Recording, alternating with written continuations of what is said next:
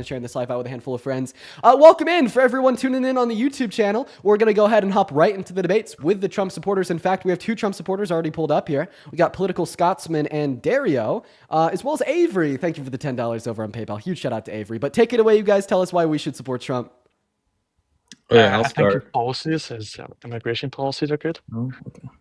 Okay, yo, Political Scotsman, real quick. What time is it? At 9 o'clock. 9 o'clock. You are from Scotland. I mean, I probably could have guessed that. Take it away, Dario.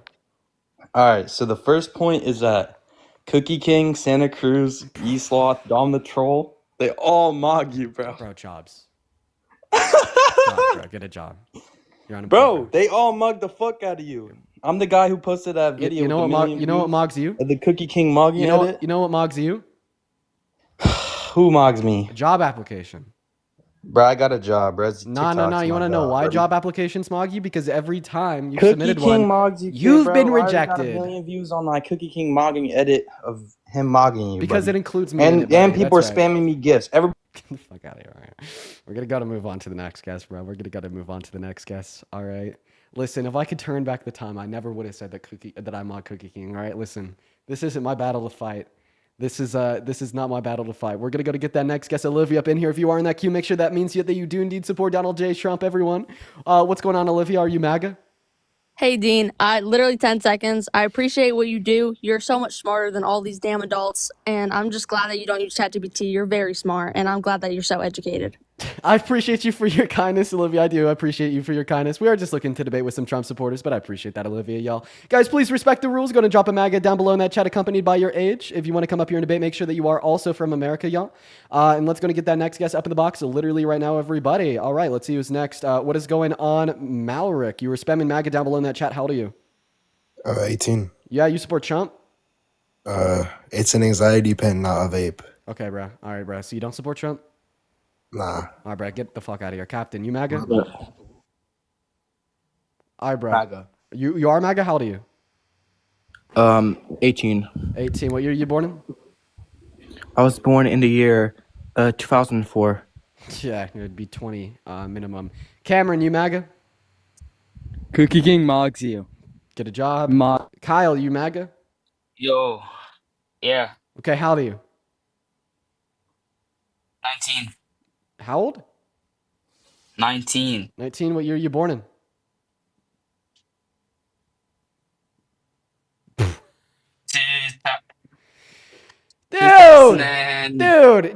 Dude. Okay, all right. Listen.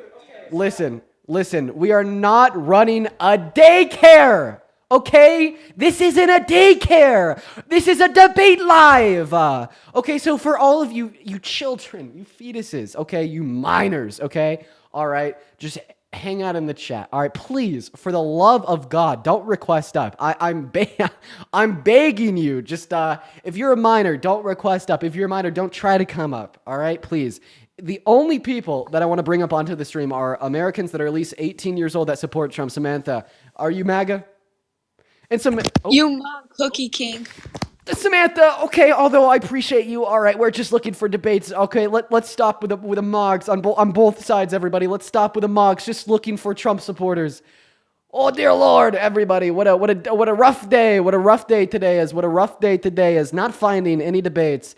Quite frankly, what a rough day. Dean's a faggot. Dean's a faggot. Dean's a faggot. Okay, then it's like the one person that politically disagrees with me has the emotional regulation and IQ of a fucking rock, comes up here and starts dropping slurs. Dude, Jesus Christ, get a grip. If you disagree with me politically, try to use your big boy words. Tell me why. Don't just come up here screaming.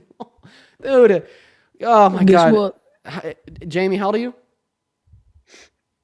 Cookie King mugs you. He's like 11 and a half on a good day, all right? No, actually, let me revise that.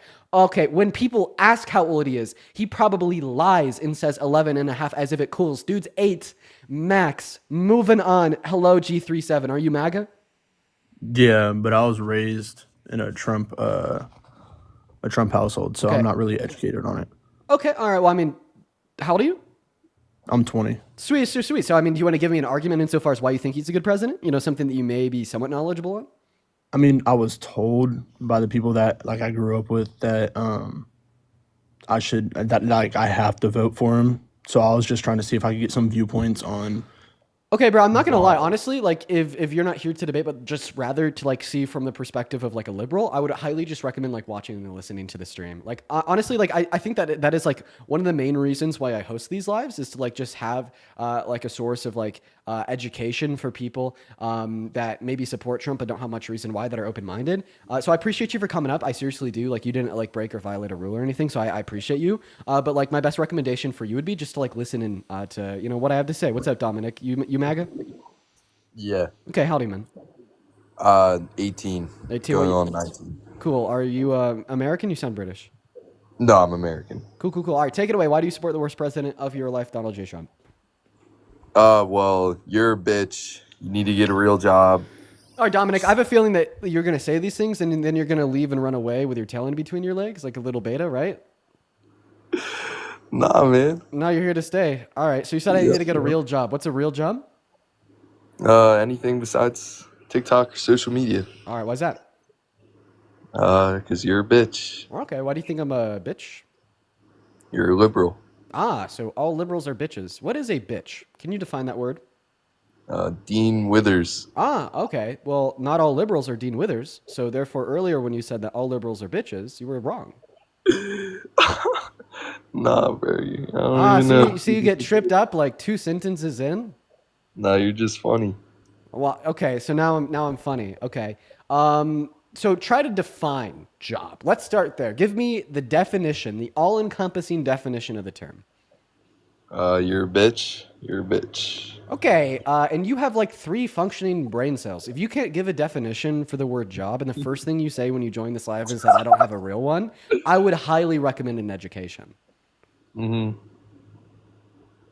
You gonna take that?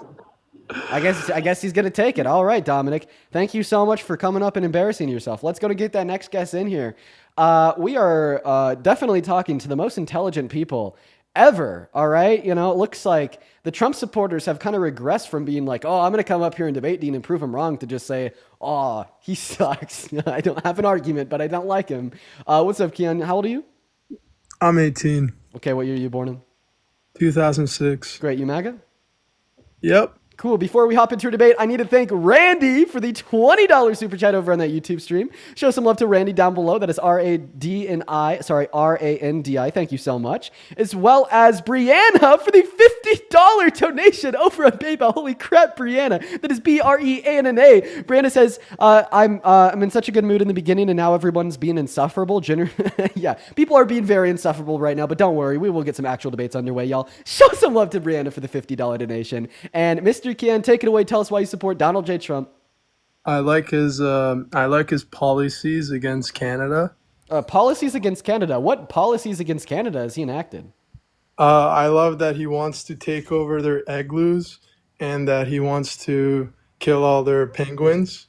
Okay, I mean, obviously, like you're being like satirical. So, in serious, are you seriously a supporter of Trump? Like, do you have like a non-satirical, non-troll argument, or is this just all like funny, like a funny joke? No, fuck Donald Trump. All right, Keon, I appreciate it if you'd stay out of the queue then, because we are just looking to talk to people that actually like Donald J. Trump. I would really appreciate it if you guys would just follow those rules. I understand that it's a little bit harder to enforce them when we got 15,000 people in the stream, but come on. All right, let's try our best, y'all. Let's try our best. Miller, what's up? You MAGA? Yeah. All right, howdy, man. 24. And dear lordy lord, why would you ever support a president like Trump? Take it away. Because having a woman as president just doesn't seem like economically good at this time in our society as a country. Okay, all right. Well, it's funny that you said it doesn't seem economically good. If Kamala Harris was president right now, our economy would be doing great. Like, since Donald Trump's got the White House, he's decreased our GDP, stagnated investment in our energy, in our industries, and his biggest economic policy to date, that big, beautiful bill, it is so bad that even Republicans are fighting against it. MGT, one of the historically worst Republicans in Congress, said that she wouldn't have voted for the bill. We have Elon Musk pressuring everybody into calling their representatives to vote against Donald Trump's bill. Elon Musk is calling it a disgusting abomination. So I don't know. Maybe the woman with the economic policy to cut the taxes of 100 million American workers in the low and middle class wasn't that bad.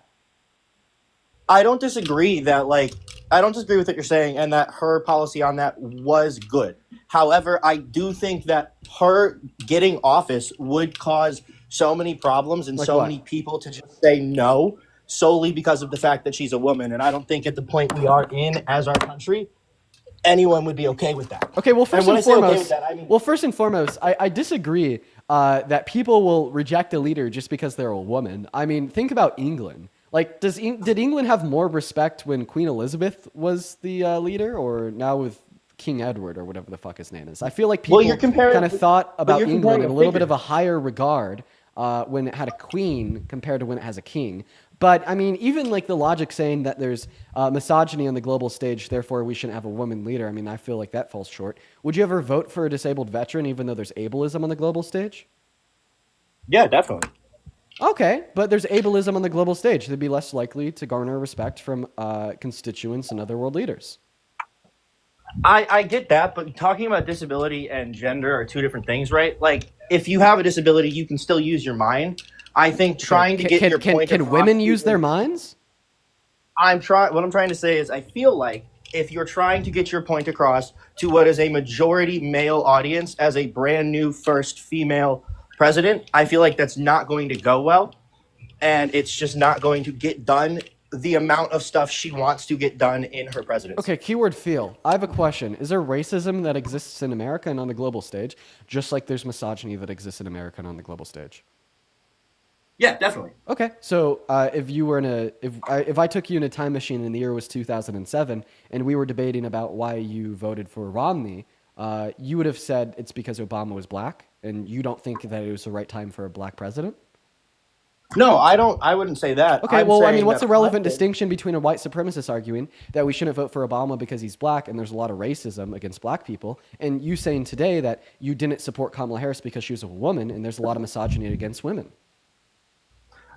That's a fair point, but I think it's just the ability to get stuff done that Donald Trump has. Well, I mean, if is- that's a fair point, then like seemingly it defeats your argument, right?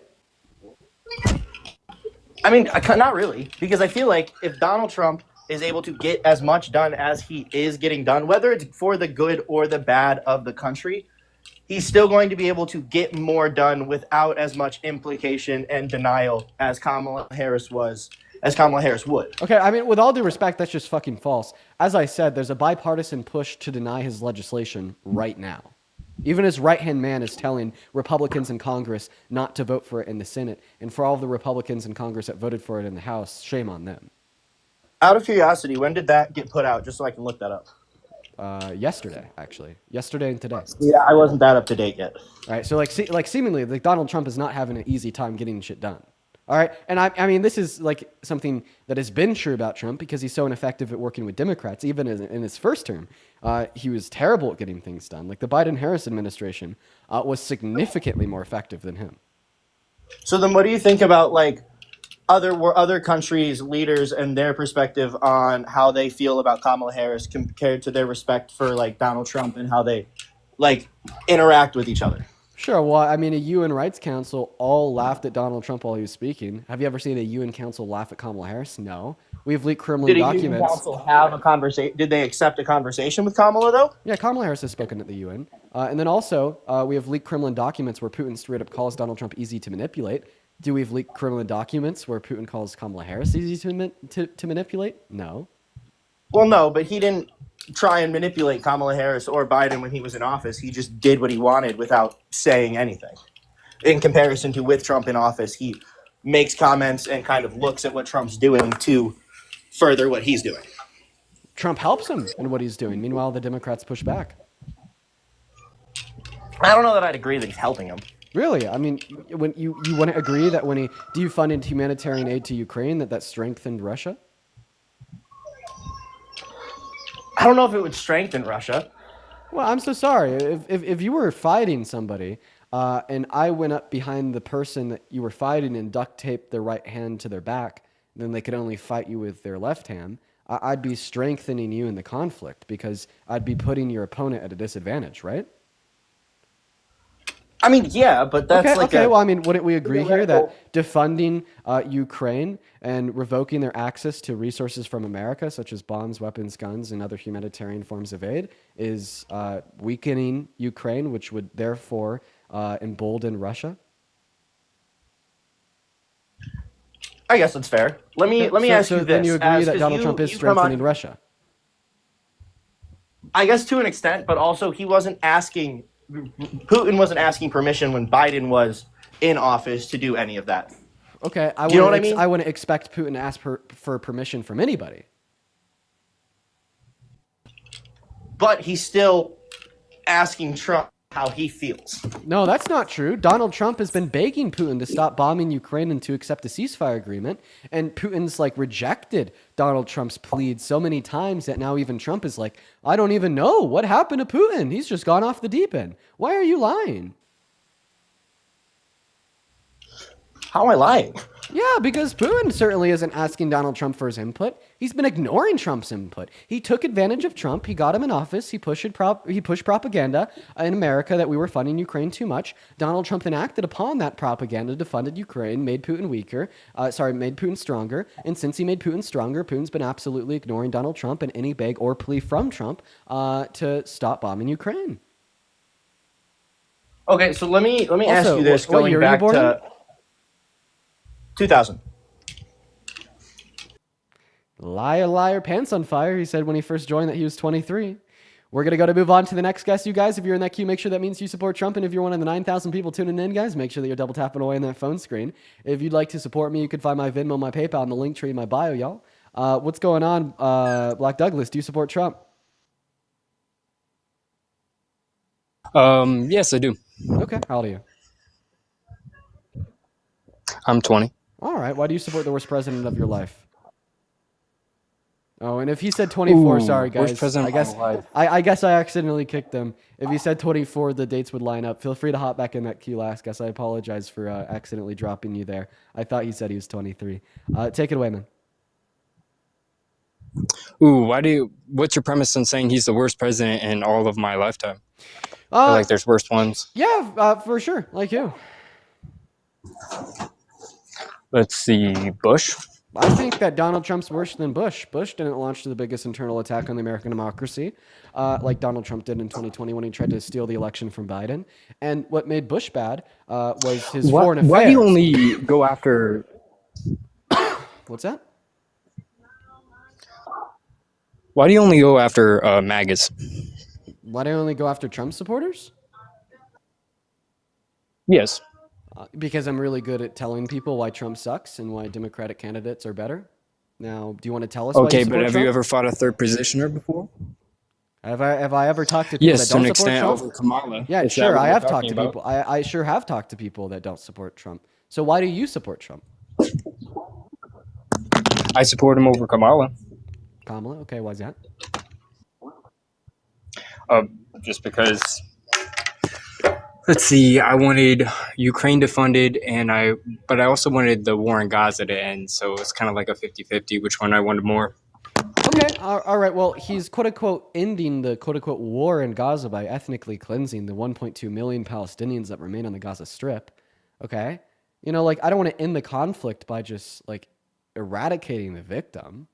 That's a little bit crazy to me, right? Or are you okay with ethnic cleansing?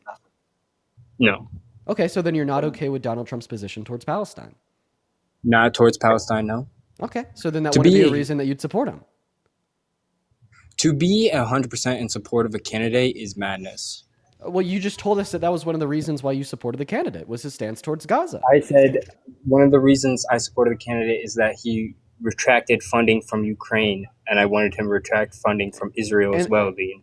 Oh, retract funding for Israel. So he actually wants to fund Israel more than Kamala Harris. right? Exactly. So that would be antithetical. So if your goal is to retract funding from Israel, Kamala Harris would be the lesser of the two evils within this regard, since she wants to fund Israel less than No, Trump. because she would... Okay, now you're going out. Looks like they got MAGA Mobile. Hello, are you here? What? Are you here? Hello? Yes, I'm here. All right, man. Well, you cut out there. Oh. Okay, and they just dropped. What's up, Elliot? How old are you? Cookie King Moxie. All right, get a job. We're going to move on to the next guest. All right, guys. So we've had like 2 guests that have actually been here to debate so far today. And I mean, like these people like have sucked so far. So for the 8.6 thousand people that are still watching the stream, guys, make sure that we're double tapping away on that phone screen and sharing out this live with a handful of friends. And the guests that we've had so far today have just absolutely sucked, man. What a rough day. What a rough day for the Trump supporters. These people have truly sucked. So if you're in that queue, make sure that means that you support Donald J. Trump. And if you want to come up here and debate, go ahead and let me know in that chat by dropping a MAGA. What's going on, Matthew? Do you support Trump? So I'm libertarian, like conservative. So like I do have certain views that like align with him, I guess. I'm But, asking like, you if my overall question you to support Trump. Yeah, I mean, yes, overall I supported him over Kamala Harris, yes. Okay. Why do you support Trump? Because he has more conservative ideals. Okay, like what? Overall. That he wants to I mean, I was really not trying to get into Trump at all. I kind of want to I have a question. What does the background what say? you think about real quick, sir. What the is the back? OpenAI stuff? Sir, and, real like, quick. like, What is all it, the sir? shit Sir, stop talking and that tell me. happens on, Hey, like, hey, a man. What is? Hey, regular level. hey, stop talking and tell me what the background says. Could you read the background? Point. And now this guest is lagging too. We have like these MAGA droids with like terrible connection. Like, what is going on today? Like, why is it like? Why did? Bro, what's going on with all these guests? It's like their connection is just like terrible, and they're coming up here and just being like boring as hell. I don't even know. It's lagging on here too. Maybe I just have some lag on my internet connection. What's up, Josh? How old are you? 22. Yeah, you MAGA? Yes, sir. All right, man. Why do you support the worst president of your life, Donald J. Trump? Because he has better economic policies than his opponents and better border security, which is our 2 biggest threats right now. Yeah. What does Elon Musk have to say about his economic policy, sir? He thinks that it's a disgusting, You tell me. abhorrent nonsense, all right? And I'm actually inclined to agree with Elon Musk here because Donald Trump's economic policy reduces the after-tax income for 80% of Americans. So in other words, it makes you make less while costing nearly $4 trillion. That is terrible policy. In fact, I'd even argue that's some of the worst economic policy that this country's ever seen. Also, I just told you. He's spending $4 trillion to make you make less. That's absurd. I don't think you understand that. You're like a billion light years away from your mic, man. It supports those under 200K a year. Can you please get That's closer like- to your mic, man? Excuse me? You're very quiet.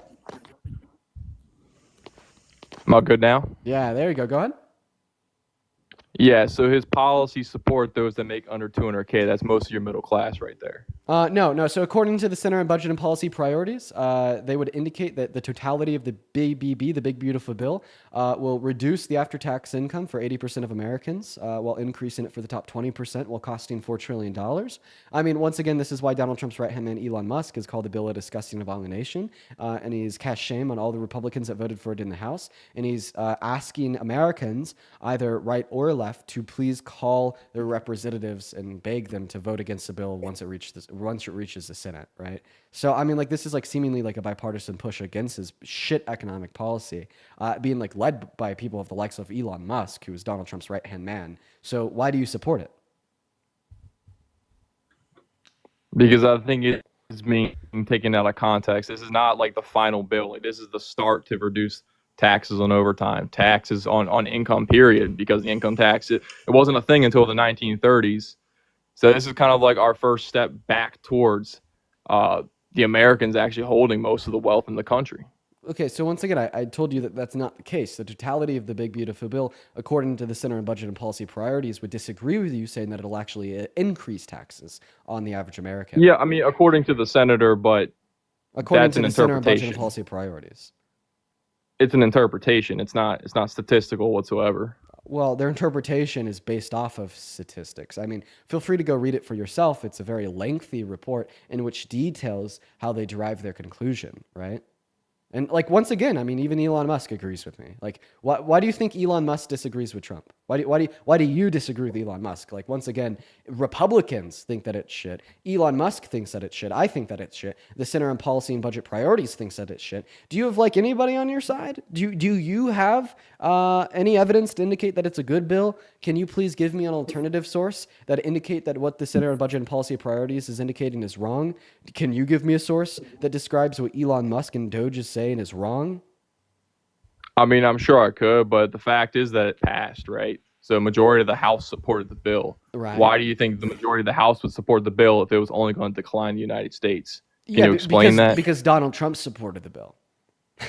I mean, Okay, like but even majority of the the House people, doesn't even support people in the Donald House Trump. said that they didn't read the entirety of the bill. Like MGT, literally go to MGT's Twitter feed. I mean, we could agree she's a crazy Republican, right? You know, she posted about how she didn't read the entirety of the bill, and after reading the entirety of the bill, she would have voted against it if she had a second chance. Now, are you just saying that everything that I'm saying is wrong? Everything that the Center on Budget and Policy Priorities is saying is wrong? Everything that MTG is saying is wrong? Everything that Elon Musk is saying is wrong simply because the majority of the House voted for it? Come on, bruh. No, because it's just a misinterpretation. I mean, How do you I know don't what the, what how to do tell you, okay, how do you know that it's an accurate interpretation then? What is your evidence? What is your source to demonstrate that it doesn't reduce the after-tax income for 80% of Americans? This is again, this is like the first step to those policies. Like Tell you me. can't. No. Answer my question, you can't- please. No, sir. You've basically accused me. You basically accused Elon Musk. You basically accused me. accused Where's Center your on Budget and support? Policy I didn't hear you Priorities. quote And anything. I've repeated it 4 times. The Center on Budget and Policy Priorities. That's not a direct quote. Can you quote it for me? Well, if I quote it. Yes. That's your assumption. You interpreted a report. So the quote is that it reduces the after-tax income for the bottom 80% of income earners in America while increasing it for the top 20%. To be more specific, it increases the top 1%'s income by $25,000 per year while reducing the after-tax income of the bottom 20% of upwards of $2,200 per year, right? I mean, well, yes, like you're claiming that because it's reportable in your taxes at the end of the year, and it does need to benefit the top 1% somewhat because they're responsible for like 90% of all taxes in the United States. The reason that a top 1% are refusing to pay these taxes is because most of their businesses are in offshore accounts at this point. We need to bring those companies back into the United States. Okay, That's why you're seeing so much investment. That's why we're manufacturing products again. We see more investment because of Trump? Absolutely. Well, that's also wrong. If we want to look at the graph that I have on my screen right now, if I can find it, there it is. This is coming from the Federal Reserve Bank of St. Louis. This is investment in American manufacturing. Under the entirety of the Biden-Harris administration, we saw that investment in American manufacturing went boom! Then when Donald Trump got elected, and during the first quarter of 2025, it actually went stagnant. So no, Donald Trump is not good for investment in American manufacturing, just like Donald Trump is not good for your taxes. But you're basing it off a stock analysis. Like, you know how stocks work? I'm not When basing stocks this are off low, of stock you buy analysis. stocks. I'm basing this off of how many billions of dollars are being invested into American manufacturing, as detailed by the Federal Reserve Bank of St. Louis, sourced from the U.S. Bureau of Economic Analysis. Okay, well, give me an analysis on the future then. Give you analysis on the future. Give me a prediction. Give me a Fucking forecast hell. then. Okay, so why aren't the numbers from Q1 enough? Because you don't understand, investments take time. When you invest into something, you're expecting a growth of income over a period of time. You're investing, you're putting your trust into what you're investing in that's going to make your money profitable. But this is just looking at the investment. Like how many dollars are being invested? Yes, because I mean, it needs time. Like there needs to be time for the investment to grow. There needs time for the investment to grow. I'm not The so investment. Sure. I'm not so sure. So okay, let's just interpret this data together. When Biden and Harris were in office, every single financial quarter, there was more and more investment into American manufacturing than when Donald Trump won the election and during the first fiscal quarter of this year and went stagnant. But what was the Why do value you of that think investment? is? Because you're looking at the investment frequency. What was the value of the investment? Yeah, for sure. Like the value of the investment in the first quarter of 2025 was $179 billion, and that was stagnant from the preceding quarter. So why do you think that is? Yeah, but stagnant at what? Like what's the value? I just told you $179 billion per financial quarter. No, that was before. What was it? What was it after? Like it started at 179. You said, right? I'm confused of what you're asking me.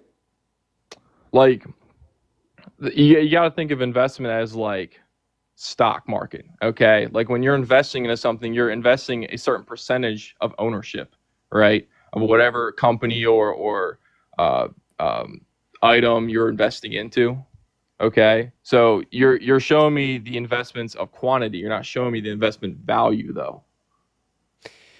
Well, I take the investment value to be the amount of money that was invested. What do you take the investment value to be? There's a difference between quantity and value, though. Okay, so what do you take investment value to be? Can you define that for me? Well, the investment value would be the actual value of the unit that you're investing into. If I invest into, 1% of a company, that's your quantity right there. The value of that 1% can increase or decrease over time. You're expecting that whatever percentage you invest into of that company is going to grow in the value, even though you're only owning 5%. Okay. Okay. I want to be very clear about the question that I'm asking you so I could get a very clear response. So to be clear, the question that I'm asking you is, why did we see more and more people invest more and more money into American manufacturing while Biden and Harris were president? And then when Trump won the presidency, they stopped investing more and more money, and the real amount of dollars invested went stagnant. My question to you is, why did that happen? Because they knew that we would swing back and take back ownership over Congress, and they were buying those investments while they were weak and cheap, so they will grow over the next 4 years when Donald Trump comes back into office. Okay. That's why you're seeing So how does dollars. this explain why the investment stagnated? Because Chad, am I asking my question clear? And I mean, is it like possible that he's like giving a clear answer that I just don't understand? Because I'm gonna be honest, man, I haven't really understood any of the gibberish this guy has said. The question that I'm asking is, why are there less people investing more money now that Trump won, right? And I feel like I'm not really getting a clear answer to that question. I don't know. It looks like he's on pause, so we're gonna go to get somebody else up here to debate with him. Oh, he actually left. Okay. Well, because he left, I have a feeling like he didn't even know what he was saying. I'm gonna be honest. What's going on? Do you support Trump? All right, Gabby's World isn't here. Go to drop a MAGA double in that chat if you do want to come up and debate, y'all. Go to drop a MAGA double in that chat if you do want to come up and debate, guys. Okay, so when we first started the stream, it looked like we had 50. Test? Echo? Yeah, Landon? Got an echo, so we're going to go to kick him out. We're going to go to get that next guest, Martin, up on the live, guys. If you are MAGA, let me know double in that chat. And Christian with a space chat. Holy moly. Shout out to you, Christian. I appreciate you for that love. All right, what is going on, Amar? Are you MAGA? Yeah, I am. Oh, how old are you? I'm 20, November 23rd, 2004. Great. I trust it. So why do you support the worst president ever, Donald Trump?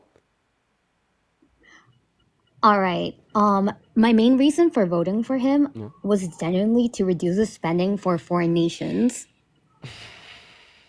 Okay. Okay. All right. Well, he's increased spending on Israel. How do you feel about that? Okay, yeah, I see that point. But I'm an international relations student, by the way. So I study this all the time. And even though he has spent more on Israel, we have stopped giving out, I guess, handouts. Handouts, like the $30 billion per year to Ukraine. Okay, well, I think that was a good thing that we were giving Ukraine money. In fact, we were contractually obligated to because of a memorandum we signed with him in the 90s. Now, if you're not even talking about Ukraine and you're just talking about the miscellaneous spending under USAID, like $2 million to Iraq for Sesame Street, I'm sure that you could make an argument that could kind of demonstrate that was unnecessary. Okay, but I'm definitely going to take $2 million for Sesame Street in Iraq over $4 trillion under Donald Trump's big, beautiful bill to reduce your after-tax income. I mean, Donald Trump has a major spending problem. And I'm not just saying that because I'm a liberal. I mean, if you go to Elon Musk's Twitter feed in the last 48 hours, all that he's been talking about is Donald Trump's major spending problem.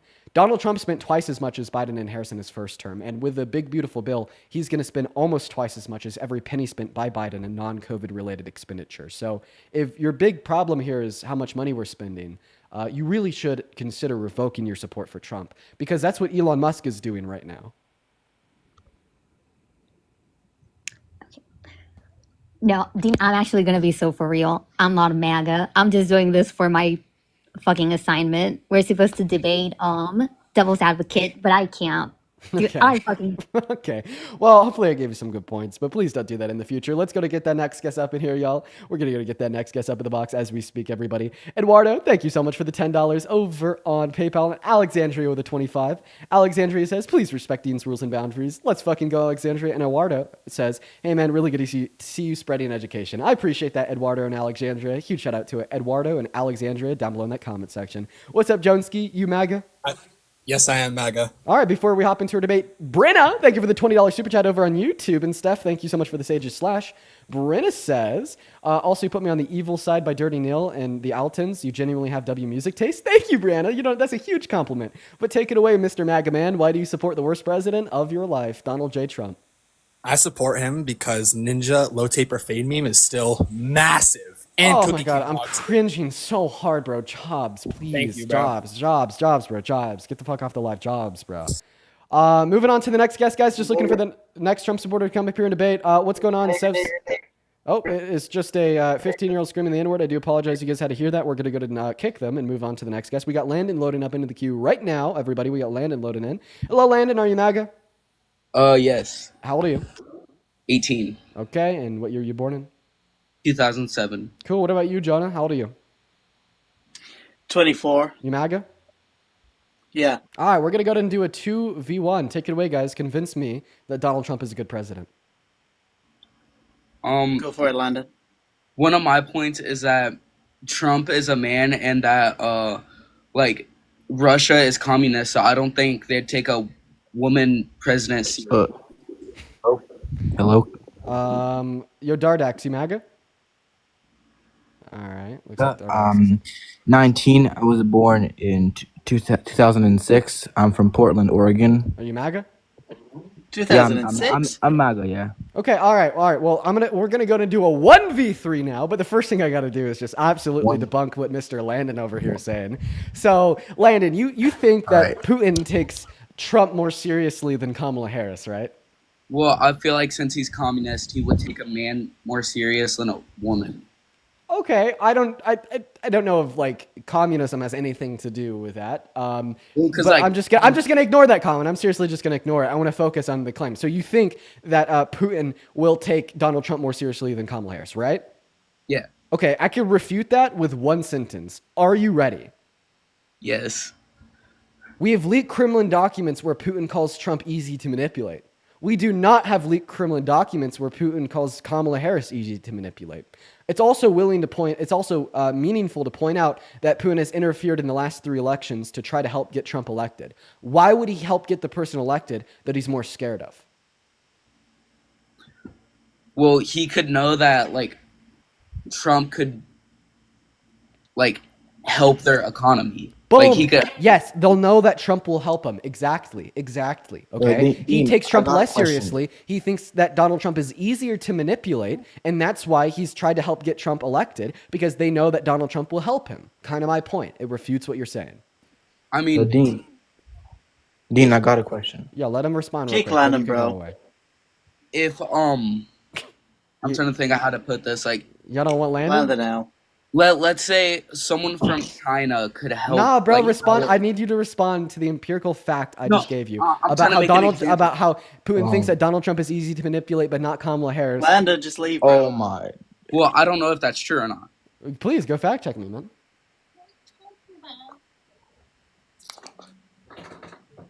I mean, what up? Who screenshotted? Hello. I got a question. Okay, well, it looked like Landon left. Dario, are you MAGA? Dardax, are you MAGA? Dardax, yeah. I am. I would say I'm leaning MAGA, but I'm more of an independent. Okay, Dardax, what time is it? Portland, Oregon. Right now, it is 1:45 p.m. Okay, all right, take it away. Why do you support Trump? All right, so I support. Well, I don't really. I support Trump in some things, but I support more Ashraf Adnan. He's from the Independent Party. Okay, well, we're not here to talk And about I would say independent he's- candidates. We're here to talk about Trump. So if you support an independent candidate, Yeah, probably have a okay. place. So I support Trump because of his foreign policy, What foreign policy specifically? specifically the one in Ukraine. Okay, so W Putin, W Russia. Is that your stance? No. really? I actually agree a couple things with Putin. Oh, so that is your stance. So I have a question. Kick him, bro. Did Russia have Such a right? as the real quick, the Bedrock House incident, which real happened quick. in Moscow. Hey, the real Bedrock quick. House. I don't know if you're just not listening to me here. Did Russia have a right to invade Ukraine? Yeah. Okay. Yeah, you're kind of crazy. So do you think that ethnic cleansing is always wrong? It's always wrong. Okay, well then Russia didn't have a right to invade and ethnically cleanse Ukraine because you just agree that ethnic cleansing is But always wrong. They're basically the same ethnicity. They're both Slavs. I just want to clarify, like, if you could agree with me that like Russia's ethnic cleansing of Ukraine is wrong because you think Yeah, but- ethnic cleansing is always wrong, then you're basically saying here that they didn't have a right to do it. All right, we don't have a right to do bad No, but things. I support Russia because my crush is Russian. All right, we're gonna go get you out of here, Jonah. Looks like you're the Kick last. time. You're the last person standing, Jonah. You've told me to kick both those guests. One left and one got kicked. How does it feel to be the last man standing? I'll do my best, Dean. I'll be honest. Okay, tell us why you're MAGA. Cheers, bro.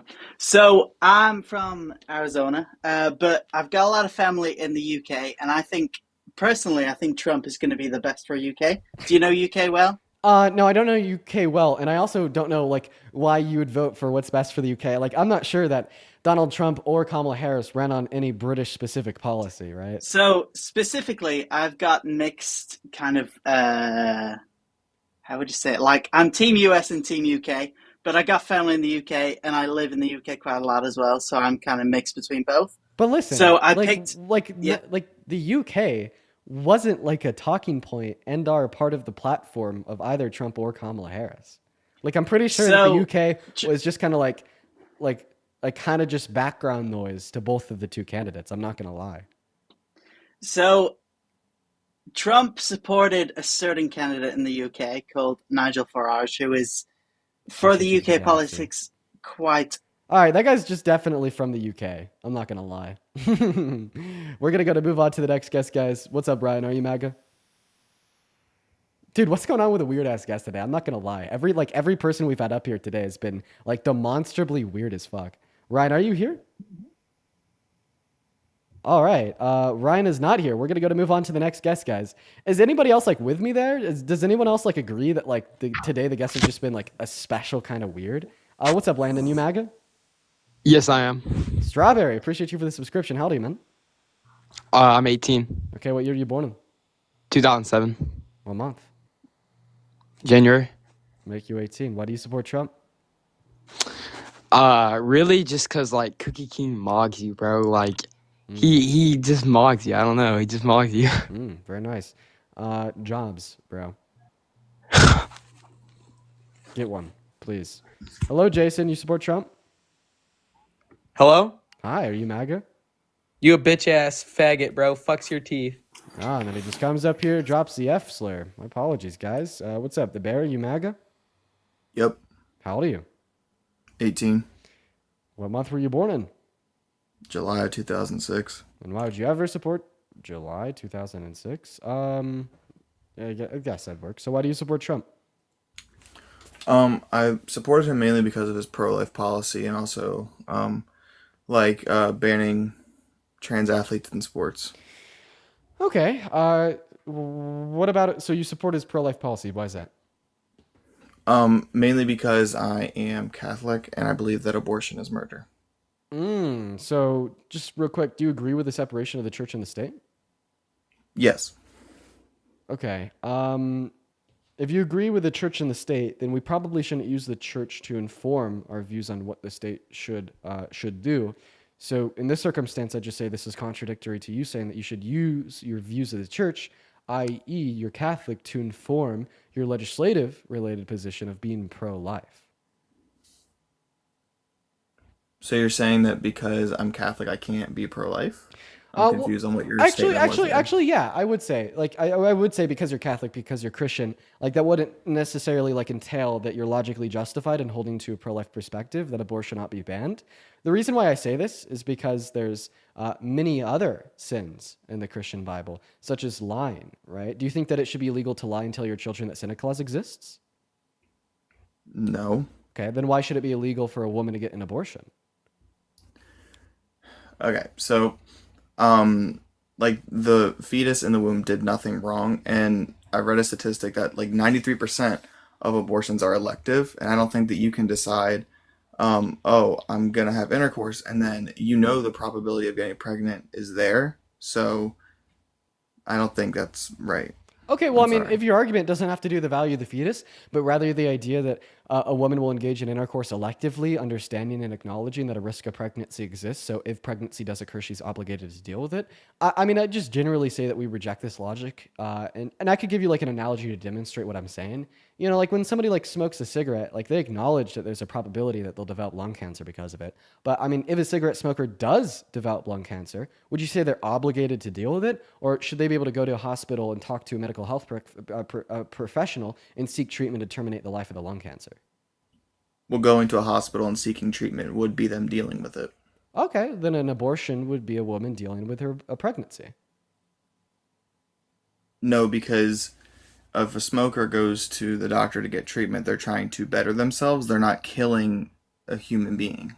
So would you argue that women that get abortions are making their conditions worse? Or I guess I would say that women get abortions because it betters themselves, it betters their future, and it betters their present, right? I mean, like we unironically see higher qualities of life in areas with pro-choice legislation. We also see lower levels of poverty, higher levels of employment, higher qualities of lives, lower levels of crime. So, I mean, I'd argue that just empirically speaking, when women have access to abortions and women who have unwanted pregnancies get abortions, that they are bettering themselves. That's why they do it. So you're saying that if a woman like consents and has intercourse and then finds out she's pregnant, she knew that that was like I guess you could say a consequence of doing that. You think it's okay for Do you think her that to women terminate cause? Oh, of course, because I'm pro-choice. Do you think that women cause conception? Well, no, it takes two to make a child. Okay, do a woman and a man cause conception? Well, I mean, both of them need to. Like, would you say that she's responsible for the conception because she consented to sex? Well, no, I think both parties should be responsible for Okay, the so child. that would imply that she is responsible, but the man would also be responsible, right? Mm-hmm. Okay, I actually reject that. Can I tell you why? Yes, of course.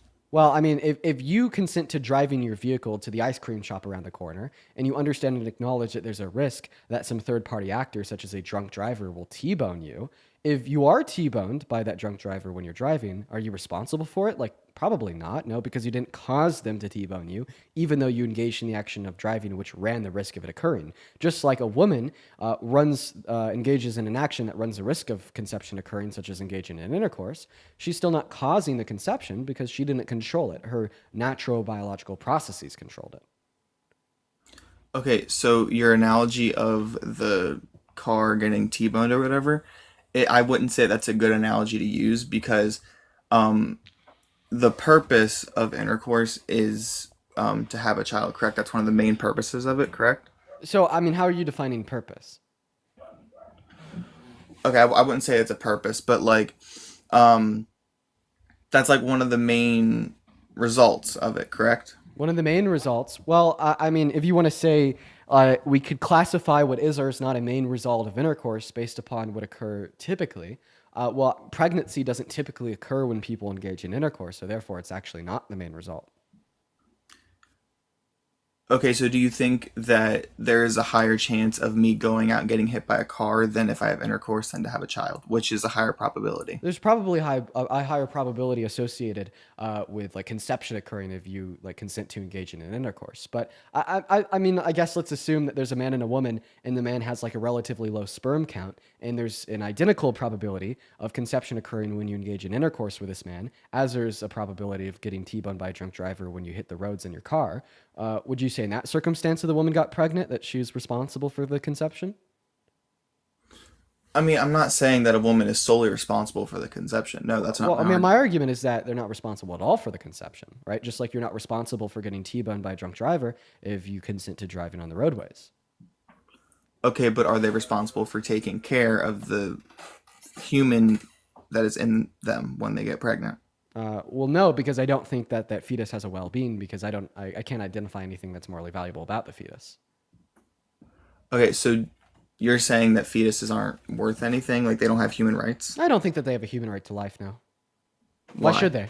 Because I just can't identify a quality of the fetus that is morally valuable. Could you tell me what that quality is? Well, they're a human being. Well, Granted, they can't survive until 20 weeks. That's like the shortest amount of time that they can survive outside the womb. And I know that that's a lot of pro-choice argument is that So why- before 20 weeks, they can't survive outside the womb. why do you think But being a in- part of the human species makes you morally valuable?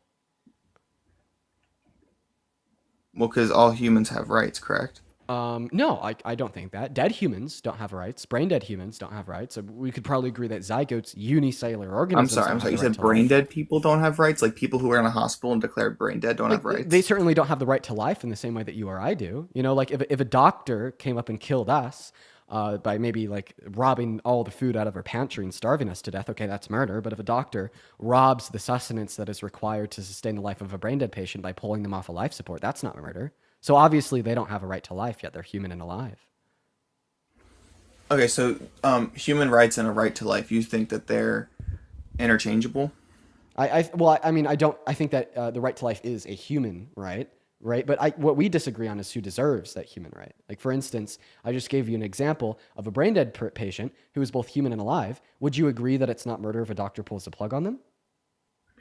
Well, they have a right, like the family and the person. So say if the person signed a document saying, I don't want Without to a be DNR, like this. in the absence of a DNR. In the absence of a DNR, then the family would be responsible for that decision. Okay, so then why isn't the family of the fetus, i.e. the mother, responsible for the decision of the continued life of the fetus given a pregnancy, all right? Well, because I would hope that the family didn't intentionally cause the person to be brain dead, whereas a mother, I mean, unless it was a grape situation, then the mother chose to have intercourse, which then resulted in a pregnancy. So I'm really like less inclined to say, oh, Right, you can electively terminate that fetus. And I've refuted that argument as well. You're basically saying that they caused it by choosing to engage in intercourse, running the risk of pregnancy.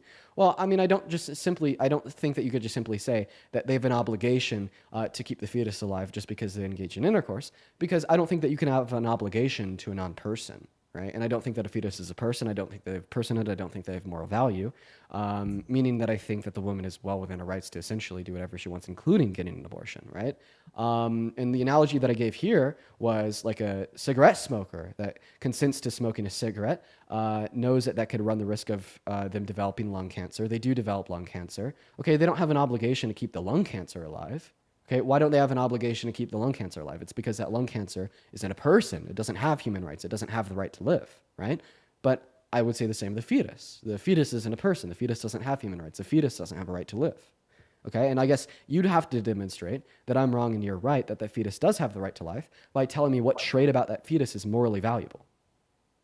So going back to your point, like right now you said that cancer, cancer can't live. I'm sorry, but like after a couple of weeks, the fetus will have a heartbeat and brain waves. So what is the difference between the fetus that has a heartbeat and brain waves than like a patient in like a nursing home who has a heartbeat, brain waves, but they're comatose? Do you think that they should just pull the plug on every single comatose person? So, I mean, I think that if you have future sentience predicated on past or present sentience, that no, you do have the right to life. However, right, if you don't have future sentience predicated on past or current sentience, then you don't have the right to life, right? Like, that would be the case of the fetus. Like, once again, I've asked you this question and you haven't responded to it. Even though I just answered your question and being in good faith today, tell me what trait of that fetus is morally valuable that grants it the right to live?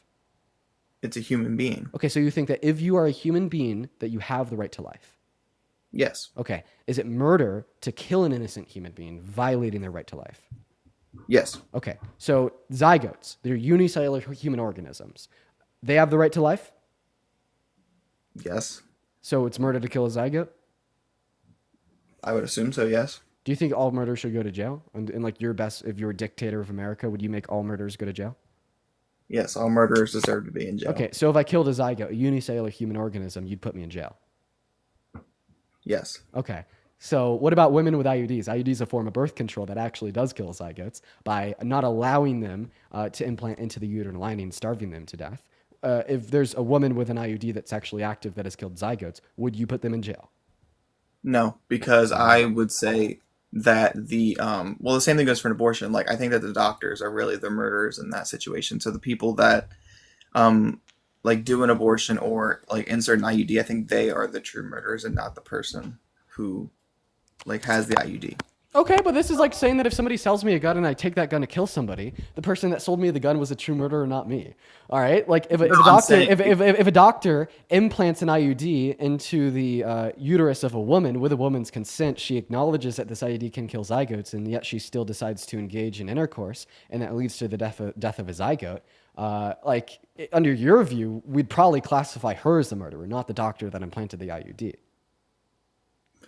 I mean, we can agree to disagree on that point. Okay, because but like, why? What's your reasoning there? Like, I mean, let's just look at the facts here. So this woman has an IUD, acknowledges that if she engaged in intercourse, there's a chance that this IUD will kill a zygote, yet she willfully and consentfully engages in intercourse and it does kill a zygote. Why would she not be culpable for the death of the zygote?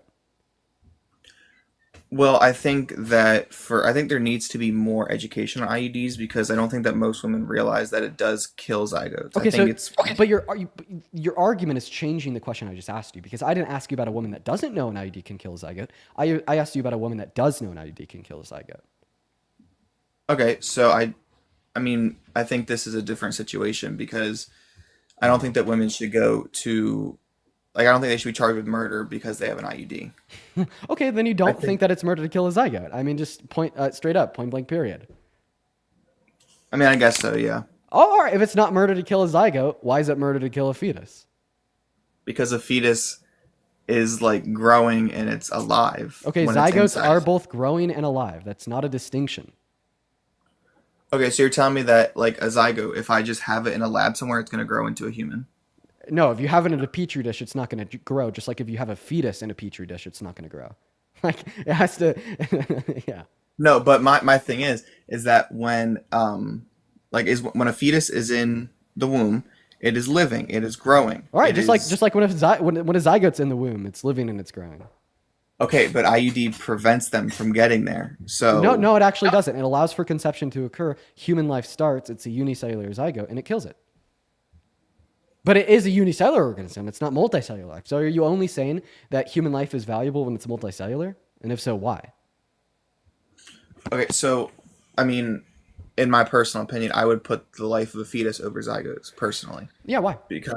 No, why is it murder to kill a fetus but not murder to kill a zygote? Like, remember earlier when you agreed with me that murder is just like intentionally killing an innocent human. Okay, well, you've now forfeited that definition of murder, okay? Because if you intentionally kill an innocent human that's a zygote, it's not murder, okay? So that's not an all-encompassing definition. So in other words, like you're kind of just special pleading and you're saying that abortion is wrong. You're saying that it's murder to kill a fetus, but because you can't identify any differences between a fetus and a zygote to also support your stance that it's not wrong and it's not murder to kill a zygote, you have an incredibly contradictory view.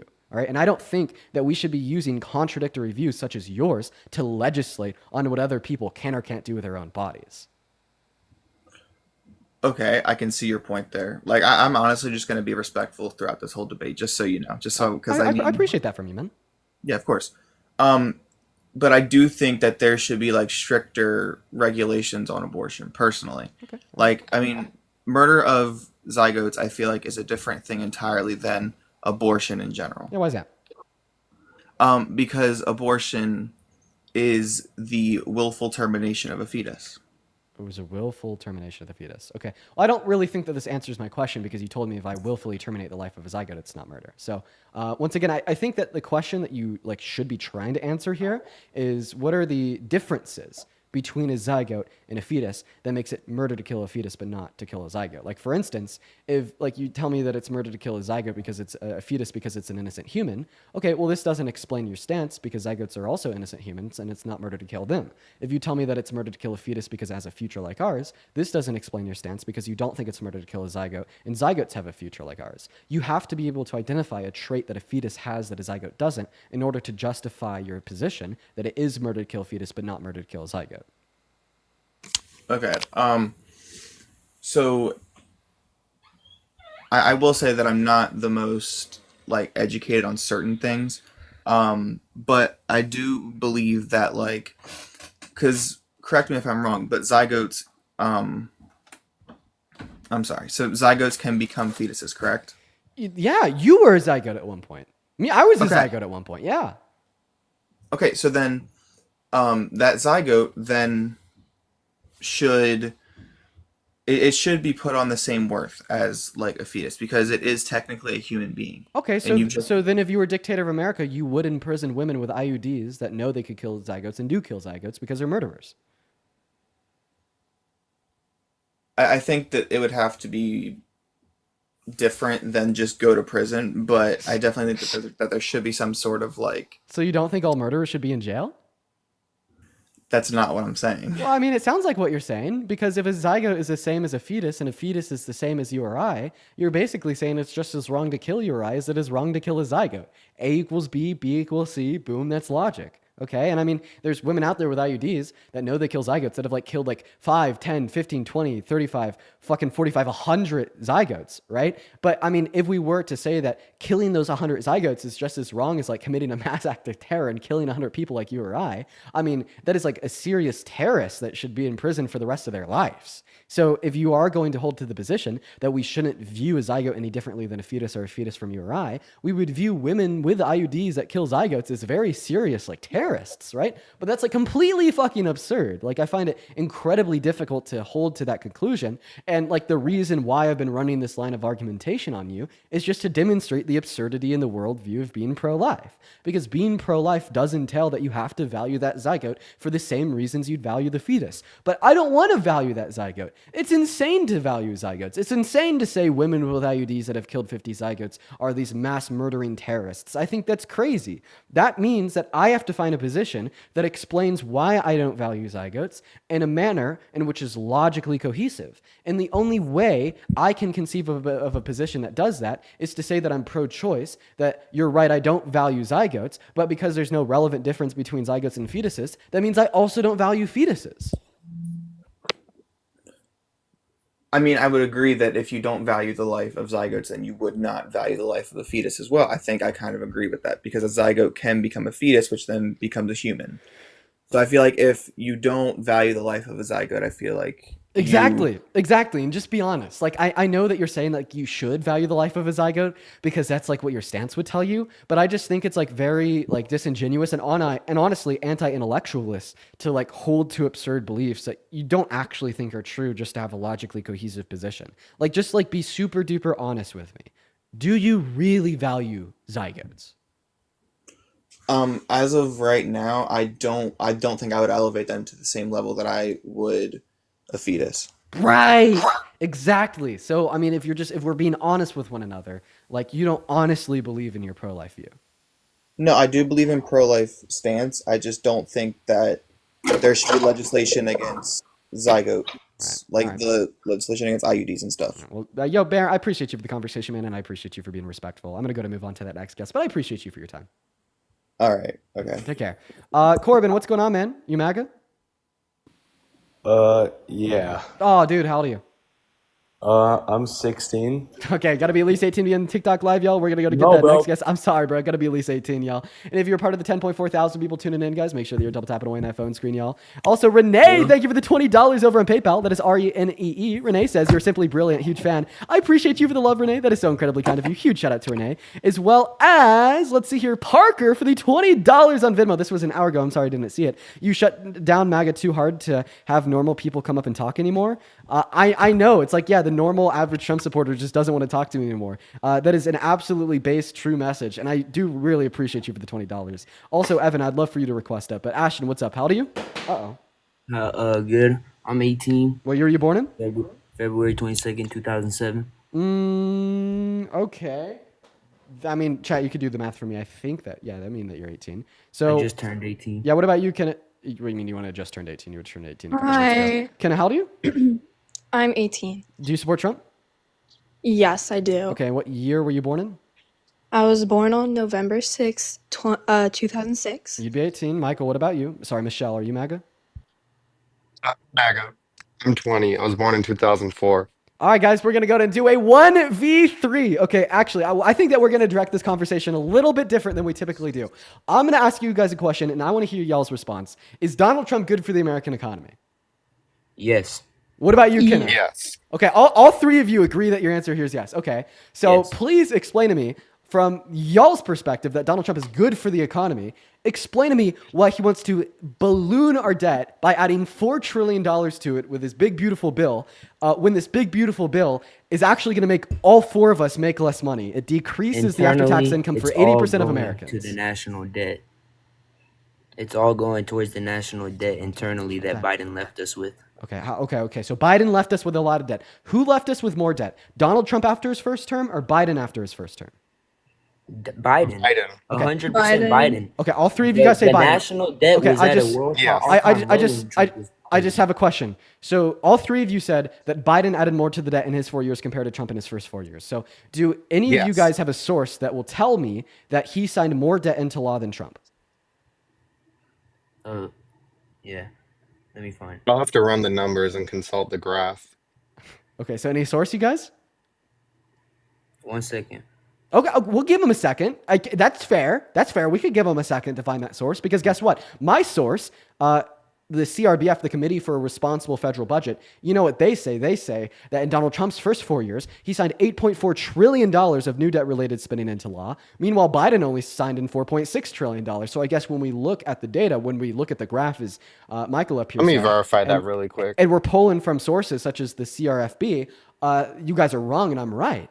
And yeah, Michael, feel free to verify that. Just look up Biden v. Trump debt, CRFB. I consulted the graph. That's true. Okay, all right. So Michael up here concedes. What about you and you, Kenna, and you, Ashton? I mean, The CBO now expects the debt to be 7.2 trillion higher than it had been projected when Trump had left office, all because of Biden's reckless spending policies. Okay, so you're saying that it's $7 trillion higher from when Trump left office to when Biden left office. Okay, well, I mean, this actually coincides with what I said pretty perfectly because Biden signed $4.6 trillion new dollars into debt-related spending, and then there's $2.5 trillion of reoccurring debt spending because of the previous administrations. Like, obviously, we're not going to blame the debt spending caused by Donald Trump's tax cuts in Biden's 4 years on Biden. Okay, that's why we should specifically only look at the new debt signed into law by the president. We can't just look at how much money was added to the debt in his 4 years. Duh. Like, for instance, the first round of the Tax Cuts and Jobs Act spent $2 trillion over 10 years. Okay, right? That's $200 billion a year, meaning every single year of Biden's presidency, $200 billion was added to the debt because of one of Trump's policies. Well, I don't really know how much all of that is true because all of the prices on groceries, oil. Wait! I'm sorry. I'm sorry for energy cutting you off. all Man. gone down. I'm sorry for cutting you off there, man. Because you just said that you don't know if what I'm saying is true about how the Tax Cuts and Jobs Act costs $1.9 trillion in debt-related spending. I have to correct you because you just cited the CBO to justify your claim. Okay, well, I'm actually pulling that figure of $1.9 trillion of debt-related spending caused by Donald Trump's tax cuts from the CBO as well. Okay, you can't cherry pick your own source. Okay. Do you have any more graphs that you could show? Michael, are you trolling? Yeah, I want to see some more graphs. Yeah, I would like to see some graphs. You want to see some graphs? Okay, boom. Here's a graph of investment in American manufacturing under Trump's first term went stagnant. What about when That's the one Biden? I saw. What about when Biden and Harris was in office? It went boom, a lot of investment in American industries. Then when Donald Trump regains the presidency, it goes stagnant. There's another graph. This isn't a graph, but this is a screenshot of a SCOTUS ruling calling Donald Trump's deportation of Abrigo Garcia unconstitutional. He responded to it by saying that he doesn't care. Once again, this isn't a graph, but this is a tweet from Donald Trump calling for the explicit termination of the Constitution in December of 2022. This is not a graph. This is a picture of Abrigo Garcia's knuckles. Donald Trump said this was MS-13. He's so fucking delusional. Keep in mind, this is the same guy that 3 days ago said that Biden was executed in 2020 and replaced with a robotic clone. When Donald Trump was president in his first term, he made over 7 million new jobs for every race. All right, so how does that making it way higher than what Biden did? All right, and then middle class family income increased nearly $6,000 more than 5 times. The unemployment rate reached a 3.5%. 3.5%, the lowest in a half century. Achieved 40 months in a row with more job openings than job hirings. Okay, I got a question. So you just said under his term, we achieved a historical low level of unemployment at 3.5%. What that sounded like to me is that you're saying because it happened under his presidency, he caused it, right? Correct. Okay, you want to know what else happened? With the Sir, bridge line, with the sir, wall. Hey, man, Ashton, you want to know what else happened under his presidency to do with the unemployment level? Tell me. Well, in April of 2020, it was at 14.8%, the highest since the Great Depression. Your logic would say he caused that too. Are you sure of your logic? Repeat that. Say it one more time. You just affirmed that you're going to say that Donald Trump caused that historical low of that 3.5% level of inflation. Unemployment, just because it happened under his presidency. Right. But another level of unemployment that happened under his presidency was 14.8%, the highest since the Great Depression. This was in April of 2020. So do you also blame that on him? You could. Okay, so why do you support a president that caused the highest level of unemployment since the Great Depression? Because, and why the fuck do you say this president is great for the economy? You're living in a fairy tale land of delusion. No, because that in all, he really created more jobs for the Americans, and with the Bridgestone pipeline construction up by Maine, I think, and the wall and all of that is just made millions of jobs. And then whenever Biden became president, his first things was to stop all of that, and it made millions of American families go into debt and everything. After he said he would relieve our college debt, which he never did. All right. Wait. So I just want to clarify. So he really, sir, I just want to clarify that you're saying building one bridge in Maine and constructing 50 miles of a wall I don't know how created millions of jobs. I don't know how accurate I am or where it's at. Just use common sense, man. There's no way that one bridge in Maine and 50 miles of a wall created millions of jobs. No, it's a pipeline. It's a pipeline. Oh, so who do you think was better for the domestic production of oil, Trump or Biden? Trump. So then explain to me why. Prices are down on oil because of Trump. So then explain to me why in Donald Trump's first term, the most oil that was ever produced in a month was at 12.9 thousand barrels of oil per day. Meanwhile, under the Biden-Harris administration, they produced more than that for a year straight. Well, how can you fact check Because Biden likes Diddy. Okay. Can you fact check that? You're saying that Biden likes Diddy. Please go on Twitter, look up Donald Trump saying, "I love Diddy." You will then find a billion clips of him defending Diddy, saying that he's a great guy, asking a woman for her But thoughts Biden on made Diddy. more oil. You're a troll. So Ashton, you asked me to fact check that. My source would be the EIA, the Energy Information Administration, and then also everybody in the chat saying that you're 16. Be honest, are you underage? No, I am not underage. I'm 100% 18. I just graduated from high school. Okay, chat. In May. Chat, why are you guys saying that he's 16? If you have reason, let me know. But I'm led to believe him. I'm 18, 100%. But so I don't. Can we move on to a different topic of why I want to tell you why I support Trump? Why I support Trump? Yeah, for sure. How about this? Kenna, you take it away. You tell us why you support Trump. Okay. Well, I absolutely do support Trump. I did vote for him. Oh, no. And I think that people don't support Trump more so because they don't like him as a person rather than a president. Okay, so you're telling me that a lot of people don't support Trump because of who he is as a person. Yeah, that's true. Yeah. That is very true, and I think that's valid. I mean, Kenna, Okay. let's face the facts. He's an adjudicated Yeah. rapist. Like, let's face the facts. Like, he admitted to and boasted about perving on naked teenage girls. Let's face the facts. Discussing your live is not eligible for recommendation in the search results because it includes discussing DRUGS or other regulated substances. Bro, what? Okay, everybody, we just got a live violation, so we're no longer eligible in the For You page because apparently we're discussing DRUGS. I don't think that we are. Like we're objectively. Also, guys, can you stop calling literally every person that comes up here underage without reason? Like, I mean, is there any reason to believe that she's also underage? Like, if there is, let me know. But it's like, I just feel like everybody we bring up ends up getting called a minor. Now, if there's reason, I appreciate you guys for pointing that out. Just make sure to like. No, clarify what the everyone's reason is. everyone's saying look at my liked videos, but this is just like my alt account just because I don't really want my main account out there. This is just totally like spam account.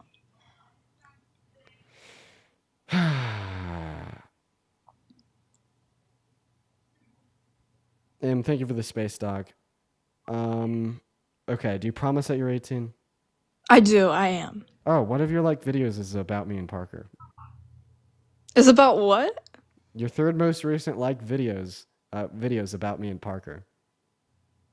About you? I don't even know who that is. You don't know who me and Parker are? I know who you are. I don't know What- who Parker is. I mean, you're liking videos about us, right? Yeah, for the algorithm because I want more political content. Oh, are you gaslighting me? No, Dean, I swear. Oh, I'm not gonna lie. If you are gaslighting me, that one was good. I mean, like you said that, like no thought, it rolled off your tongue. I like it for Because the I'm not algorithm because I lying. want more political content. Like I'm not gonna lie. If that was a lie, that was like good. That was like This that was is like- one of my that was no, like can I top explain tier myself? gaslighting. Go ahead. Dean, Yeah. can I explain myself? I make a lot of alternative accounts, and this is because I don't want my main account out there. I don't want my personal info, but I make multiple accounts for different algorithms because I have different interests. So this one's my more like political account. So my feed is political content. Right. Okay, all right. I mean, let's see. I'm gonna go ahead and just we're gonna dictate if you're telling the truth or not by your ability to give a pro-Trump argument. Okay. So go because I feel like I have a pretty good knack, a pretty good sense for real Trump supporters based upon the arguments they provide insofar as why they like Trump. So we're gonna give Okay, you a shot. also, I have a we're question. we're gonna give you a shot to prove yourself by giving us like an argument for why Donald Trump is a good president. Okay. I also have a question. What I feel like I've been on this live for like at least 30 minutes and I feel like I am the only girl. Right. So is it just that is that there's no girls requesting or you're just not accepting girls? Oh, Kenna, I go out of my way to get Trump supporting women on this live because we'll go days, we'll go weeks without any Trump supporting women on this live because of how many men there are in the queue. So anyways, tell us, give us an argument why you think that Donald Trump's a good president. Okay, well, first of all, I support his foreign policy and I support his policies against abortion. Are you pro-life? I am pro. Oh dear God, Rebecca, why? Rebecca. Sorry, not Rebecca. Kenna, why? I just don't think I was listening to your debate earlier with whoever the guy was, and he was saying that like a zygote, he doesn't value a zygote, Wait, and I'm sorry, I gotta cut you off. Just completely ignore the conversation I had with the bear. I want to have a conversation with you about what you believe in and why. So why are you pro-life? I am pro-life because I just think it's morally wrong. Okay, all right, yeah, it's reasonable. Okay, you think it's morally wrong for a woman to get an abortion? I feel like that's obviously why you're pro-life. So why do you think it's morally wrong? Is a question that I should be asking. And also, James, thank you for the $10 over on PayPal. I appreciate you for that, love. What was the question? Why do you think it's morally wrong for a woman to get an abortion? Because it's not living, but it's a human fetus that you are killing. Wait, if it's It not could be living, a how can you human, kill it could it? lead a life. Wait. How if it's not living, how can you kill it? It's not that you're killing it, it's that you're preventing it from having a life. Okay, so it's wrong to prevent things from living. Okay, well, I mean, like, hey, if I wear a condom and I engage in intercourse with my girlfriend, I'm like preventing the potentiality of something living in the future. Is that just as wrong as a woman getting an abortion? Absolutely not, because you're taking the steps before the fetus starts growing inside of your girlfriend. Oh, okay. So now you're saying taking that the pre- fetus is not alive, but it's also growing. Okay. Can dead things grow? Sorry? Can dead things grow? Why is that relevant? Because you said that the fetus wasn't alive. That means the fetus is dead. But you're also saying that It the fetus doesn't is mean growing. it's dead. Oh, whoa. Okay. So you're saying that organic material, biological matter, can be in another state apart from being alive or dead. So if it's not alive and it's not dead, then what is it? It's unborn. It's not. Okay. You Can, know. or can organic material be anything but alive or dead? Okay, well, it's more alive than dead because it hasn't. Are you saying it's like a gradient? Like you could be like 50% alive, 50% dead? Yeah, How does that, absolutely, How does yep. that work? How does that work? It's its own category. It's its own category. Absolutely. Okay. What do we call this category? We call it unborn. It's a fetus Okay, so when does it become alive? when it's born. Okay.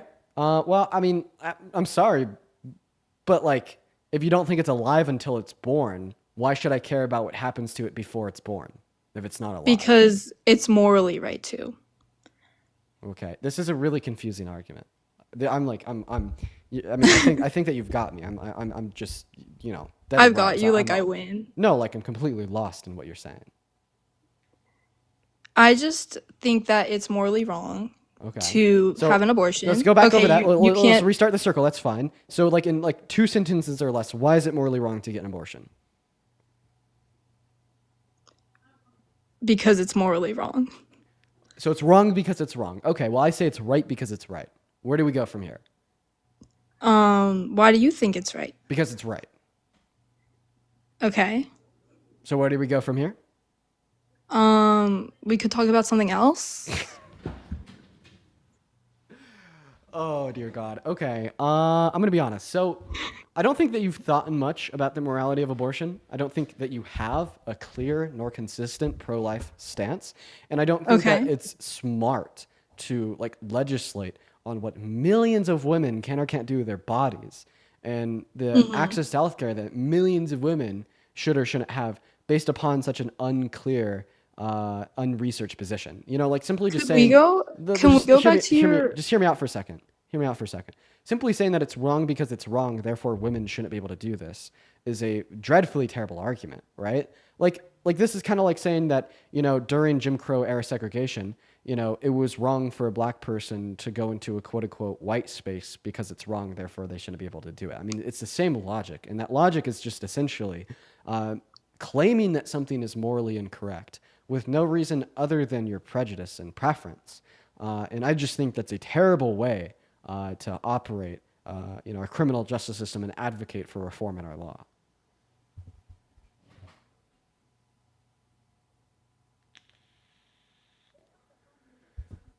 Can you repeat that?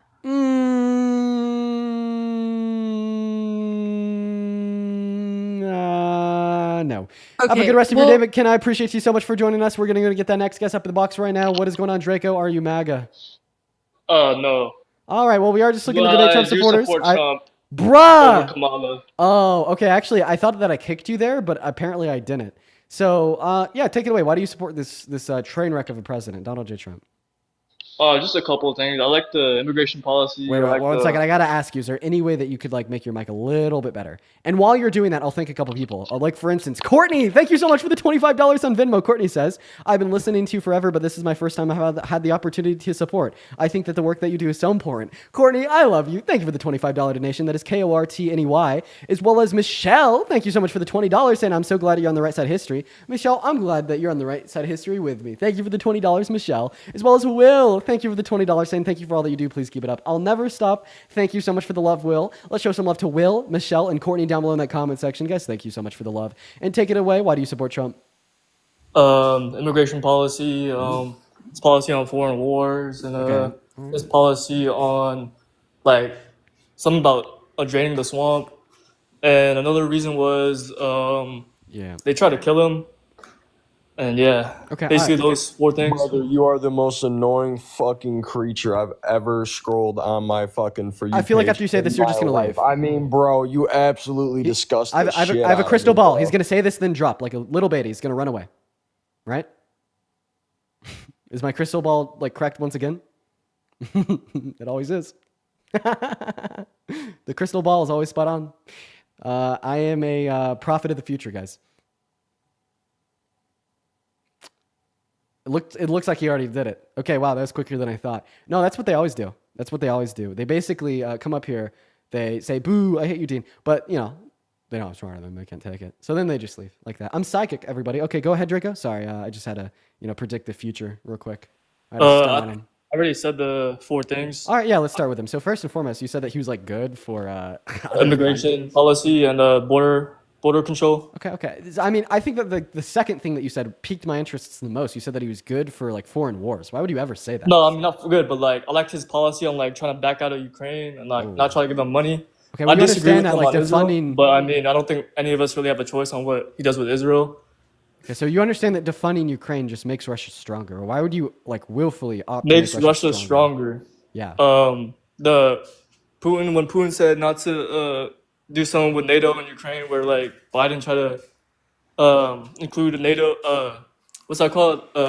Ukraine into the alliance or some shit. It's like a red line, and then we crossed it basically by, I don't know, backing like a really corrupt government. Like they were rated like the most corrupt government in the EU. You're not tracking anything right now. You're not Yeah. you're not tracking a line of debate. You're just like All right, I you're mean, you're just talking. Putin said like Ukraine was part of the Soviet Union, right? Yeah. And then trying to align the United States with Ukraine as like an ally would cross his red line. Okay, so and to let me cause him ask, let me to- ask you a question. Why do you think Yeah. Putin didn't want Ukraine to join NATO? He probably wants like a gray area to like, I don't know, like protect himself from a NATO attack maybe. Okay, so you're saying that he doesn't want NATO countries on his border. That's not true because Latvia, Lithuania, and Estonia are all on Russia's western border. They joined NATO. He didn't contest. So that's not the reason. I think I might know the reason. Oh yeah, explain to me. Yeah, it's because he was planning to fucking invade them. Dude, use your brain. I Okay, mean, like, with yeah. the nuclear weapons- Obviously, he wouldn't want Ukraine to join NATO because if Ukraine did join NATO and he invaded them, Article 5 would be invoked and World War III would start. Obviously, Putin didn't want Ukraine to join NATO because he wanted to fucking invade Ukraine. And if they invade, and Well, if they everyone join has NATO, nukes, then he wouldn't so, be able I mean, to if we invade attack them. Any country or like attack NATO, then wouldn't we just nuke them and they would nuke us? Right. And he Yeah. doesn't want that. He doesn't want that. That's why he didn't want Ukraine to join NATO because if they did join NATO, then he wouldn't be able to invade them. Dude, Yeah, duh. because he doesn't want us to invade Russia as well. Because we could also use Ukraine to invade Russia. Okay, but we could also use Latvia, Lithuania, and Estonia that all border Russia to invade Russia with the use of NATO. But obviously, he didn't contest that because he knows that we won't do that. Well, because he has like a special feeling because Ukraine was like part of the Soviet Union. So at some was point. He wants Latvia, to unite. Lithuania, and Estonia. Well, wasn't his plan to like unite like the Soviet Union or something? Yeah. That's what he said. He invaded and ethnically cleansed Ukraine because he wants to steal their land from him and make it a part of his own country. That's pretty fucking bad, man. I mean, but isn't Ukraine just like a super corrupt government too? Like what happened in 2014 and shit like that. What happened in 2014 that made Ukraine corrupt? They like democratically, what's it called? Elected a president, and it wasn't really democratically or something.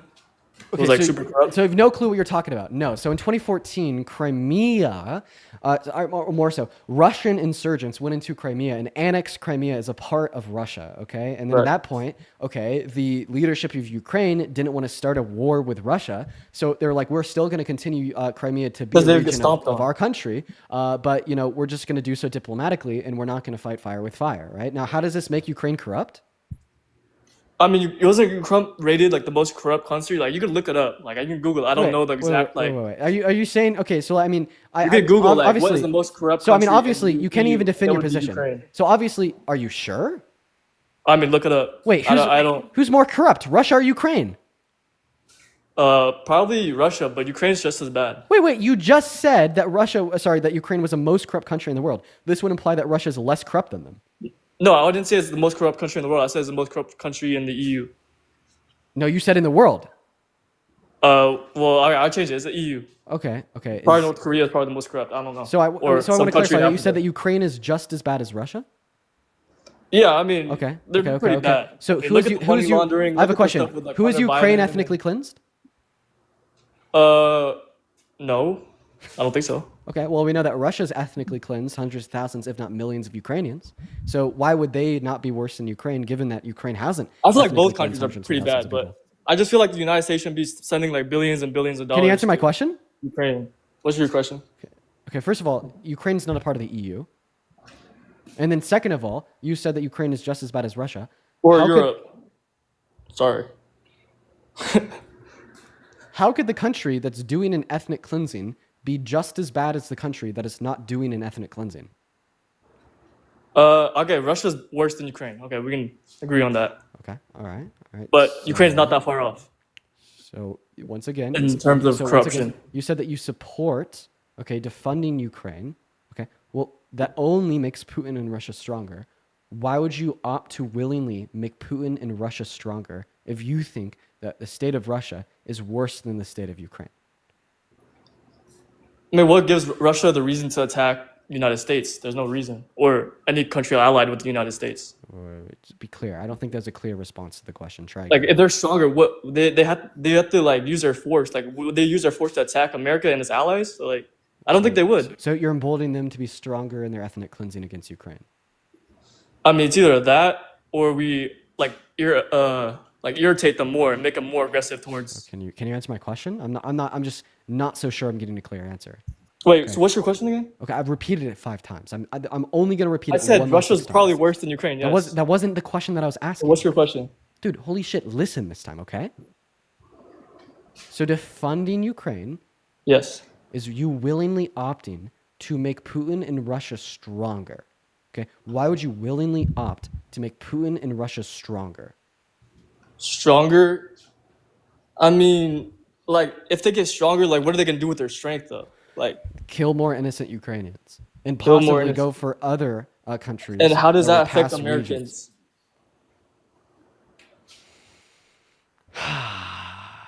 Okay, so you don't care about ethnic cleansing if it doesn't impact Americans. I feel like Americans should care about Americans. Right. So would you rather one American die or 1,000 Ukrainians die? I'd rather no one die, but if I had to choose, probably the American people stay alive, I guess. Would you rather one American die or 10,000 Ukrainians die? I'd rather keep an American alive because I care more about the American people. Okay. Would you rather one American die or 100,000 Ukrainians die? I mean, I just care about the Americans. You know what I mean? Okay, I'm would more you- of American. Would you rather one American die or 500,000 Ukrainians die? I mean, are we the world police? So, like, what? Okay. Well, answer my question, please. I just that's a really like hard question because I just feel like I care about Americans, dude. Okay. So you would rather 500,000 Ukrainians die. What about 1 million Ukrainians? I care about Americans. Okay. All right. What about 2 million Ukrainians? How does that affect Americans? What about 10 million Ukrainians? How does that affect Americans? Great. What about 100 million Ukrainians? How does that affect the community of Americans, Okay. the What United States of America? What about one American or everybody else alive that isn't American? I mean, I just care about the well-being of Americans. Okay. So can we agree that more than one American died when we invaded Nazi Germany to try to stop the Holocaust? Yes. So would you say that we shouldn't have invaded Nazi Germany to try to stop the Holocaust, and in fact that was a terrible decision that shouldn't have been made? I think we were pulled in because of the Japan, right, or some shit, that or didn't Japan pull us- attacked Pearl that- Harbor. That didn't pull us into a European front. Oh, So can sorry. we agree that? So would you say that because one or more Americans died when we tried to stop Nazi Germany from committing the Holocaust, that was a really bad idea? That we shouldn't have tried to stop Nazi Germany from committing the Holocaust? So what pulled us into the European front? It's not relevant. Please answer my question. It is relevant. It's not relevant. Please answer my question. Well, what put us into World War II? It's not what put us into World War II was Japan and Pearl Harbor, but Right. that didn't put us into World War II on the European front fronting Nazi Germany. So please now answer my question. Do you think that it was a I'm bad not sure. idea Could you for us to please try to educate me on combat Nazi Germany because more than one American died? So why were you on the European front? It's not relevant. If you ask that again, I'm going to kick you. Okay, so why were we in World War II? Great. Well, you already asked that question, and I already answered that question. Why are you avoiding my question? Oh, I'm not sure the answer to your question. That's why. Like, what's? Okay, I'm going to answer it one last time, and then you're going to Okay. answer my question. The reason that we joined World War II was because of Pearl Harbor. However, Pearl Harbor did not involve us in the European front of World War II. Now, I answered your question, now answer mine. Would you say that it was a bad idea for America to try to overthrow Nazi Germany to stop the Holocaust because more than one American died? I think it was good that America stepped in. Oh, but more than one American died. And like the trade-off that you delineated about Ukrainians is that you would rather like 10 million Ukrainians die than one American. Well, when you also rather like another 10 million people get genocided by Hitler than one American dying trying to stop that genocide? So you're saying Putin is ethically cleansing Ukraine from Ukrainians? Oh, I definitely am, but that's not relevant here nor there. I'm just asking you if you would have rathered the Holocaust genocide another 10 million people than one American troop die trying to stop that genocide. I mean, I just rather right. So a result of World War II is we put us, the United States, in world power, right? Tripping. Are you gonna answer Like the my number question? one. What's your question? I just said it 3 times. Why weren't you listening? I'm just trying to like work around your questioning because your question. I know that you're trying to work around my Yeah, questions. it puts me in a You're, bad you're, spot, you're a 'cause little I'm- weasel. It does put you in a bad spot. You're right. Because the result of World War II, we ended up the United States on top of world power, right? So you're And either then going to our answer the country's question, or I'm fought, just right? going to move on to the next guess. Would you rather another 10 million people get genocided by Nazi Germany, or stop the genocide, but one American dies in the progress? I'd rather Americans. I just care about Americans. Right. I have a question. So you just care about Americans, that you'd be okay with like the Holocaust continuing. I have a question. What is the one demographic of individuals alive that agrees with you? No, I didn't say that. I said that was a good thing that the United States stepped in. What but is the that was no the no past. no Right no, now, wait Americans under should your be- view it would have been a bad thing, right? Because more than one American Well, died. that was in that context. It was a good thing because we stopped, a lot of people from dying. So, but right now in the present. Oh wait. So if your argument present is that it's a timeline good that thing we're to in, stop I a lot feel of people like from America should be dying, put then it would first be in a front good of thing every for other us to people. give like Ukrainian funding and all the support that they need to stop to stop many more Ukrainians dying. Oh, I just think all that money could be spent on Americans. Okay, well, just like the military resources that we deployed in the European front to fight Nazi Germany that led to a lot of Americans Well, in that dying. time period, Okay, it was now a you're good thing. interrupting me, and now I'm going to kick you. Do you have any final words? That time period, it was a good thing. But right now, we should care about Okay, so more you're just about special flame. Americans. I have a question. Are you pro-life? There's a gray area. I'm like in the middle. I'm like, yes, you can have an abortion, yes, but I just want you to acknowledge that you're kind of ending a baby. That Do you could think that it'd be a baby. wrong if a woman had 100 abortions at 9 months?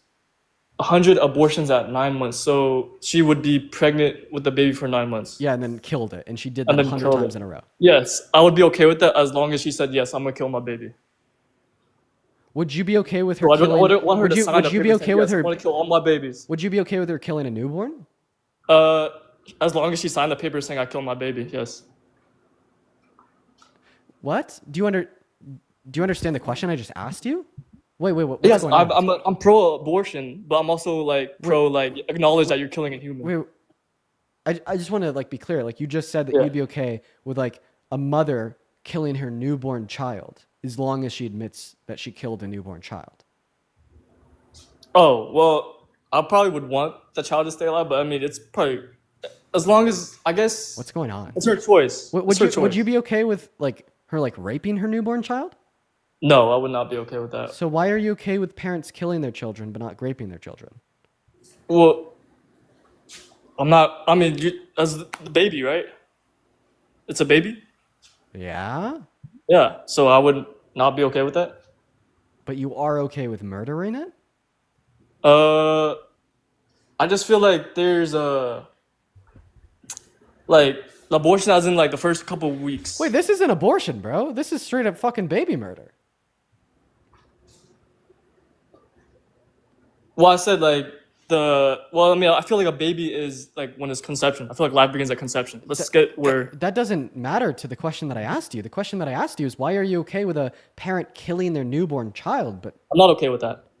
you said that. But I you- also think that it's Okay. okay for a Yeah. woman to have an abortion at a young Yeah, stage. I'm just gonna kick this delusional psychopath. Everyone, we're gonna get our next guest up in the live right now, guys. Go ahead and let me know if you're MAGA down below in that comment section. I'll get you pulled up here to have a debate.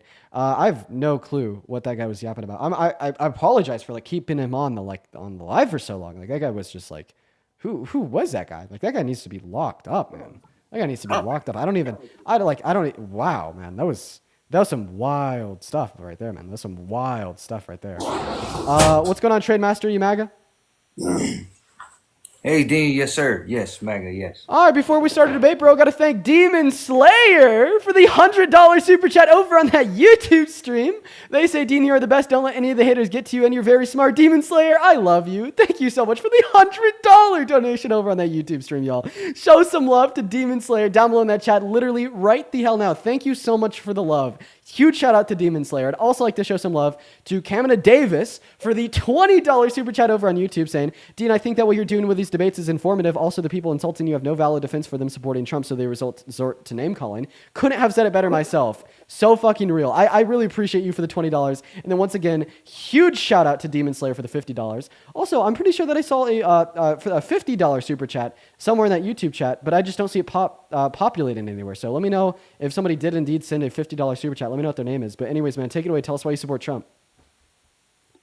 Hey, Dean, yes, sir. Yeah, I support Trump for pretty much the same reasons that your previous viewers support Trump Okay, for. hopefully not the same reasons as the last guest.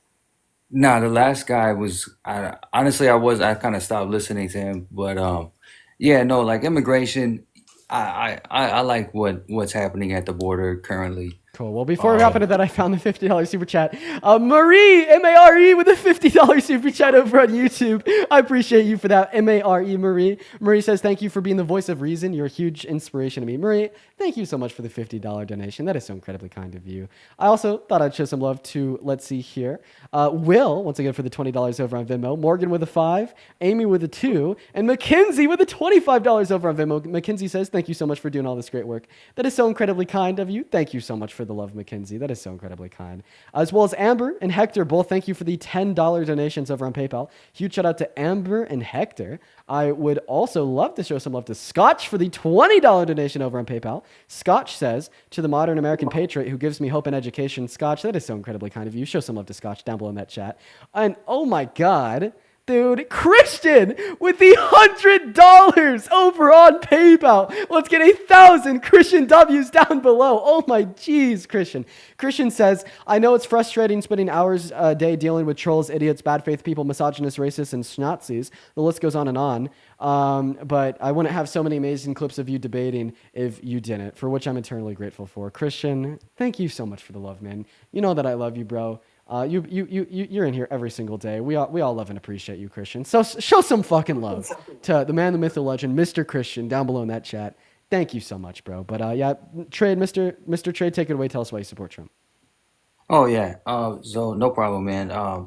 Border. So border's one. I am pro-life, as well as economy. Which right now the economy is kind of crazy. So to be fair, the economy is a tough subject. But definitely border and pro-life for sure. And I mean, yeah, several other reasons. Well, we spent a decent amount of time talking about abortion, so we'll talk about the border instead. Okay. Has Donald Trump advocated for or implemented any border reform that will reduce undocumented entry in the long term? So I mean, potentially, I don't know, because I think some of this is still early, as soon as started in January.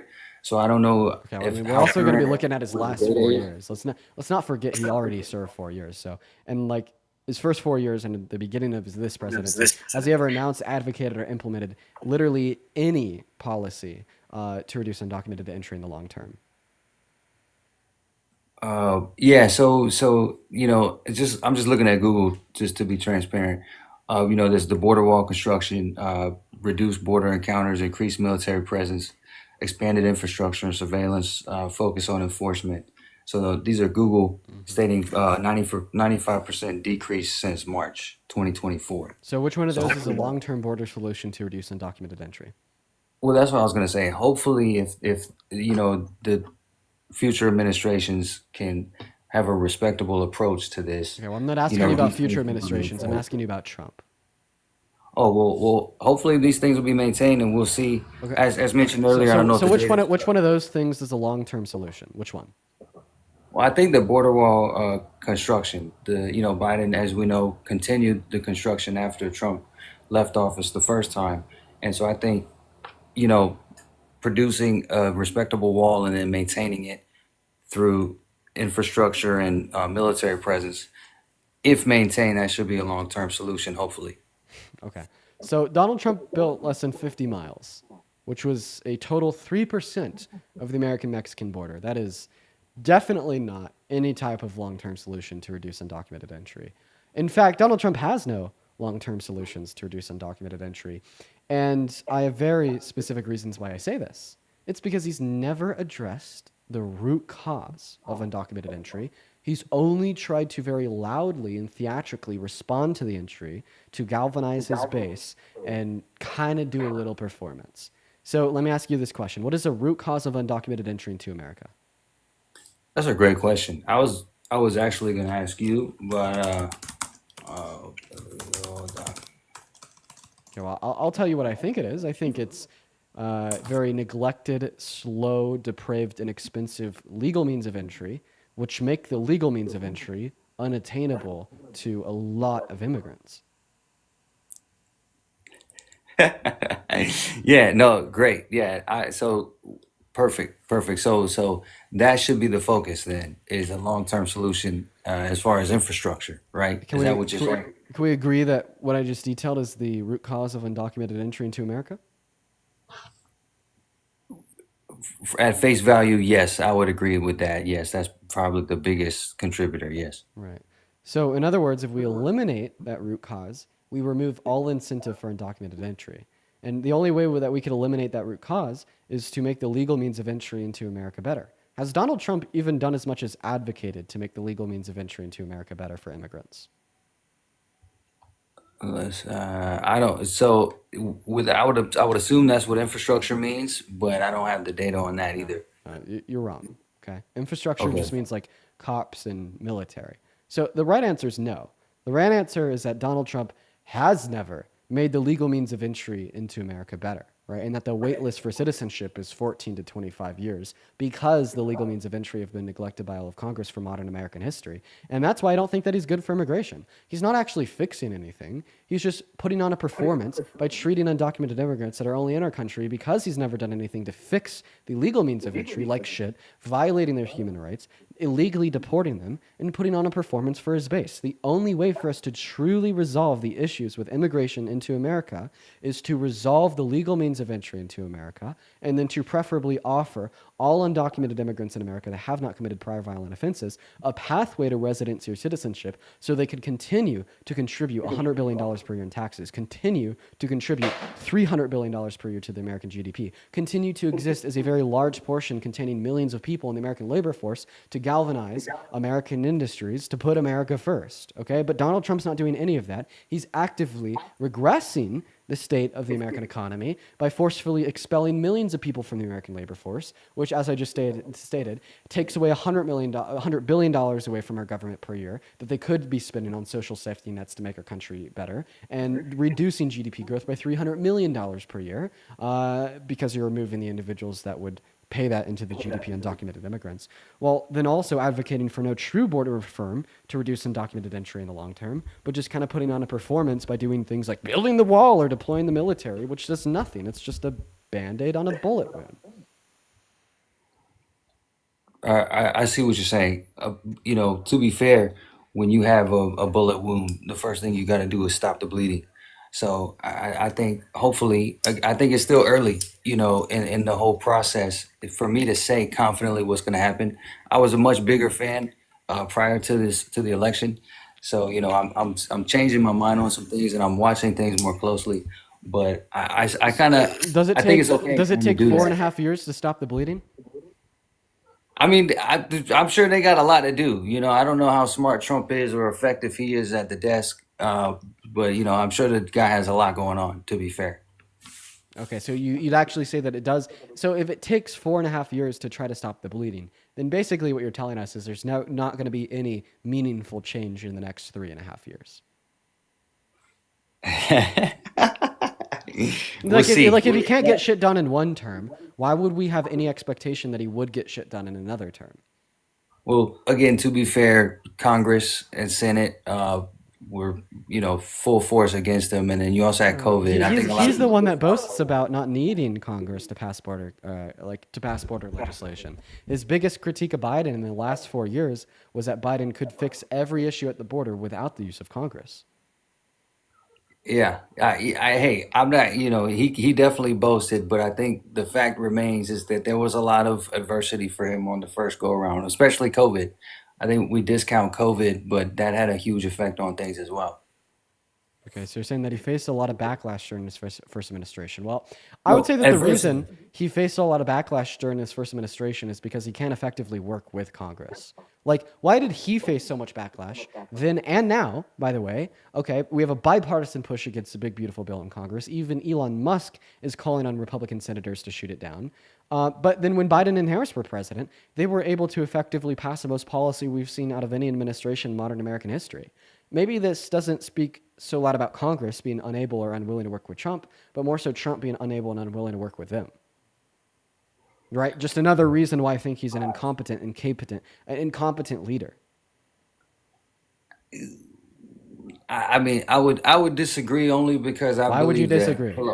just because I feel like the folks that he was against on the first go were really tough people to. I mean, even Pelosi's daughter. I heard an interview with Pelosi's daughter, and she was saying that her mother was so ruthless she would Bro, cut your head it's off. Pelosi, but that's a Democrat, right? Like, we're going to be talking about the Republican majority being against him during his first term when it came to things such as the border wall, being against him in his first term when it came to things such as the infrastructure bill, and then Biden passing the infrastructure bill in less than 1 month with a lower majority in Congress, and then now him holding a majority over both the House and the Senate and not being able to get his one economic bill, the big beautiful bill, passed because he's so bad at working with Congress. He's an incompetent leader. He can't work with anybody. In order to work with Congress, you have to be able to swim. You have to be able to push a bipartisan effort and make concessions on both sides. And that's something that he's simply not capable of. That's why he passed close to no policy during his first 4 years. And that's why his right-hand man is discounting the only policy that he's pushed for since the beginning of his term this go around. Yeah, yeah. I mean, I think he's focused on tariffs, which I don't know. Bro, you're not even responding to what I'm saying, man. You kind of lost me for a minute. I'm not gonna lie. Like, you know. All right, man. Is there anything else you want to talk about? Yeah, pro-life. I think the hot topic is when does a baby become alive, not dead? And I would say that's when the baby has blood. So at the 5th week, once there's blood, then that should be considered a live baby.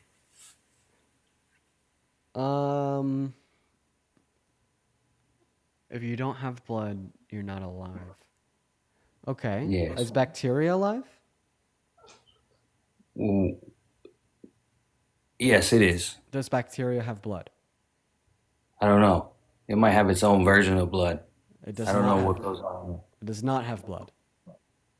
Okay. Well, for Are humans, plants for alive? humans, yeah. Do plants have blood? No, No. I don't know what they have. So Chlorophyll. you don't need blood in order to be alive. As a human, you do. Okay. So why do you need blood to be alive as a human, but not as a bacteria, plant, or jellyfish? I would say, I don't. Intelligent design would be my immediate answer. Okay, so Scientifically, basically your answer is just like God did? Yahweh, yes. Dude. Come Let's on. go, baby. Okay, all right. I'm gonna go ahead and kick you. Sorry. Have a great day. Thank you, Dean. Yeah, dude. You too. All right. For everyone watching on the TikTok stream, we got to do a little bit of a restart. Earlier when we had Ashton up, I'm just realizing this now. So his name is like Ashton Gets High or some shit. And then his profile picture was a picture of him smoking a doobie. And that got our live restricted, basically meaning that our live can't push out anymore. There's someone in the chat saying Dean's a Zionist. I invited you up. Why don't you go ahead and ask Dean if Dean's a Zionist? I mean, I doubt that you'll accept that typically. Really not smart people like that don't want to talk to me. But regardless, if you are one of the 7.4 thousand people tuning into the live stream and you want to continue listening to the debates, I will be back on live in less than 20 seconds. We just got that really weird violation earlier that took away my ability to push out on that For You page. It's TikTok terms of service for you. If you want to be able to find your way back to my live, all you got to do is click on my profile picture in the top left-hand corner, click through to my account, make sure you hit that follow button, by the way. Refresh in 10 seconds, and you'll see that glowing orb around that profile picture, then come right back. I'll throw it out there.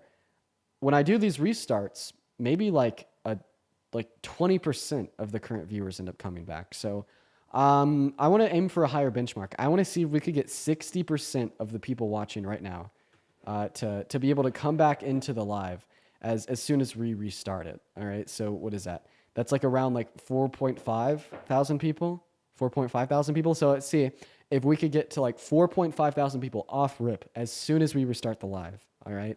So everybody, let's go ahead and do that now. Positions people. Once again, the way to come back is just to click through to the account, refresh in 10 to 20 seconds, and I'll be right back on live. See y'all soon.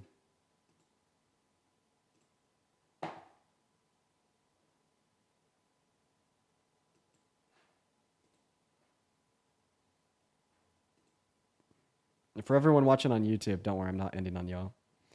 Just had to restart the TikTok live because it was acting funny. Acting weird, dude.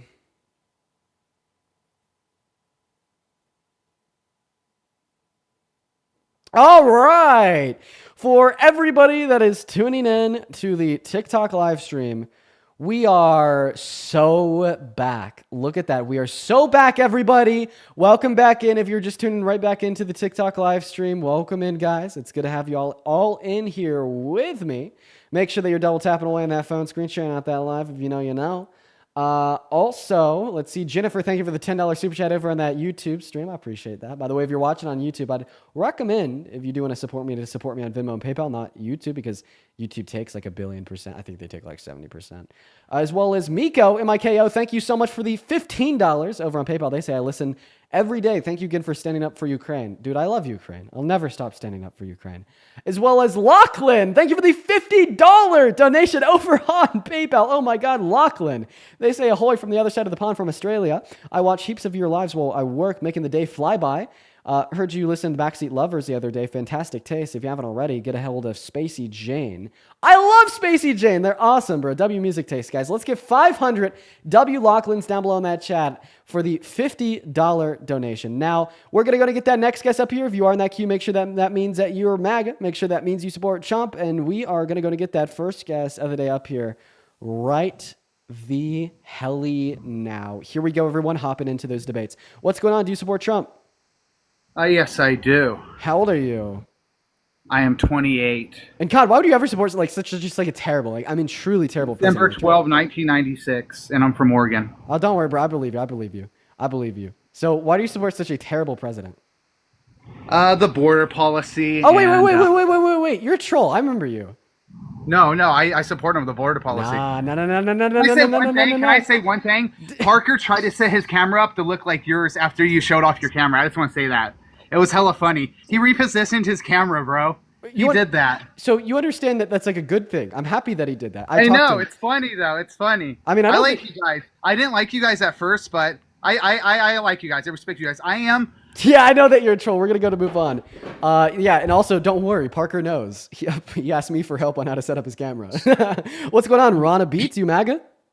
Yep. Cool. Before we hop into our debate, got to thank Dylan for the $20 super chat over on YouTube. Hi, Dean. I was wondering if you've ever thought about taking requests from the other platforms like YouTube. It's just simply the easiest for me to get the debates through TikTok. But I mean, good suggestion nonetheless. I appreciate you for the love, Dylan. And Mr. Ranabeats, take it away. Tell us why you support Donald J. Trump. It's better on the border, stopping wars, no tax on tips, no tax on overtime. Whoa, whoa, whoa, whoa, Gets keeping men out of women's sports. Rana fucking beat. You just said that he's better at stopping wars. Okay, he made us a promise. He said that he would stop the Russian-Ukrainian war in the first 24 hours of his presidency, and now 130 days later, there's been no progress. Russia's launched their biggest strikes on no. Listen, Russia's launched their biggest strikes on Ukraine, and Ukraine has launched their biggest strikes on Russia. And I mean, Donald Trump is just taking a backseat, begging Putin to stop. What do you mean he's good at stopping wars? There has been progress. What are you talking about? They're coming to the table. No. Zelensky is coming to the table just as he did under Biden. He has offered Putin 4 ceasefire agreements. Out of those 4 ceasefire agreements, how many has Putin accepted? As of now, none. He's being complicated right now. I'll give you that. To the table. No coming to the table. What about Pakistan? Did he help? Did he help in that war? Well, I mean, yes or no? So before the Pakistan Indian conflict, JD Vance said that the U.S. fundamentally has no involvement in Pakistan and India, and then they stopped that's fighting. Funny. You only talk about things that people. Okay, go ahead. Yeah. What did JD Vance say, Dean? Yeah, what did he say? No, I need you to let me finish speaking. So yeah, before they were able to achieve a ceasefire agreement, JD Vance said that the U.S. fundamentally has no involvement in Pakistan and India. Then once they were able to achieve a ceasefire agreement, Donald Trump claimed victory. And honestly, I don't believe Donald Trump because he does this all the time. So the Pakistani president. So he said the same thing. He said, "Thanks, Trump." Okay. He said, "Thanks." You want to look it up? What did Trump do to help? I don't know. You ask the Pakistani president. What did he do? Okay, so do you think it's possible that the government of Pakistan said thanks Trump just because they want to be in the good graces? Why would he say that? The most powerful dictator on earth. That's why. I mean, unless you could tell me what Trump did. Did he have any involvement in that? I don't know. You're saying he had no. So you said he had no. No. You tell me. You're the one making the claim. What was his involvement? I'll look it up right now. Give me a sec. Right. Yeah. For the 5.2 thousand people watching the TikTok live stream. Well, it's funny. You like to go off of what people say, right? That's all you do, right? I mean, I just want you to tell me. You literally just said this is what JD Vance said. Like you went off of what somebody said, right? Well, I mean, that's the administration saying that they have no involvement. Okay, so this is also something somebody said. Okay, so then tell me what involvement was. So when it benefits you when somebody says something. No. Hold on. I just need to know what the involvement is. Well, then you tell me what the non-involvement is when JD Vance said that. I need to explain to you what not being involved looks like. I need to explain when somebody says something. You don't have to explain when somebody said something. That doesn't make any sense. I just want to know what he did to stop the conflict. That's all. It's a pretty reasonable question, right? Well, how come I can't question what JD Vance said? I mean, you can. Can I ask you? What's the basis of JD Vance saying that? Why did he say that? What is your proof that he had nothing to do with that? Can you show me that? I'm confused on what your question is. Try to ask it again. Okay, cool. Let me start over. You said JD Vance said this. Right. JD Vance said that the U.S. fundamentally has Cool. I'm telling you, the Pakistani president said. Okay, you're on pause. If you can't see me, I can't hear you. Okay. Hello? Hi. Can you hear me? Yeah. Yeah, so where did you last hear? What was the last thing you heard from me? Nothing. So I think that you asked me what he said, and I told you what he said. Okay, so JD Vance said this. Okay, I'm telling you, the Pakistani president said this. Okay. Well, I mean, true or false? So I'm unaware. I'll take you for your word. So why did he say that? What was Trump's involvement in Indian conflict between India and Pakistan? Well, you said that. You actually started off with JD Vance saying that they had no involvement. Right. Okay, where's your proof with that? Okay, I'll answer your question after you answer mine. And the only reason why I'm going to answer your question. Well, you started with the statement though. Well, I've been asking you this question for 5 minutes and we haven't gone anywhere. If you don't answer this question, I'm going to move on. Sorry, man. You want to move on to the next person, or you want to move on to the next topic? I mean, either or, right? It's just like if you can't answer questions about the claims that you're making, like I'm obviously not going to engage in conversations with like a really dense person who's just here to rage bait, right? I'm here for productive conversation, and productive conversations would require a back and forth. Particularly, this back and forth would require you to answer the question that I first asked 10 minutes ago by asking you what Donald Trump's involvement was in Pakistan and India. So, I mean, if you don't want to answer, right, we could either move on to another topic, or I could move on to the next Cool. guest. Cool. I don't know exactly what he did. I just go off of what the president said of Pakistan. Okay, all right. Fair? Is that fair?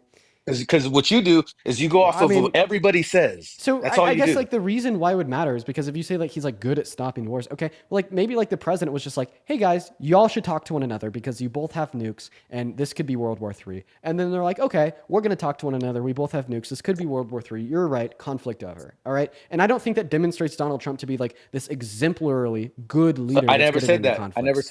never said any of okay, that. don't interrupt me. I never said. Okay, go ahead with your long rant. Go ahead. Bruh. Okay, dude, are you telling me that I have to like speak in less than 5 words at a time in order for you to coherently understand what I'm saying go and not ahead. consider it to Go be a ahead. rant? No, go ahead. Go ahead. Go ahead. Okay, I will go ahead. So yeah, what the reason why I asked you to detail exactly what Donald Trump did to end the conflict is because it's like maybe Donald Trump was like, hey guys, you both have nukes. Y'all should try to talk it out. And they did, and they achieved a ceasefire, right? Which had no involvement of his own. He just simply orchestrated the talks. Now, any president could do that. Any president would do that. And I don't think that this makes Donald Trump a particularly like good negotiator or good at ending conflicts. So that's the reason why I asked you what exactly did he did, because I believe that he would have to employ some rather like elaborate plan that isn't immediately obvious to like demonstrate that your point that he's really good at ending conflicts is true. Cool. So basically, what you're saying is what you just said about JD Vance is false. He did have an involvement, correct? Oh, so then JD Vance would be the liar, not me, and I've yet for you to detail what his involvement was. You just demonstrated exactly what it was. Bro, I literally made that up on the spot. I said that's a possible way they could be involved. Don't be dense. Okay, cool. So he helped prevent war right there. He's How? What did he do? I know negotiating you haven't even told me. What did he do? Oh my gosh, bro. Give me a second. Right. Oh, I'm gonna go ahead and give you a second. In fact, I'm gonna give you more than a second. I'm gonna give you the rest of your goddamn life because I'm gonna move on to the next guest because you're unreal. Very dense. Not to mention, I remember you. I honestly shouldn't have let you up. I remember you from back in the day. The chat used to beg and plead for me to kick you because of how annoying you are. What's going on? Do you support Trump? Yes, I do. Okay, how old are you? I am 22. 22. And why do you support President Donald Trump, one of the worst presidents of your life? Wait, can I ask you a question first? Oh God, why? What was it? Why do you wait? What would have Kamala done if she was president? Yeah, pass really good policy that would have made your life better. For example, tax cuts for 100 million American workers and the low and the middle class. What is Donald Trump doing to those 100 million American workers and the low and the middle class? He's raising their taxes, right? That's according to a study done by the Center on the Budget and Policy Priorities on his big, beautiful bill. It's going to increase reduce the after-tax income for 80% of Americans. Wait, what was Kamala gonna do to the borders though? What was she going to do for the border? Sure, she ran on bipartisan border legislation to fund courts on the border, more money to hire more judges to expedite all claims of immigration, including residency, citizenship, and asylum, to naturally remove incentive for more individuals to enter into the country with use of undocumented means, as well as to cap all entry, and when it passes 5,000 entries per week, granting the president special authority to shut the borders down. Now, what year were you born in? My cat is peeing on my couch right now. I gotta listen. You're ninth grade. Listen, I'm gonna move on. Don't appreciate you for lying about your age. They left themselves. But at the end of the day, man, good question nonetheless. I appreciate it when we see like high schoolers just being like generally interested in like, you know, what's going on in politics. What are they gonna do? I mean, man, you're asking the right questions for your age. I support it. But like I said, you got to be at least 18 to request up. What's going on, Lost in the Sauce? Do you support Trump? No, not at all. Okay, well, we are just looking for Trump supporters to debate, so we're going to move on to the next guest, everyone. Let's go and get that next guest up in the box. If you're in that queue, make sure that means that you support Trump, y'all. I would also like to show some very special love to Thrift Fish for the $15 over on PayPal. Hi, how old are you? Hi, Dean. Hi. Age. So, That is a minor. Thrift Fish, once again, thank you so much for the $15 on PayPal, saying for trying to have intelligent debates with insufferably unintelligent people. All day, every day, that is my go-to. I appreciate you so much for the love. Thank you for the $15. As well as Sylvia, thank you so much for the $20 on Venmo 20 minutes ago.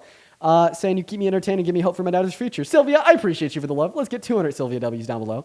What is going on, Hope? Are you MAGA? In a way, yes. Oh, God, in what way?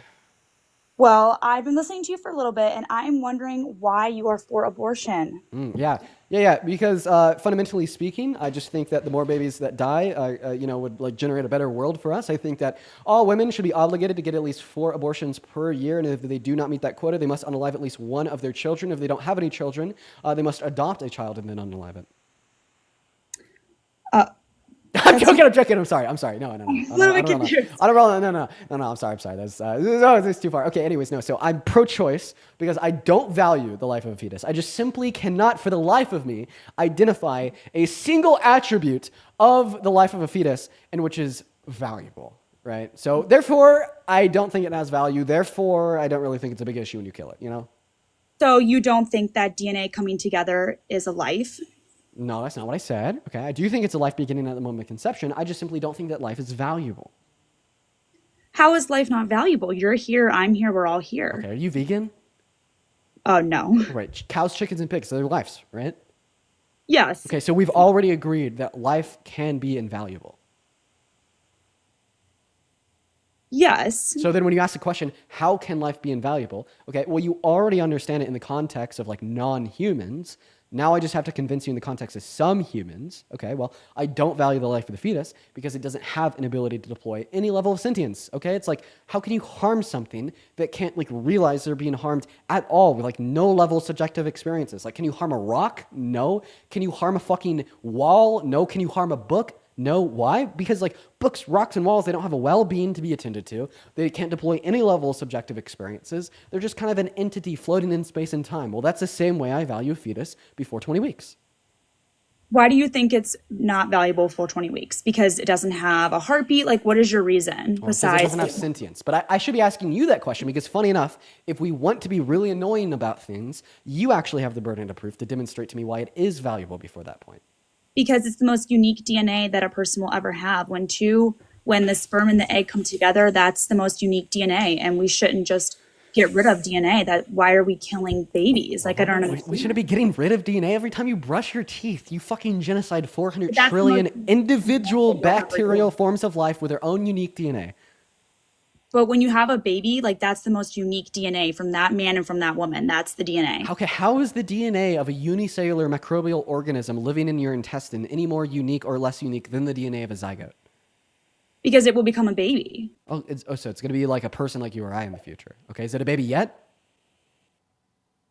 Not a baby yet because it's not out of the womb. You're lagging. It will become a baby. Wait. You're lagging. Okay, repeat that. Sorry. Oh, sorry. I said it is a baby. It's you're just lagging. You're lagging again.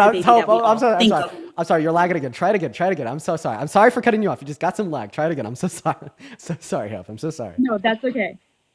Can you hear me? Yeah. Okay, I said that it's not in the form of a baby that we all think. We all think of a baby as the baby that's being born, but it all has to start at some place, and we can't just stop it from that first development. And that first development is okay. Do you think that fetuses are babies? Not in the form of the babies that we think. No. Okay, so fetuses are not babies. They're life. They're not babies. Okay. Babies are obviously like what is going to develop into a baby. Okay. So it's wrong to kill a fetus under your view because it will be a baby in the future. Okay. Will a zygote be a baby in the future? Yes, it can be. Okay. Do you have any like friends with IUDs?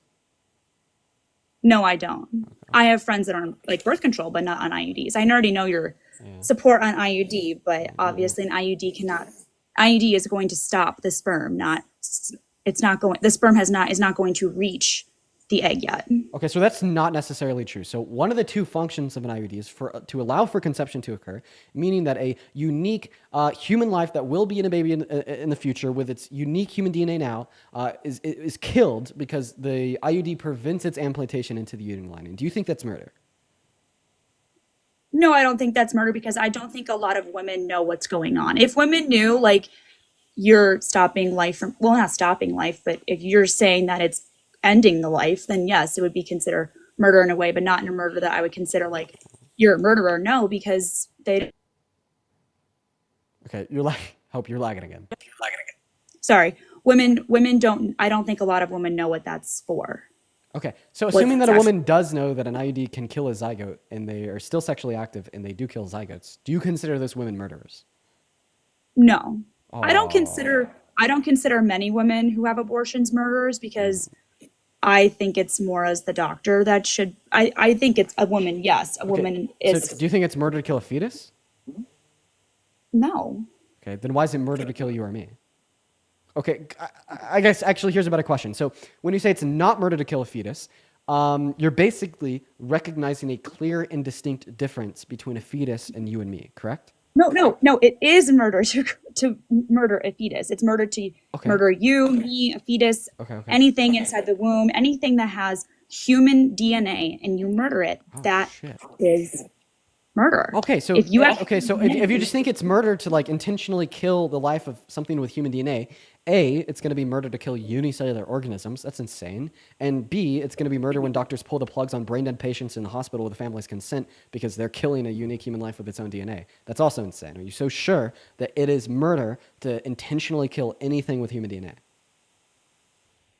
If it's not for the actual, if like for, I know that you've said that if they were in a hospital and they were about to die, I don't really have an opinion about that. I think it's still wrong because I am religious and I think that when it's your time to go, it's your time to go. Oh. So do you value like the unique human DNA of like a zygote or like a fetus because of your religion? I value any life that has DNA, human DNA.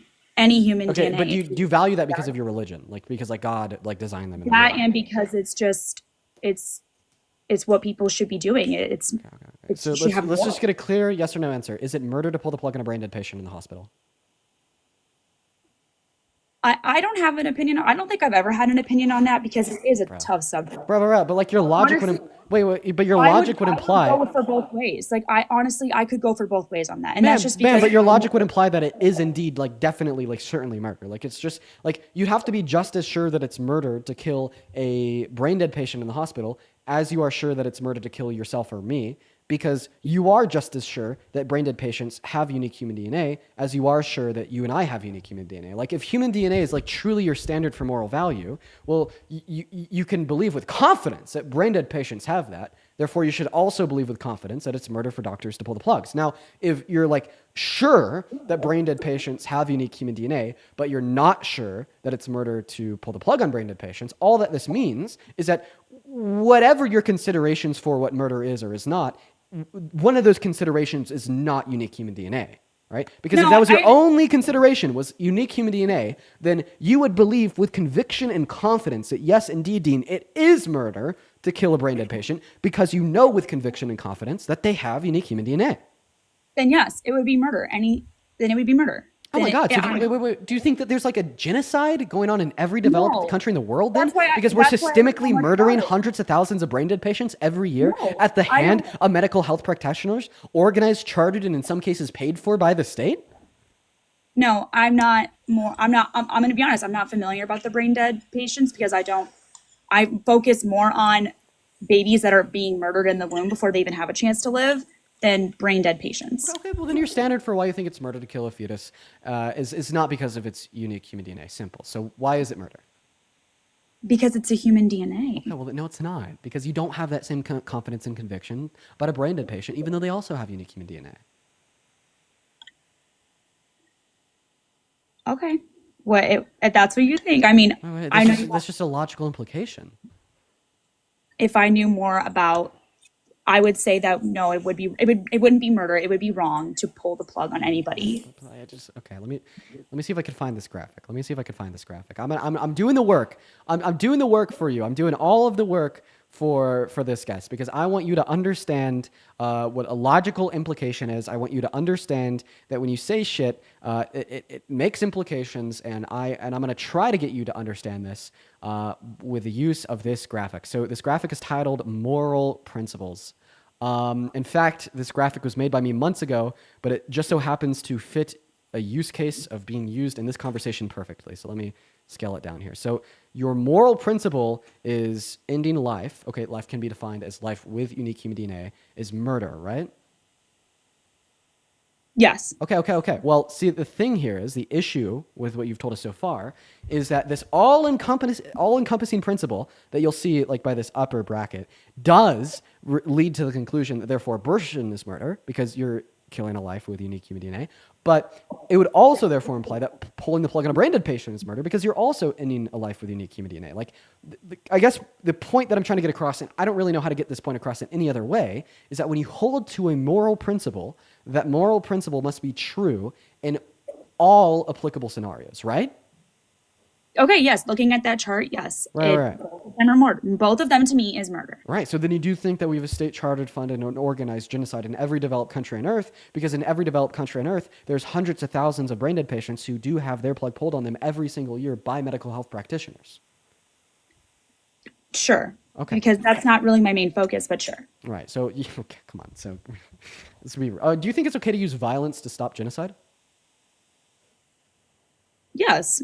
Okay. Yes. So you'd be okay. So you'd be okay with Americans all across this country violently revolting against American hospitals that are actively committing genocide of brain dead patients, killing the medical health practitioners, and overthrowing the leadership. No, because that's not. We have a lot of other things that we could be doing. For example, the war in Israel and Gaza. We could be focusing our energy on that, helping. But you just said it's okay to use violence to overthrow genocide. So why is it not okay to use Because that's violence not to a overthrow the genocide of brain dead patients? There's genocide going all over the world. That's way more genocide than brain dead patients. Like there's so much we could be doing. Under your view, that can't possibly be true because there's like hundreds of thousands of like individuals that have the plug pulled on them every year in America on the global stage. This is millions of people every year. Okay, like obviously, like this has got to be like one of the worst genocides, like actively ongoing on the face of this planet. You're telling me millions of people are dying every year from being the pull plug? Yes. And how many people are dying from war right now? How many people are dying from war right now? Where? Anywhere that America could possibly help. You're telling me that America could go into these hospitals and do violence against these doctors. I guess the question that I'm asking you is because you think that it's permissible to use violence to end genocide, and you think that hospitals do indeed genocide brain dead patients. Would it be okay to use violence to stop hospitals from genociding brain dead patients? Well, no, because that's legal. Oh, okay, so then it's not genocide. Wait. The Holocaust was legal instead of Germany. We still overthrew them.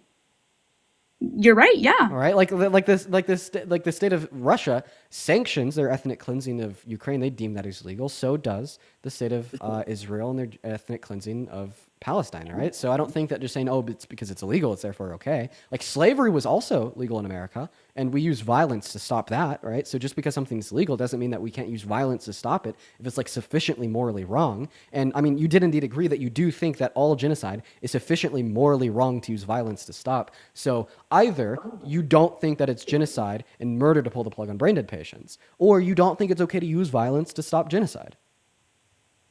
I don't think that we should be using our violence towards that. We should be using our violence towards something else. So then you don't think that it's genocide. Just be honest, okay? Listen, if you say that it's not genocide to have like hundreds of thousands of brain dead patients having their plug pulled on them, like nobody's gonna look at you like you're crazy. Like we'll all actually listen. Let's just listen. Level with me here. Like we'll all look at you like you're less crazy. I was trying to talk more on abortion. I wasn't talking about brain dead patients, and I've said that before. I don't know much about it. My main thing is abortion, especially abortion, late-term abortion. But like you just can't deal with the logical implications of your position. But you try to give like the most crazy scenario, but like there's millions of babies that are aborted every single But year. it's like not even a crazy scenario. It is a direct outcome of your moral position. Once again, look at the graph on your screen.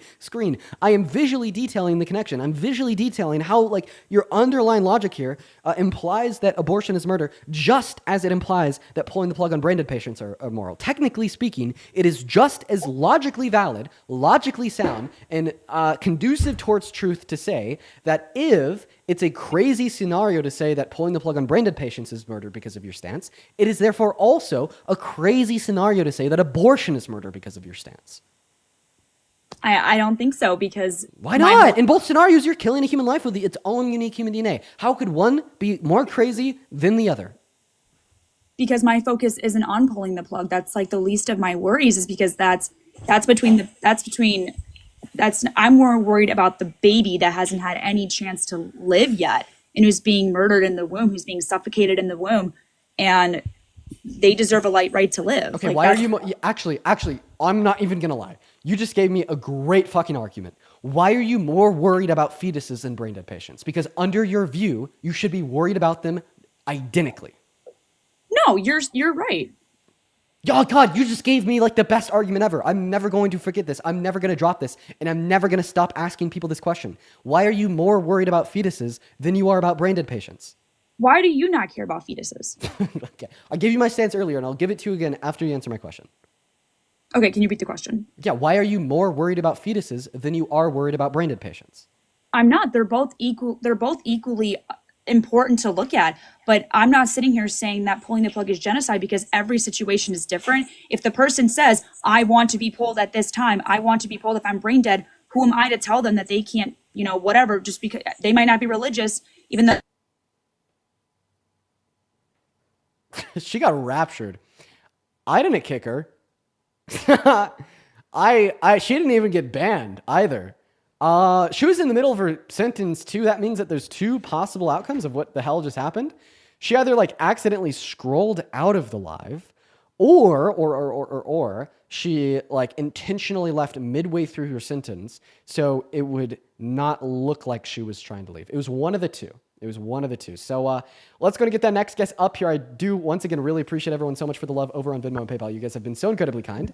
Let's go and thank a couple people before we talk to this next guest. Amber, thank you so much for the $5 on PayPal. Brady with a 10, Hope with a 10, and Alexandria with a 10. Guys, show some love to Amber, Brady, Hope, and Alexandria. You guys are so incredibly kind. I'd also like to thank Ariel for the $10 on Venmo, Ryan with a 5, and Joanna with a 1. If you're watching and you're like, hey, this Dean guy's kind of cool, I really want to support him and what he does, you can find my Venmo and my PayPal in the link tree in my bio. I get 100% of all the proceeds over on those views, as well as I'll shout you out. You could attach a message and I will read it off on live. I appreciate everyone else so much for the love. What is going on, Rope? Are you MAGA?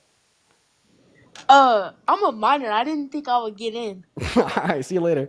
We're going to move on to the next guest. Here we go, everybody. Let's go and get that next guest up in the box right now. Oh, this person's profile picture is of me. This person's profile picture is of me, everybody.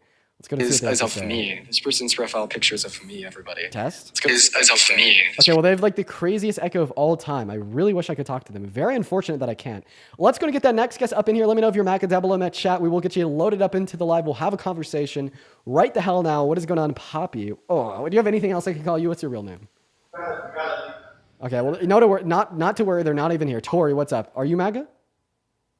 Okay, well, Tori also just left. Okay, so the people in the queue are running scared. So listen here, guys. If you are MAGA and you'd like to come up here and debate me, let me know down below in that chat. Right now, we'll get you pulled up. I would love to have some debates with you guys, but you guys are running scared. Quite frankly, that's the truth. It's the truth. What's going on, Aqua? Are you MAGA? Cookie King Mugs, you kid! Cookie King Mugs! Bro, job. Get out of here. Get a job, please.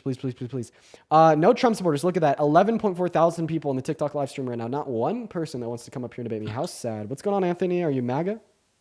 Yeah, I am, Dean. Okay, what about you, Cads? I'm not, but I do want to ask you, what's your opinion? I'm sorry, but I gotta kick you. Not only are you not MAGA, but you're also a child. Okay, take it away, man. Tell us why you're MAGA. Can you hear me? Yeah, I guess before you do, also, Isaiah, thank you for the $10 over on PayPal. I read your message there. I'll check your DMs. I appreciate you so much for the love, Isaiah. As well as Lion of God with the $10, just for fun. Thank you for the love, Lion of God. Shout out to Isaiah and Lion. Okay, take it away. Why are you MAGA? Yeah, sure. So, I mean, analyzing the past candidates, past election, I think that Trump's agenda more aligns closely with my, I guess, general opinions and philosophy for the country. I tend to prefer his economic approach to Harris's economic approach when proposed prior to the election. Yeah. What about now? Also, just have more confidence. Yeah. What about now? Currently? Yeah. Yeah. So, I mean, I'll just be transparent. I'm a college student. I'm 21. I'm studying quant econ. And most of my professors are like pretty anti-tariff, right? Most of them adhere to a lot of classical economic principles. So it's certainly an interesting perspective to really talk about, how you can justify tariffs as someone who's more of kind of a free enterpriser. I got an idea. Yeah. Okay. Here's my idea.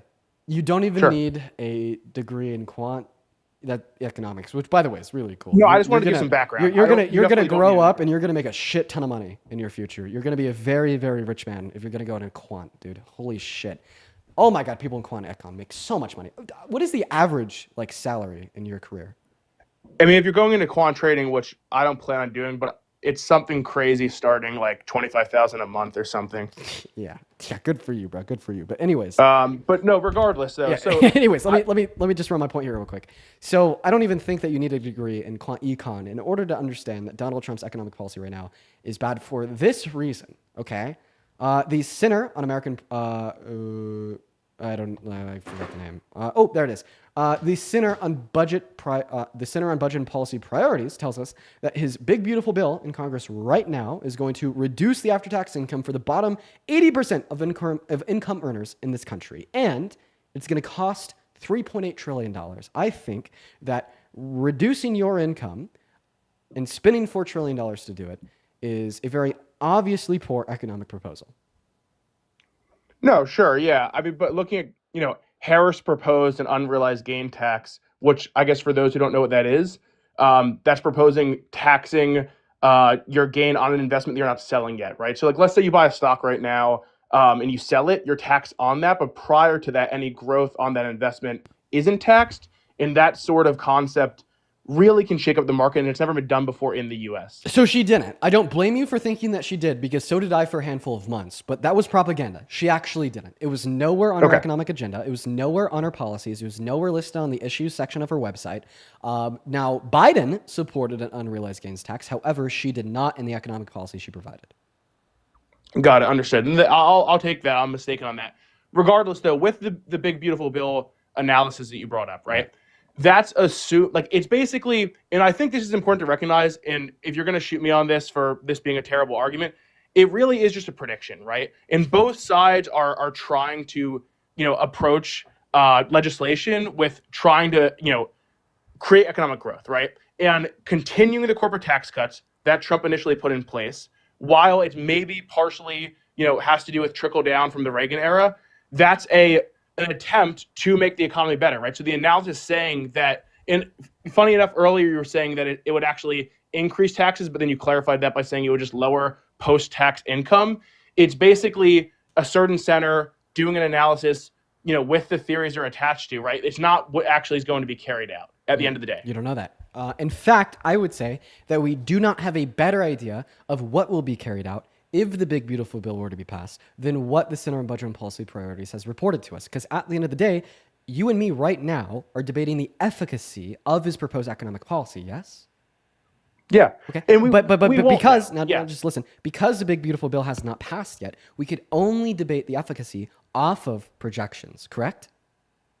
Yes. Right. Now, if we are to have a debate about the projections of his economic policy, simply saying that, well, my argument is a projection of his economic policy is not a valid critique, because any argument that you could give about the efficacy of the projections of the economic policy will be a projection as well, right? So we could just merely debate what the most appropriate projections are, right? And I think that the projections that we see from the Center on Budget and Policy Priorities are going to be the most appropriate projections due to the fucking surplus of evidence and reason they provided for their projections. If you'd like to read their official report that indicates the conclusion that I gave you, please go to the Center on Budget and Policy Priorities website, and it will be the very top thing on their website. Now, I would like to also denote that it reducing the after-tax income for 80% of Americans is not the only bad part of the BBB. The fact that it's going to cost $4 trillion is another very bad part of the BBB. This is why Elon Musk, Donald Trump's right-hand man, the richest man in the world, has now left the Trump administration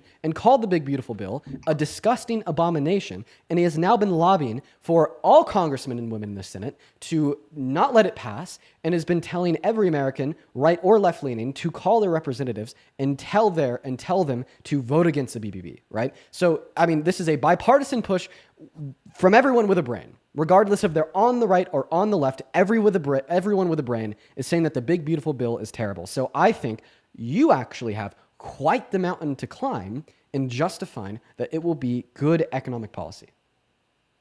Sure, yeah, and it's having a very hard time passing the Senate, even from GOP lawmakers, and I will completely acknowledge that at the end of the day. It's more so that, and it's not that I'm this big, beautiful bill proponent at the end of the day. It's that when analyzing two candidates, I thought that Trump would be better. For example, when he passed his initial round of corporate tax cuts, the economy was actually better post those tax cuts. Yeah. Is there a direct correlation? No. Could you attribute some of it due to those tax cuts? Sure. How much GDP growth per year can we attribute to his original round of tax cuts in 2017? Sure. I don't know off the top of my head, unfortunately. I do. Two Harvard economists, one right-leaning, one left-leaning, did a study. You could find it on Google. It's titled The Macroeconomic Impacts of the 2017 Tax Reform Bill. It's 32 pages long. It's a beautiful study. They only attributed 0.04% growth in the American GDP per year to his first round of tax cuts. Now, that's around $40 to $60 billion. Typically, for every $1 billion that is generated in our GDP, our government, takes away $300 million from government revenue. So, in other words, it's only going to generate around what is that? Like $25 billion per year in government revenue, but it cost almost $2 trillion to sign it into law in the first place. So it generated very marginal growth in the American GDP, and it had very marginal return insofar as additional government revenue. So I would actually argue that we cannot attribute vast economic expansion to his original round of tax cuts in 2017 under his first administration. I do understand that, yeah. I just have a question. Was the analysis done... Do you know what the term was in terms of how many years post the tax cuts? Was it like 5, 6, or was it 1 or 2? And the only reason I bring it up is, was COVID accounted for in that analysis? Yeah, so they accounted for COVID in the analysis, and the analysis. You stop me, man. I'd have to look at the research paper myself. No, you're good. You're good. Because I'd have to look at the research paper Biden myself. and Trump so in Trump's first term and Biden's term, most of the economic, I guess, analysis for the second half of Trump's first term and the first half of Biden's term, a lot of it really had to do with COVID, how it was stunted, right? So I'll give, leeway to both presidents. But I will say, it's very hard to do analysis on, were certain policies effective given just the scale of the pandemic and how unusual it was. I will say, I will say, I'm willing to accept your claim, because all that your claim means is that you can't attribute vast economic expansion to the bill. Either we essentially have to remain agnostic on its overall impacts, which means we should ignore it in a conversation about his economic policy for his second administration.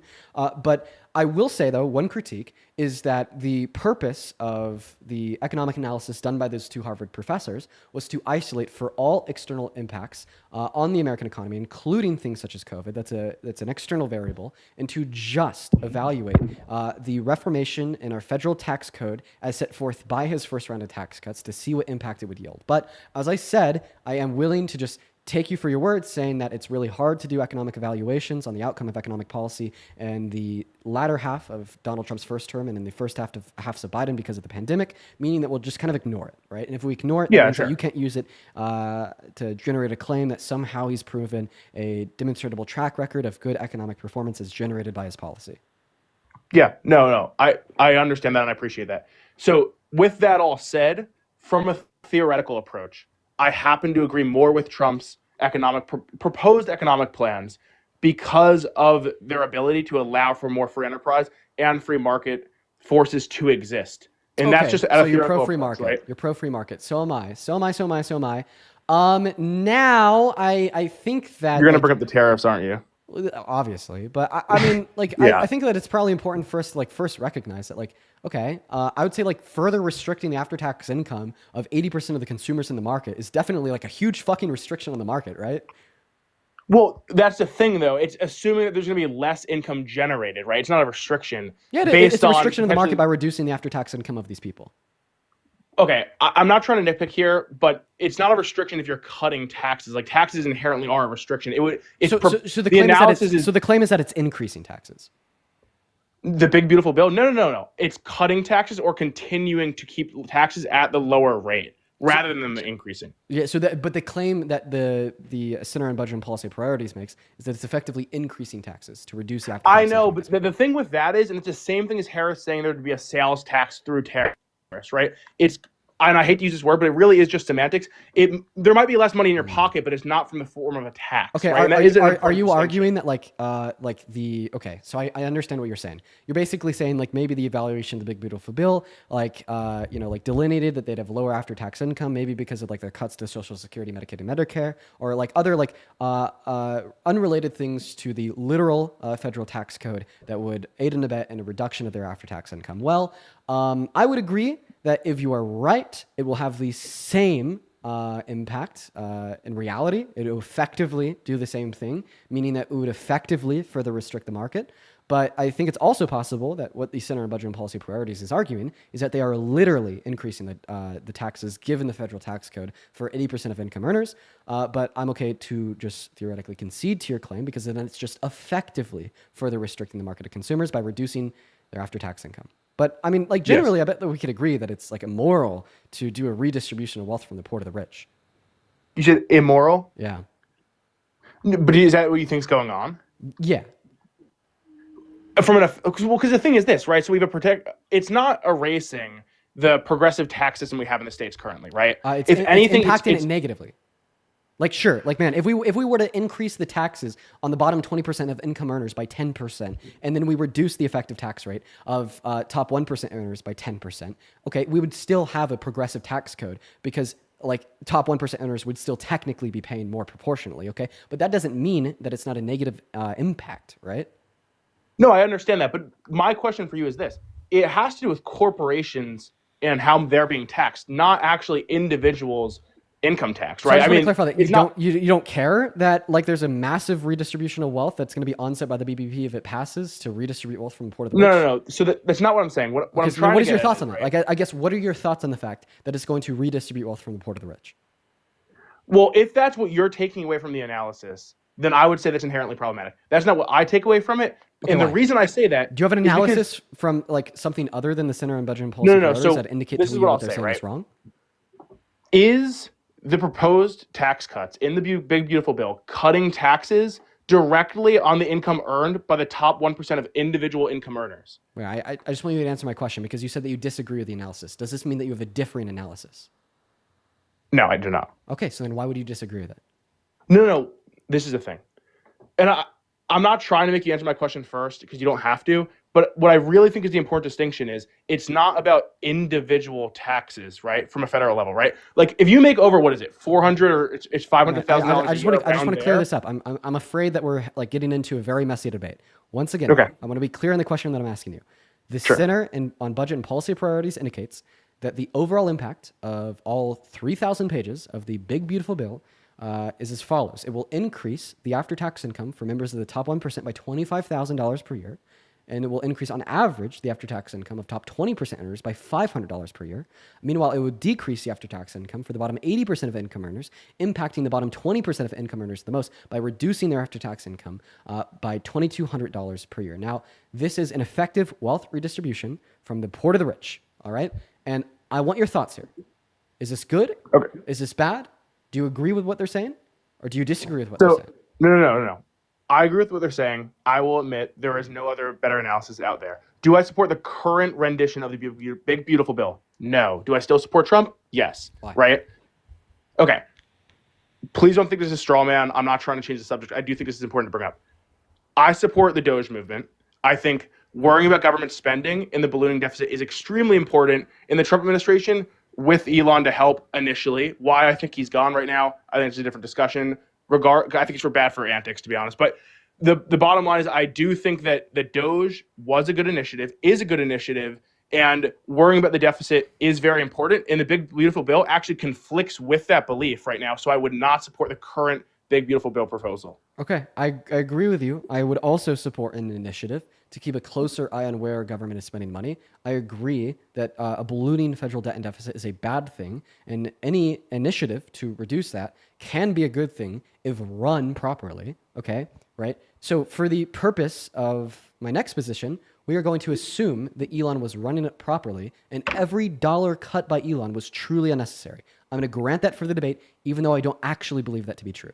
So now that I've granted that for the debate, and we're assuming that every dollar cut by Elon was cut properly and it truly was wasteful, still yet, you should have supported Kamala Harris in the context of a ballooning debt and deficit, because although she didn't support a Doge initiative, all things considered, she would have added less debt at the end of the day, at the end of the year, at the end of financial quarters, compared to Donald Trump, okay? Because as you just agreed, Donald Trump undermines the efforts of Doge by spending significantly more than they're cutting, right? And even Elon Musk said this. Elon Musk has said that Donald Trump is undermining Doge. Yes, and fun fact, big beautiful bill, $3.8 trillion in debt-related spending. Feel free to correct me if I'm wrong, but I don't think I am. That is almost twice as much as every dollar spent on non-COVID-related expenditure by Biden and Harris in the last fucking 4 years. And Donald Trump is spending almost twice as much with one bill in the first 150 days in office. And if we look at his first administration and compare it to Biden and Harris's term, he spent $8.6 trillion and they spent $4.6 trillion.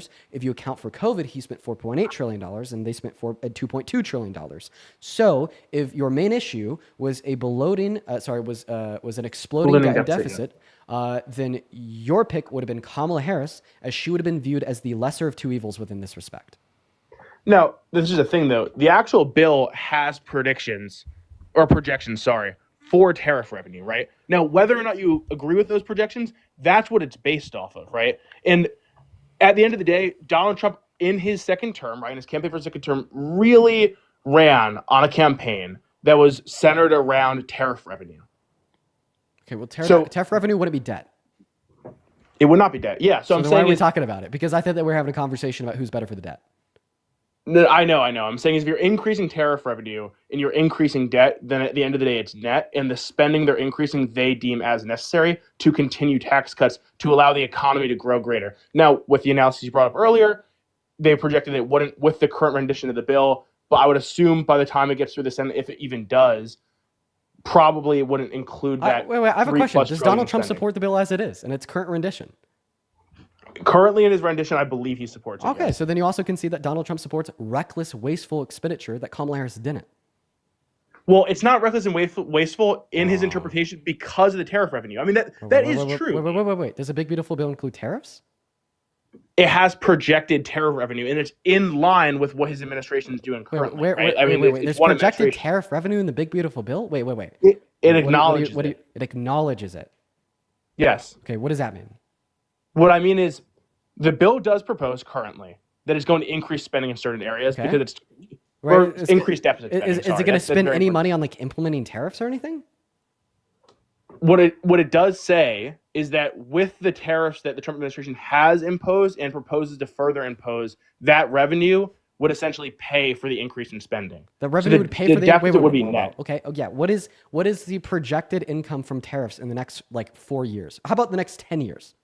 I know. I don't have it off the top of my head. You'd have to. No, you got to be able because you got a huge fucking burden here. You got a huge burden because if he's willing to sign $3.8 trillion of debt-related spending, and with one bill in his first 150 days in office, in his last 4 years, he added $8.6 trillion of debt-related spending. Holy shit! Those tariffs would have to generate like $10 trillion in revenue over the course of the next 10 years. Not to mention, inevitably, it's the American consumer that pays that tariff, meaning that A, I think it's outlandish to assume that his tariffs would be able to pay for his spending, and B, even if they do, that just means that the average American is going to be paying a higher effective tax rate. And I think that an administration with spending that is acknowledged and paid for by an increase in the corporate tax rate is going to be better than an administration with spending that is not acknowledged and paid for by the average everyday American, right? But I think the next step is you demonstrating that your claim is true by informing me and everybody else watching what the expected and projected tariff revenue will be in the next 10 years from the tariffs implemented by the Trump administration.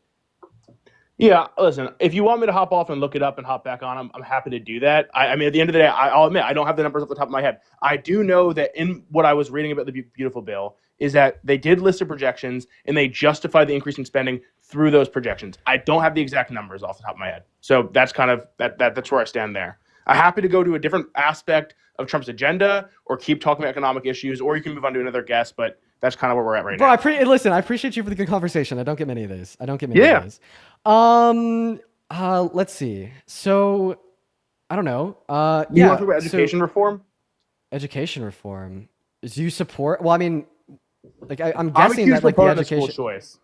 So, school choice. I mean, I don't know if that's like a super big deal related to the Trump administration. Do you mind if I ask you a question? Sure. Okay. Let's see here. So I think that America is in a constitutional crisis because Donald Trump has no respect for the American Constitution. What are your thoughts? I mean, I think it's a media scare tactic at the end of the day to talk about our democracy being basically under attack in this constitutional crisis concept. I mean, can you give me some examples of why you would think that we're in quotes, constitutional crisis? For sure. Do you mind if I go back to 2020 for my first example? Sure. Okay, so in 2020, he tried to silence the voice and the vote of every American citizen when he tried to steal the election from Biden. He tried to steal the election by sending fake slates of electorates to 7 states that Biden won, and he sent them with fake ballots of ascertainment from those states stating that he won, and then he directed them to send those fake votes back to Congress, and then he pressured Mike Pence to certify them as real. What this means is that if Mike Pence listened to Donald Trump's command, Donald Trump would have been president for the last 4 years, as he would have been officially inaugurated and appointed by Congress due to those fake votes. Okay, that would have absolutely undermined our civil and electoral processes and been in violation of the Constitution and been the largest attack on our democracy since the Civil War. Do you want to start there and respond to that, or would you like me to continue to name off times Donald Trump has violated the Constitution and set forth an unprecedented precedent of a threat and attack on our Constitution? Yeah, I mean, I can address that. So listen, at the end of the day, I guess the reason why I came on this call and to talk about why I support Trump is when it comes to who I thought was better for this election. I'm not trying to dismiss your claim there. I think it was a very messy time, especially in terms of being a Trump supporter post the 2020 election. I think the administration, I guess if they're just focusing on doing due diligence and making sure that, the election was sound, that's one thing. I mean, to the extent it was probably brought, and, I wouldn't even support his claims on, Mike Pence and telling him to overturn it. January 6th was definitely a very embarrassing time. As someone who identifies as conservative, I did not support what went on during that time. But I guess if you'd be willing to talk more about, I guess I'd be interested to hear your opinion on what the constitutional crisis is during his current administration, whether that has to do with maybe like visa termination or deporting of migrants. I mean, I'd be interested to hear on that. Okay. Well, I guess before we move on from 2020, like with all due respect, I did ask you if I could bring up 2020 and you said yes. Okay, Yeah, so yeah. that's the reason why I brought it up. So, I mean, I just like kind of described to you how, like, yeah, he did totally launch the largest internal attack on American democracy since the Civil War. And you seem to not really give it much pushback. You just said that you want to talk about other things because But I he don't didn't give understand it. why we're in a constitutional crisis because of something he did in 2020 when he didn't get elected. Well, sure, because we've seen we've seen him continue to do similar things to what he did in 2020, in disrespect of the Constitution since. But I would like to clarify here. My question is, you said that it's just kind of a media scare tactic. Well, like when like this happened in 2020, and like all the media's were like all the left-leaning media's reported that we're in this constitutional crisis. He's been undermining our democracy. This is absolutely abysmal and terrible. Can we agree that that was not a media scare tactic? And if what I'm saying is true, it was just a resemblance of fact. Yep. Fucking perfect. Okay, so now you've got your foot in the door into acknowledging and understanding why I think that he's onset a constitutional crisis. The first step is him launching the largest internal attack on American democracy since the Civil War. Well, the next step is his explicit call for the termination of the Constitution in December of 2022, once he failed in that initial attack on our civil and electoral processes, baby raged, and just said the Constitution should be thrown out the window. Well, listen, at the end of the day, I'm not going to sit here and be able to defend this sort of thing. Trump has all sorts of shit tweets or shit X posts all the time. I don't think that changes my opinion on why I thought he was a better candidate. Does that change your opinion on how you think it's just like this media nonsense that people are saying he's put America into a constitutional crisis? Well, regardless, let's say. Wait, not right, regardless. this is I want you to hypothetical. directly answer that question. Not regardless of that question. What is the response to that question? I still think, and this could, be on both sides with conservative criticism of Biden. The media is going to say things, and this is even the right-wing media, that's going to get attention, going to get views, and going to be a scare tactic, right? The left-wing media really liked to hate on Elon Musk when the time he was working in Doge, right? That's honestly, in my interpretation, why the Trump administration pushed him out, because he kind of became the like boogeyman of the Trump administration. I'm sorry, is this But relevant to the at the end of the day, it's question just really just a media tactic, and it's not really changing my opinion on why. But I'm denying that. So it would only be this baseless media tactic to accuse Donald Trump of pushing America into a constitutional crisis if he wasn't pushing America into a constitutional crisis. And I'm giving you good reason to believe he was. You conceded on the largest internal attack on the democracy when he tried to steal the election from Biden. That was one step in the door. I'm asking you to take the second step. So when left-leaning media said that he was ushering America into a constitutional crisis, when he explicitly called for the termination of the Constitution in December of 2022, was that false reporting, or was that just another resemblant of fact if what I'm saying is true? No, I never said it was false reporting. When I say like a scare tactic, I don't think it's false reporting. I think it's like manipulated reporting or targeted reporting. So then how is it manipulative for America to say that Donald Trump is sending us into a constitutional crisis when he's actually sending us into a constitutional crisis? I thought that manipulation would like inherently imply some like omission of truth, omission of fact, explicit lie. But I mean, when they're just calling the shots as they are, he's sending us into a constitutional crisis because he tried to rig the election. When he failed, he called for the explicit termination of the Constitution. I'd say that this is no longer manipulation. This is not lying. This is not hiding the truth. This is just simply reporting the truth. Well, I'll tell you this. I guess in the context of 2020, Trump thought the election was stolen from him, right? Now, you could say that he made that up, but if he genuinely thought that and he was trying to make sure that the votes were counted properly and whatnot, that's really what was, I guess, promoting most of those lawsuits and most of those. I don't think it matters that he thought he was justified. Like, think about it this way: if I'm because you could crazy. say that the Biden listen. putting us into a constitutional crisis. Listen. Okay, I don't think that's the case, but we'll get there. So you're basically saying that he wasn't ushering in an issue because he thought he was justified. I reject that. So imagine that I'm just fucking insane. I am just not in alignment with reality. I'm a delusional old man, and I think that every other American is out to kill me. Okay? So does this mean that if I therefore turn around and try to kill every other American, that I haven't onset a humanitarian crisis since I think I'm justified? No. Right. So then even if I accept that Donald Trump thought he was justified but in trying to throw the Constitution out the window and steal and rig the election from Biden, it doesn't fucking matter because he was wrong.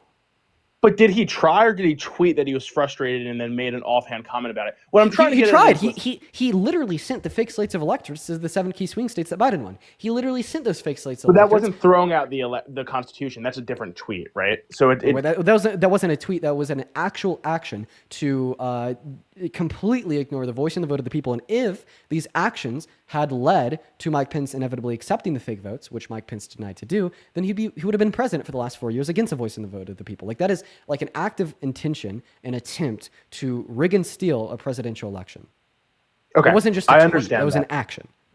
So you from that action 4 years ago, you still think we're in a constitutional crisis now? Yeah. And because the same motivations that led him to trying to steal the election in 2020 was just the fact that he's willing to try to do whatever it takes to garner as much power, support, and control as possible. That's why he then later tweeted out in December of 2022 that he wants to throw the Constitution out the window. And that's why now, under this term, he's violated the constitutional rights and human rights of people like Abrigo Garcia when he illegally deported him to CIGOT, violated the constitutional rights of 2 plane loads of Venezuelan immigrants. He left.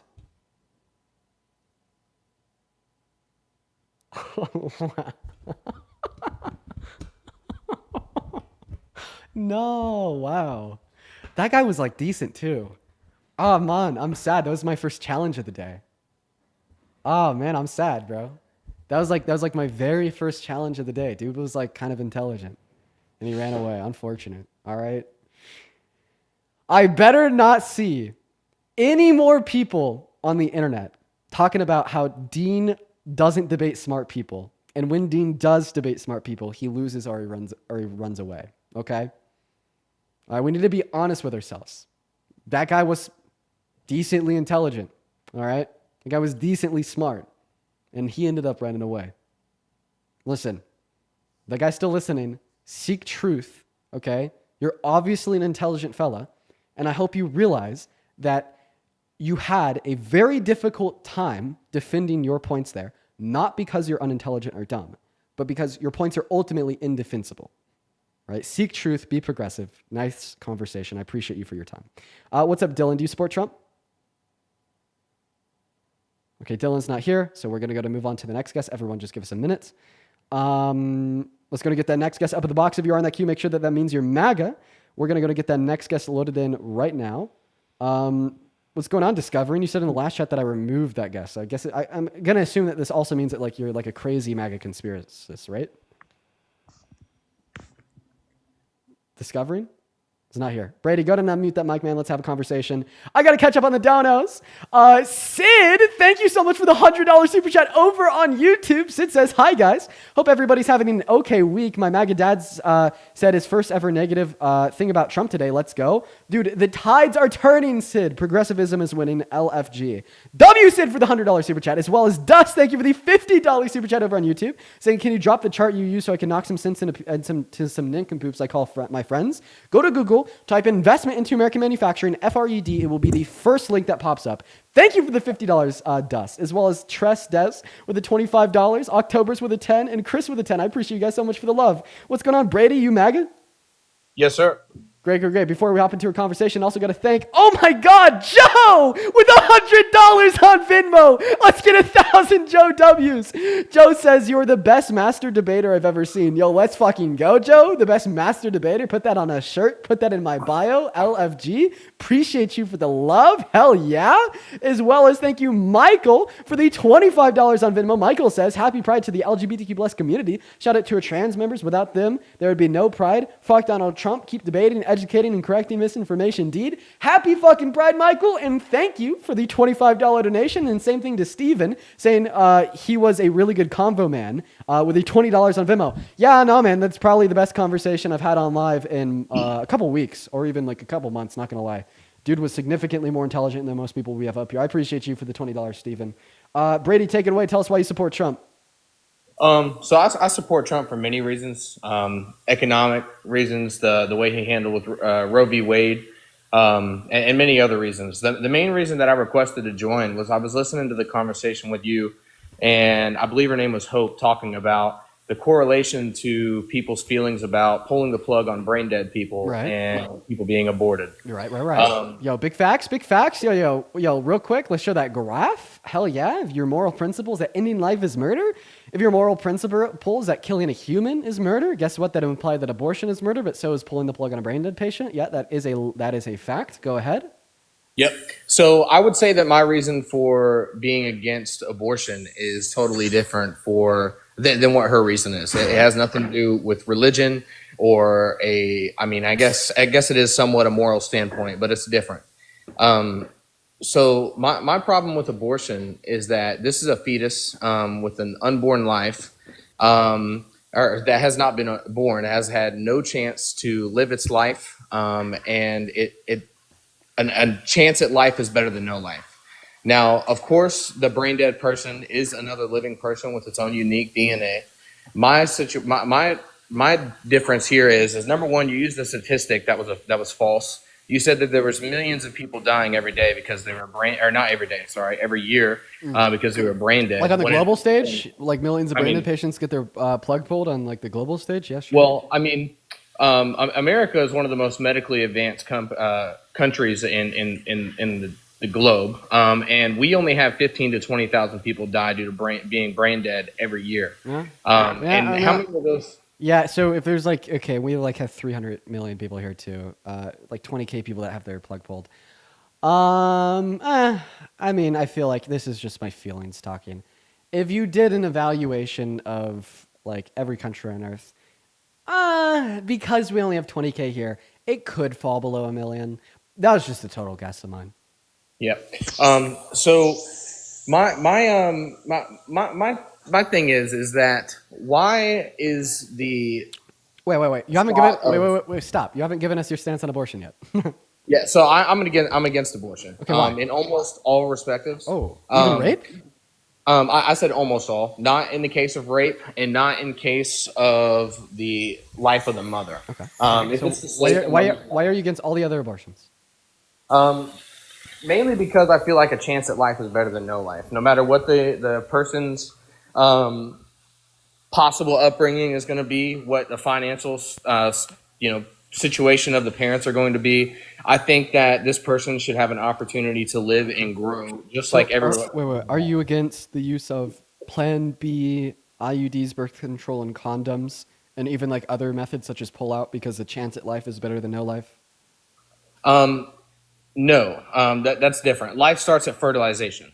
Life doesn't start Oh, wait, when wait. I ejaculate. Wait. So then a fetus wouldn't have a chance at life because it'd already be alive. Absolutely, I do agree. Why are we stopping that life of that fetus within weeks of it beginning? Why Yeah, don't we give it? yeah, so for sure. So you just asked the question basically of why do women get abortions? Well, I mean, there's plenty of reasons that women can possess to get an abortion, but at the end of the day, I don't think that a woman needs a reason to get an abortion. That's like saying that I need a reason to paint a rock or climb a tree, right?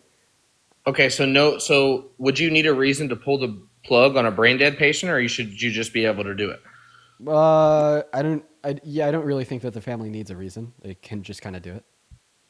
Okay, and do you feel like that is okay? Yeah, I don't give a shit. So what if it's an 8-year-old kid?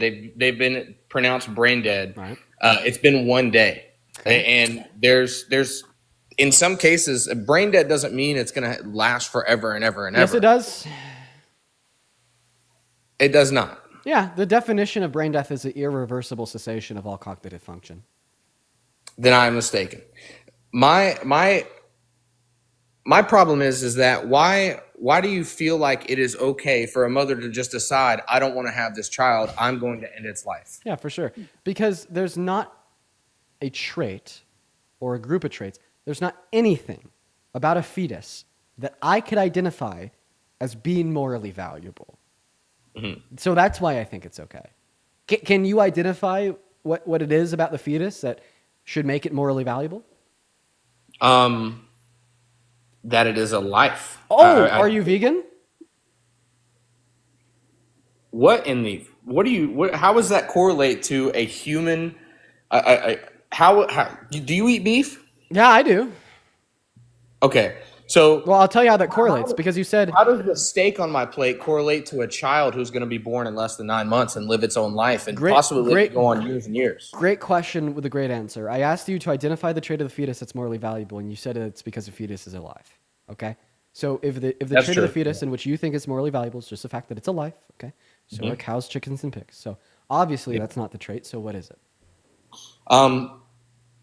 I believe that as humans, the apex predator, our lives are more valuable than any other being on the planet, including dogs, cats, whatever you want to throw in there, cows, chickens. And the reason is because we are more capable than any other animal on the planet. Have you ever seen a... I'm not going to debate you on veganism, but if you were debating a vegan right now, they would critique your argument by saying, well, if Kryptonians were real and Kryptonians came to Earth, would it be okay for Kryptonians to kill and eat humans since they would be the apex predator, most capable species alive? I can't tell you why they wouldn't. Just like we do to any other animal. Bruh, so if like Superman was real and just like killed your children and kidnapped your wife, that'd be fine because he's the apex predator? He's also a human. No, he's not. If you want to say accurate with the lore, he's not human, he's Kryptonian. All right. Well, but like, listen, I'm not going to debate. Okay, yeah, I just absolutely gagged you in your argument against veganism. But I'm not a vegan. I'm not going to play devil's advocate. Let's stay on topic with abortion. Okay. So where do you draw the line with abortion? Do you think any abortion is okay, just like it's been done in the past? Yeah, honestly, I think it's okay to abort your kids up to 5 years old. I know that's real. Or at least I hope it is. 20 weeks. But I'm sorry, man. Although I'll answer your question, I'll tell you that I draw my line at 20 weeks.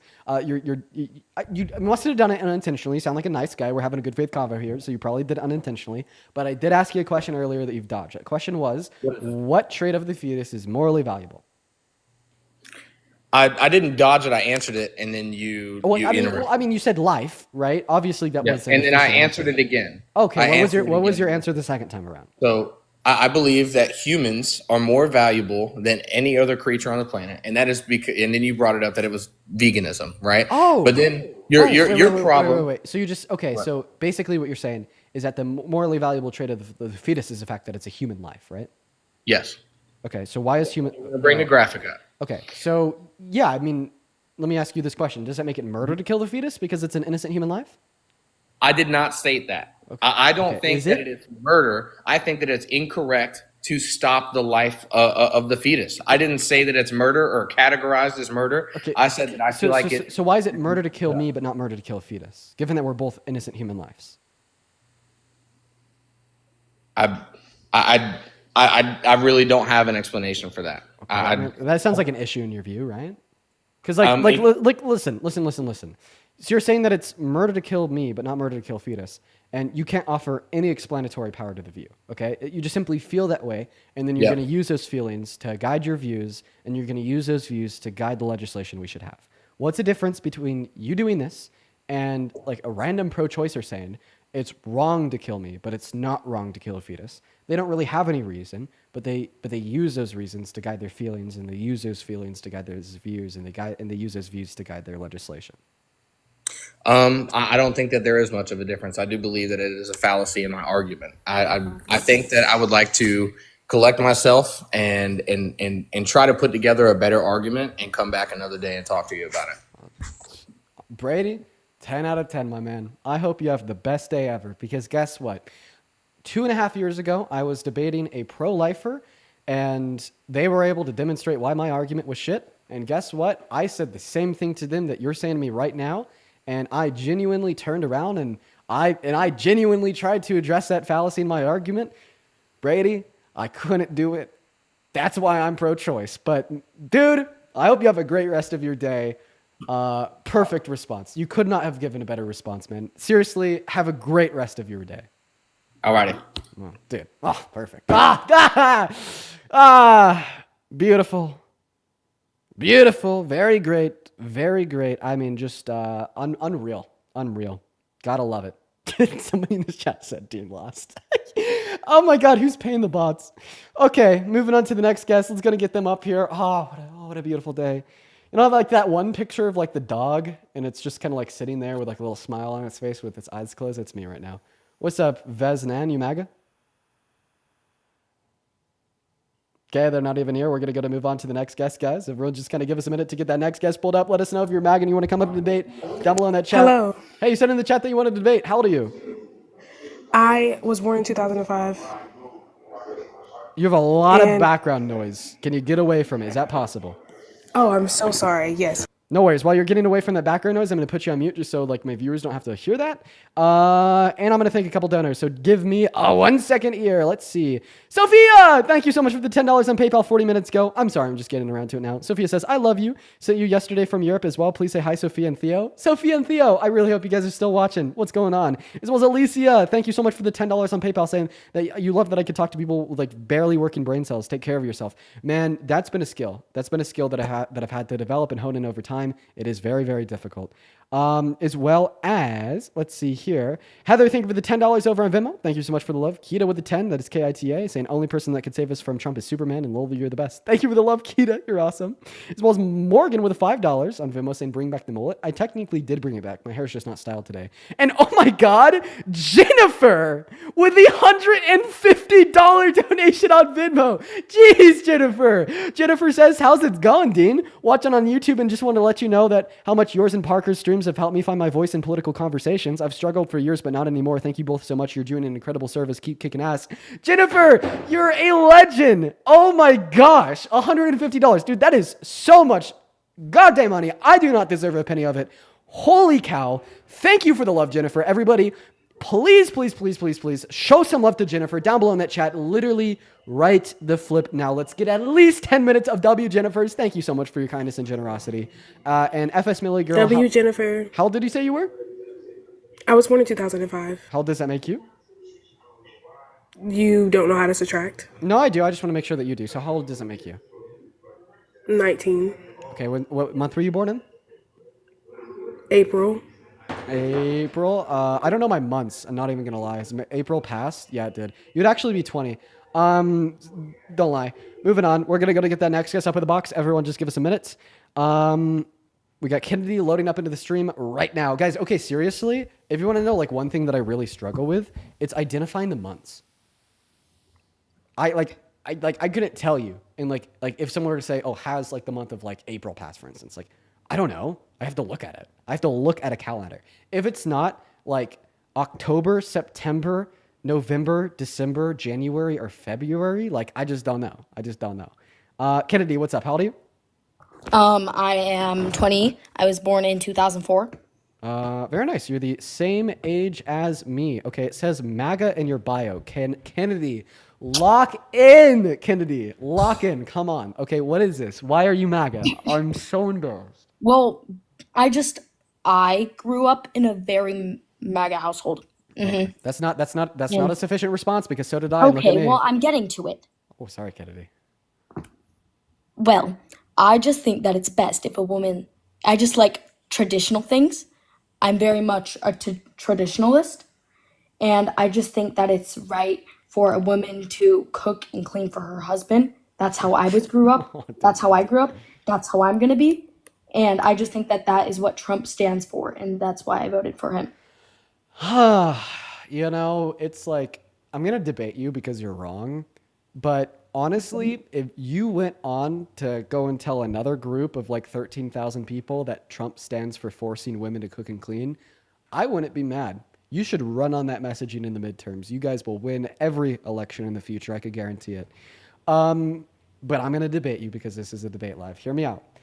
Do you agree with Charlie Kirk, Ben Shapiro, and Trump that DEI is a terrible, terrible thing?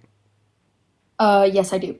So their reasoning for the idea that DEI is bad is because it replaces a merit-based society where we're hiring people to work a job or telling people what they should do off of their qualifications and abilities with a society that rather determines what people should do off of things such as their race. Do you agree with that line of reasoning? Yes, sure. Okay. Well, you just told us that men should work and women should stay at the home and cook and clean. You are replacing a merit-based society, which determines what individuals should do based upon their qualifications and abilities, with a society that tells individuals what they should do based upon gender. So the only people in this country that truly represent this misconception of DEI, that it replaces a merit-based society with a society that rather determines what individuals should do based upon something such as race and gender, are people such as you that uphold this traditionalist perspective. Well, I just think that, just like how it's been in the past, I don't think that women have that many qualities to share with the world. Am I being rage baited? No, that's what I believe. Okay, so women have a higher IQ on average than men. Women have a higher EQ on average than men.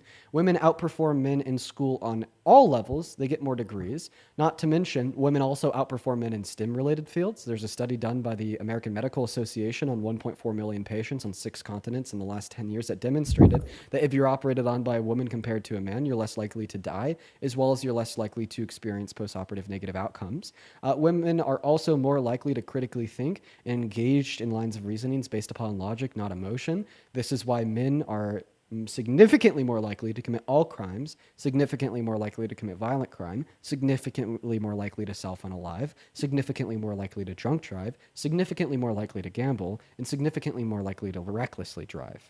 Right? Are you not a man? I am a man. Right? Okay. So why are you? So in other words, I just basically kind of refuted, debunked, and like cast that garbage, terrible argument right out the window. Do you want to respond to what I said about how you made the claim that women don't have too many things to provide to this world? First of all, women provide everybody the world they perceive. If they didn't have a woman carry them in their uterus for 9 months, they wouldn't be here. So STFU. And second of all, I did indeed just list off to you around 20 to 30 reasons why women actually outperform men in various contexts. If you've seen a man cooking versus a woman cooking, the woman is much better, but you've seen how men have run America, and it's just a lot better. Okay, how do we know that a woman would be worse at running America if we've never had a woman president? I don't think we ever should. Okay, well, you're not answering my question because you said that men have obviously demonstrated themselves to be better at running America than women. Well, how do you know that given that we've never had a woman president? And then the first time, well, I mean, I guess technically the second time, but in like recent history, last, I don't know, year, all right, we had an opportunity to have a woman run this country. And quite frankly, Kennedy, I got to be blunt with you. If she won the election, everyone would be doing significantly Well, hold on. I'm rage baiting you. I actually really like what you do. And Get the fuck off the live. Get the hell off the live. You know what? Don't rage bait me. That's not kind. But what I will say is that there is a lot of people out there that do genuinely think like her rage bait. You know, everything that she just said is truly a belief that is represented by a lot of people, right?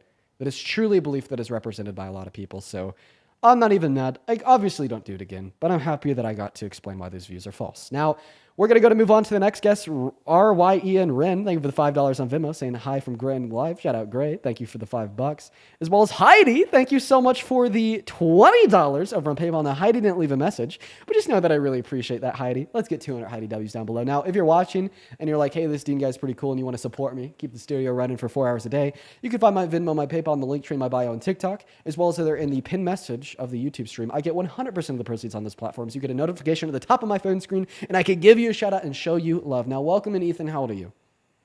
20. 20. Phenomenal. Did you vote for Trump? Yeah. Okay, and do you still support him today? Yeah, I just wanted to say that. Oh, British. My vape What time is it? Blue Raz, and what is yours? I don't have a vape. It's lavender and caramel. Moving on to the next guest. Honestly, like, I'm not even going to lie. It looks like the guest requests are kind of depleting a little bit. It's funny. So we have 11,000 people in here. There's 50 people in the guest request. And you could probably assume that a good portion of them are trolls. Okay, before either you, Colton, or Bane talk, both of you guys have, like, footballs and crosses in your names. I'm going to assume that both of you guys are, like, 14? No. Nah, but Cookie King Mugs. Okay. So one sounded like a 14-year-old. The other sounded like an incel. What's going on, Chris? Are you MAGA? Okay, Chris isn't even here. How about this, you guys? Because it is so difficult for us to get people on this live. Go ahead and drop a MAGA down below in that chat, accompanied by your age. We will get you up here to debate. We are just looking for genuine Trump supporters to come up here and give it your best shot. What is going on, Noah? Are you MAGA? Okay, Noah's not even loaded in yet. I'm talking into a pit of nothingness. Goodbye, Noah. Get the hell out. Get the hell out. Get the hell out. Okay. Hello, Black Douglas. Are you MAGA? Yes, I am. And, sir, why would you ever support such a truly terrible president? Truly terrible president. That is Donald J. Trump, of course. Well, considering the options, I feel like he was the worst of the two evils. I agree. That's why you shouldn't have voted for him. See what I did there? Or I guess more so see what you did there. So we call that a Freudian slip. You just said that Donald Trump was the worst of two evils. No. You haven't heard everything I said. I was about to say, and why I said that exactly. That wasn't a Freudian slip. I meant to say that. Why would you support the worst of two evils, you lunatic? Because it's the worst for you, Dean. It's for the worst for people like you. Okay, I have a feel. Can I make a prediction before you? It's worse for the woke mob. It's just, what? Can I make a prediction before you continue? Sure. So you're gonna talk about how much you hate me, hate the woke mob. You're gonna explode, and then when you're done exploding, you're just gonna leave. Oh and no, run I don't away. hate you. No, I don't hate you, Dean. But people anyways, like you, I don't hate them. My prediction is that when you're done talking about like the woke mob and doing your crazy shit, you're gonna leave the live and you're not gonna let me respond to you. But that's my prediction. Continue to speak. No, I won't leave the live. You definitely will. But continue to speak. Come on. Okay, so you voted for Trump because he's worse for the woke mob. Speak. Come on. Keep speaking. Yes, of course. That's why I did it. Okay. So why do you think the woke mob Is there anything better? So I just want to clarify. So you voted for Trump knowing that he sucks just to make the material conditions for a majority of America worse. Oh, now you're strawmanning my my argument. So what the fuck is your argument, little bro? Also, Sam, thank you for the $10 over on Venmo saying debate Deckard Marx on TikTok. I mean, I'd happily talk to him if I knew who that was. Thank you so much for the $10, Sam, as well as Rose. Thank you for the $5. Shout out to Sam and Rose. Show some love to Sam and Rose down below in that chat. Sam and Rose over here are part of the woke mob, W woke mob, W Sam and Rose. Continue. Why is it a W woke mob? Yeah, because they just woke donated me mob money. Really degenerates countries.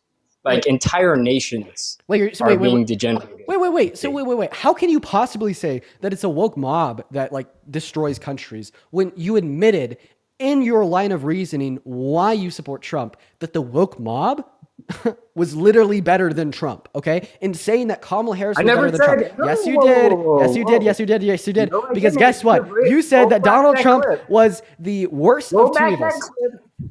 Do you affirm that you said Yes, that? the worst of two evils So for this, you. So this means that Kamala Harris was better? For you. Oh, okay. Why is he the worst? So why is he only bad for me but not for you? He's bad for you because he pisses you guys off. I mean, it's 1 year after the election. You're still talking about him. So he's bad for you because he wants to decrease your after-tax income. He's bad for you because he sent America into a constitutional crisis. He's bad for you because he has absolutely no respect for the individuals in which have lost their lives to defend our civil electoral processes that he tried to coup in 2020. He's bad for you because he wants to slow economic growth. He's bad for you because he wants to Do I got receipts on impede this, or upon you free just trade. gonna- He's bad for you for all these reasons. Sure, let's go over the receipts. So the first claim that I made was that he's going to reduce the after-tax income for 80% of Americans. My receipts come from the Center on Budget and Policy Priorities. Go to their website. It's the first thing you'll see on their headliners. It is a very long study with extensive and exhaustive receipts. My second claim is that he's bad for this country because he's violated the Constitution. I'll actually just show you one of my receipts on the fucking TikTok live. Go to literally Abraham right now. Lincoln and you're still. So you're now not this is a cockeyed. order from the Supreme Court where they straight up call his deportation of Abrigo Garcia illegal, saying that they violated his constitutional rights. I mean, or this tweet where he straight up calls The for the illegal termination of the immigrant? Constitution. Are we that? Are we talking about the illegal immigrant? We violated his rights. Yep. To illegally invade our country. That's crazy. See? What's your claim? I said we violated his rights to illegally invade our country. You're going after that. You're telling me I'm the person. So we didn't who's violate. bad for this. So we didn't violate his right to enter into America with the use of undocumented means. We violated his right to due process when deporting him. Good. Oh, okay. So why is it good when Trump breaks the law, but it's not good when undocumented immigrants break the law? Smarty fucking pants, you fucking silly goose. You have yeah. You'll have no response to this. Hey, question. no. Let me speak. Let me speak. Hey, are you gonna talk over me or are you gonna let me speak? I'll let you speak. Okay. Abraham Lincoln also broke the law like 40 times during his presidency, and I don't hear you cockriding him. When was Abraham Lincoln president? During the Civil War. Do you think I'm going to be more concerned with politicians that served this country during the Civil War or now? No. But do you support Abraham Lincoln? I think there's some good things that he did. There's also a lot of bad things that he did. A lot of people don't know this. So A, obviously it was a good thing that he criminalized slavery, but B, it was a really bad thing that the reason he criminalized slavery was because it was politically unpopular, not because he thought it was wrong. It was also a bad thing that he supported. It was also a bad thing that he supported racial segregation. No, okay. There's actually a lot of bad things about Lincoln. But like the reason why he's like historically viewed as a good president was because he was significantly better than anybody else that was running for public office at the time. Okay, so we do or do not. Do I get a yes or no, or do we have a middle ground here? So I don't support his views ideally, but I do support his views like practically. So what I mean by not supporting his views ideally is I didn't support his views due to the fact that, well, he didn't truly think that slavery was immoral and he supported racial segregation. But I did support his views practically, meaning that he was like significantly better than anybody else that was running for the presidency at the time. But why are we talking about Lincoln? We should be talking about Trump. Because it correlates. What's the correlation? Explain it. Explain it to me like a 5. One president was morally better than the other president. In your words just now. I'm confused. What are you saying? Abraham Lincoln was morally better, morally just, more so than his opponent. Was he not? Can I get a yes or no? Yeah, the answer to your question is yes. But you do not support everything he said or thought. Right. Can I get a yes or no? Right. Okay, so why can't I do the same for Trump? Well, okay. No, so you can support the lesser of two evils. Like, for instance, I don't align with everything that Kamala Harris supports. I don't align with everything that Kamala Harris has done. I just think that she was a lesser of two evils. Now, the reason why I say that you can't do the same thing for Trump is because he wasn't the lesser of two evils. He was worse in every single way. every single way. See, that's a huge statement, and I don't think you can make that claim. Oh, I can, buddy. I can. Dean fucking Withers on the mic. I'm gonna make the claim. Okay, you're gonna make the claim he was better in every single way. Worse in every single way. Absolutely. Oh, and I know that's a big claim, but God, I'm standing 10 toes down. Name one way he was better. One single way. He restricted funding from Ukraine and took it away. Okay. Love that. So restricting funding to Ukraine, A, was violating a contractual agreement. We got a snake oil salesman down here, real bad guy. And then B, it practically made Russia significantly stronger. Why do you want to make an ethnic cleanser stronger? Russia, an ethnic cleanser? Ukrainians and Russians are the same damn people. They speak basically the same language. Okay. I'm a white man. If I went out and killed every other white man in America, would I have ethnically cleansed white men from America? But you're not okay. Okay. So this is no. What the hell just happened? Dean, can we stop being retarded for 6 seconds? And let me Jesus speak? Christ. Okay, dude, I know I'm not going to be able to convince you of this view. Don't say the R word. You understand that the R word has been used to historically oppress, bully, and demean individuals with disabilities, just like the N word as it relates to black people. You get that, right? Like, I know that it's popular to use it, and honestly, it's not looked as like super frowned upon in society. I take the view that it should. That's a bad word that you shouldn't say. Wait, so you're restricting my free speech? Crazy. Yeah. Yep. Do you think that free speech should be total? Like, if there was like a Nazi trying to educate your 7-year-old daughter on how the Holocaust didn't happen and Hitler was a good guy, you'd be like, oh, you got to let him cook or else I'll restrict his free speech. Like, obviously, it's okay for us to say that the use of some speech is bad. I wouldn't put my daughter there. That's easy. Okay, then I won't put you on my list. That's like easy fix. Easy fix. Boom. Look at that. Moving on to the next guest. Here we go. Let's go to get that next guest up on the live, everyone. If you're in that queue, make sure that means you support Trump, everyone. Dude, I want to chat. I feel like I'm cooking today. I don't know what's done it. I feel like I've been cooking today. Like, honestly, I've been having fun just stunting on these motherfuckers. What's going on, Angel? You support Trump? Yeah. How old are you? 18. 18. What year were you born in? 2006, September 5th. Cool. I got to thank Carrie real quick for the $15 donation over on Venmo, saying I missed your projection when you first logged in on the incorrect TikTok account.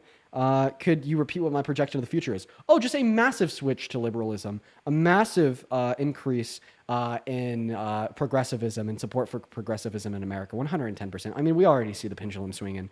I'd also like to thank Rose for the $5 over on Venmo, Cassie with the $5, and Chris, thank you for the $25 over on Venmo, saying Steven Crowder debate win. I love to debate him. Let's make it happen. I appreciate you so much for the $25. You were awesome, Steven. Let's get at least 250 Steven W's down below. Take it away, Mr. 18-year-old Angel. Why do you support the worst president of your 18 years of life? All right, so the first reason is Cookie King mugs you. Oh, okay. You know what mugs you? Yeah. Job applications. Every time you submitted one, you got rejected by it, man. I don't support Trump, but Cookie King mugs. Moving on to the next guest. What's up, Elysia? Do you support Trump? Hi, I'm so sorry to bother you. I wanted to know more about the white genocide in South Africa and if it's real or not. I'm so sorry. I'm not trying to bother you or anything. Oh, David has a little bit of an echo. Okay. Yeah, for sure. Honestly, you're going to find significantly better resources to like learn more about what's going on in South Africa than me. But what I can say, definitely go look at other resources because I'm not too educated, is that like literally like everyone there denies it. Like the entire government denies it. Even like white people in the government, they deny it. And there's just a huge lack of evidence to support a white genocide in South Africa. I'm pretty sure that's it, right? What's going on, Parker? How are we doing? Hello. Hey, man, welcome in. What's going on? It's me. What's going on, Chaz, baby? You support Trump? I don't necessarily support him. Typically, I don't want to get kicked off, but it's more because I just have more of a question for you than anything. Yeah, feel free to ask a question, but I am gonna kick you. Okay. I just mostly because I didn't really vote for either one because I just felt like I didn't have enough information to feel comfortable about voting for Kamala or Trump. But it's like every time, I'm sorry, thank you.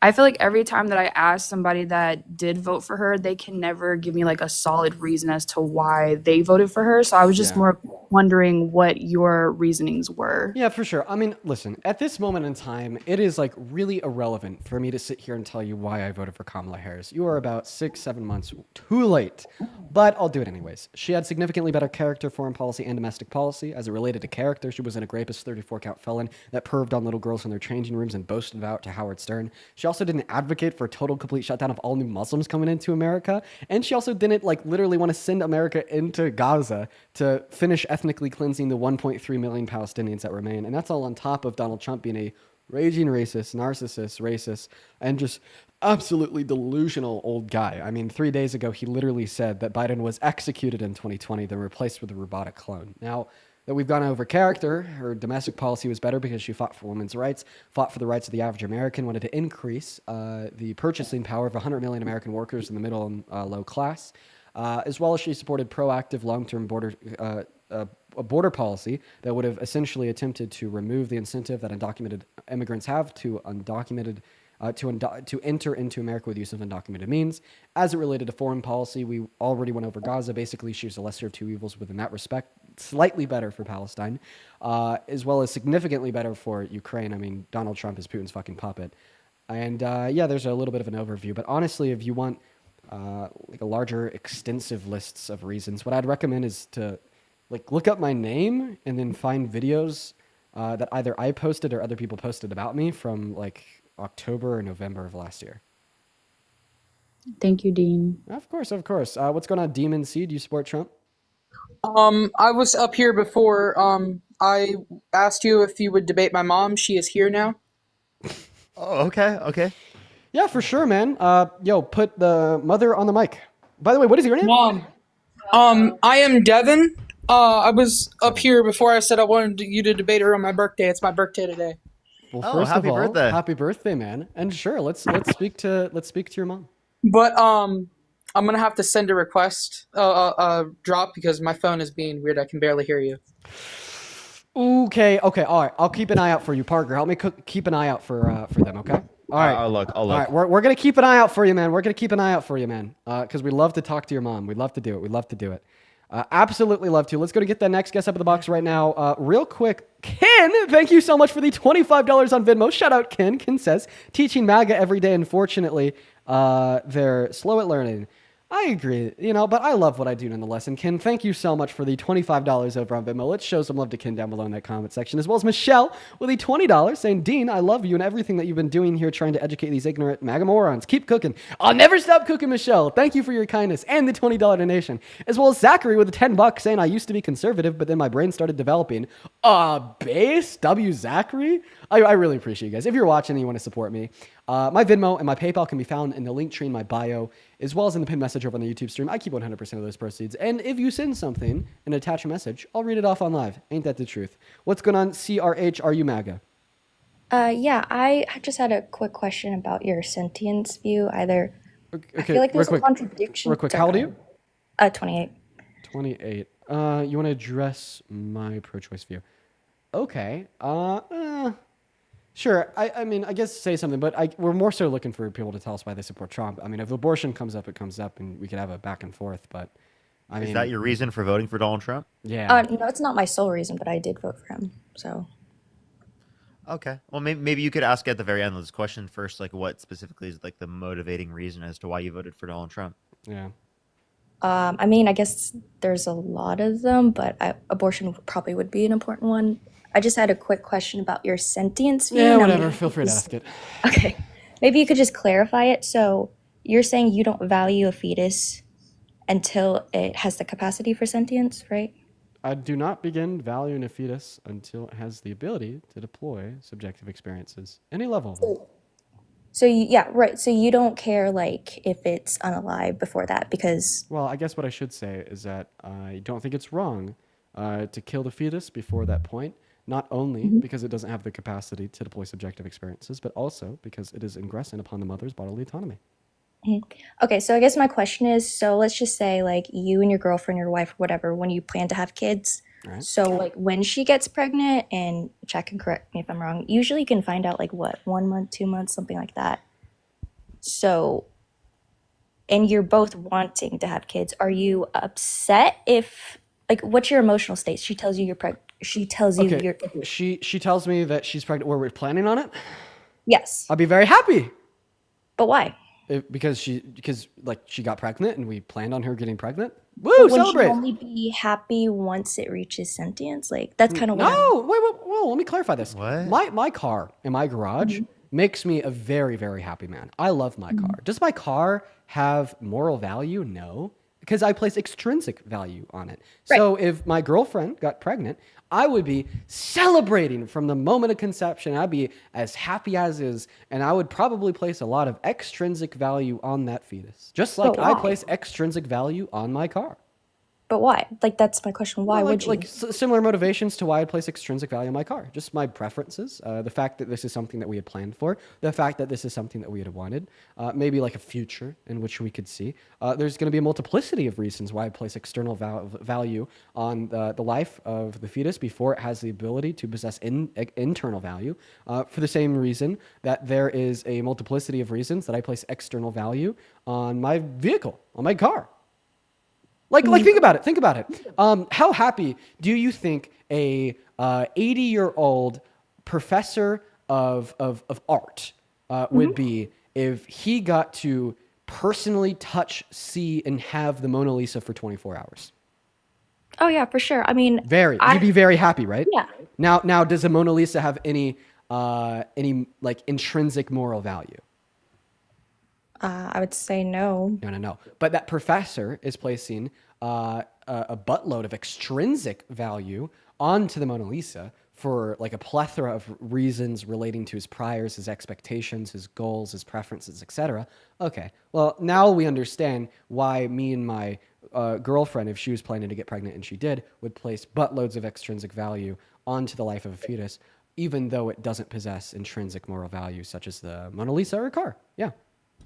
But you say that humans do have intrinsic value only when they reach sentience. So you'd be happy. What would have value would be rooted within my conjunctive value related to subjective experiences, not humanity exactly. on its So own. Yeah, we're saying we have value in the concept of the fact that like there's a planned pregnancy, But right? I- in the future that like this couple is going to have a kid together. That's like the same way that like you'd be happy about getting married or planning to get married before you get married. Right. Right. Or like if I spend like 3 months trying to like paint a painting and I finish the painting, jumping for joy. Does that painting have the right to life? Should I go to prison if I rip it into shreds? No. no, but we're just specifically talking about human life and Oh, okay. So are you done with your line of questioning related to my stance, or do you have any more questions? yeah, no, that's all I had. Thanks. So why do you support Trump? I didn't mean to get into that. You can bring up that other kid. Boo, lame. But you told there's us. no you told us to way. support Trump. Come on, don't back out now. Well, I gotta go eat dinner. so- No. I let you get into my view. I let you explore. I let you ask your questions, and I was very Sorry. hesitant to do so, but I did nonetheless because you told us that you support Trump and you have reasons. Come on, you can't run away now. It's gonna be very bad look. Very bad look indeed. I mean, we could just go in the topic of abortion, but I feel like that would kind of get us nowhere. Okay, well then go for it. Give us the position then, at least. That relates to you voting for Donald Trump. I really gotta go though. Yeah, whatever. Have a good day. Okay. Yeah, you too. Too Fresh 21, unmute that mic. I sent you an invite to unmute that mic. Too Fresh 21. You're on the live. Okay. All right, give it a second, everyone. Do tap the screen on TikTok. Let's get to 2 fucking million likes, chat. Let's get to 2 million likes. Yeah, let's get that next guest loaded into the live right now. Chat right now, everybody. We're going to get that next guest loaded in. Mr. John, are you MAGA? Yes. Kind of. Child, Charlie, are you MAGA? Yeah, you changed my mind on the immigration, but I want to change your mind on abortion. Good luck, buddy. Did you vote for Donald Trump? Yeah, I voted for Donald Trump. Okay. My What are your first motivating reasons? Yeah. So I Good think luck, that buddy. Make me pro-life right now. Do it in front of how many people do we got in here? 3,000, 12,000, like 15,000 people. Change my mind. Why should I be pro-life? Oh wait, can you give me like 15 seconds? I gotta go plug in my phone. No, you got to do it right now. Or I'm gonna kick you and banish you forever. Okay. I'm just kidding. I'm coming to my room. Wait, it's just you. Yeah, it's just me. No, it's you. You're the same guy that requests it like every fucking day. Yeah, I talk to this person every day. I swear. No, you said I Get out of here. He's like the person I'm like, dude, we've talked to this person all the time. And then he's like, dude, Hey, how's it no, I going? haven't talked to you, bro. What are you talking about? Yeah, it's like I mean, to He be fair, gaslights? like I actually have half decent discussions with him, but I've just talked to you like a billion times. What's up, Cardinal? You support Trump? Hell yeah, I do. I just wanted to say, Nick Fuentes beat you in that debate, and Cookie That King is actually disgusting. mods What the fuck? Well, on what? Cookie On what? King The mods point where you he said that he would pick Hitler over on any woman as a leader? everything. He's gonna say yeah. Hell fucking yeah. Hell fucking Oh, yeah. so And yeah, so Cookie King, you think Hitler is a better leader than any woman? That's a fucking insane view. Don't give him it. That's so disgusting. No, That's no, like no. actually disgusting. I learned that after I debated Nick. Okay, they love it when you freak out because they like Hitler. They love it. They love it so much. They're like, oh, But I'm not pointing it out for them. I'm pointing it out for the people in the chat to see how insane their positions are, because I think that needs to be seen. It does. But it's just like they love it. It satisfies them so much for whatever reason when people freak out when they talk about how much they're like, oh yeah. It's so weird. But no, like obviously those views are crazy, guys. Don't hold to those views. They're insane. What's up, Chloe? Are you MAGA? Hello, Dean. So my views align with both, okay? Like both candidates. That's But kinda I wanted to kind of debate you about like pro-choice, like Are we sure this isn't a fetus? Oh, no, okay. Lila, how old are you? I'm 18. Lila. What is going on? I'm sorry, I have a question though. Is it Fetus Friday? I guess so. Mark, Yo, how Dean. old are you? I have a very important thing to ask. Yeah, just like the last three children, right? Wait, no, listen, please. I'm not. Get the fuck out! Fetus Friday! Stop it all. Just stop it. Stop this nonsense. What is going Stop this on? nonsense, bro. Stop it all. Brooke, thank you for the $8 over our Venmo. Saying, Dean, I'm curious why you don't run more arguments about how the life of the mother and not caring about women. Not caring about a fetus isn't pro-life. It's just anti-woman.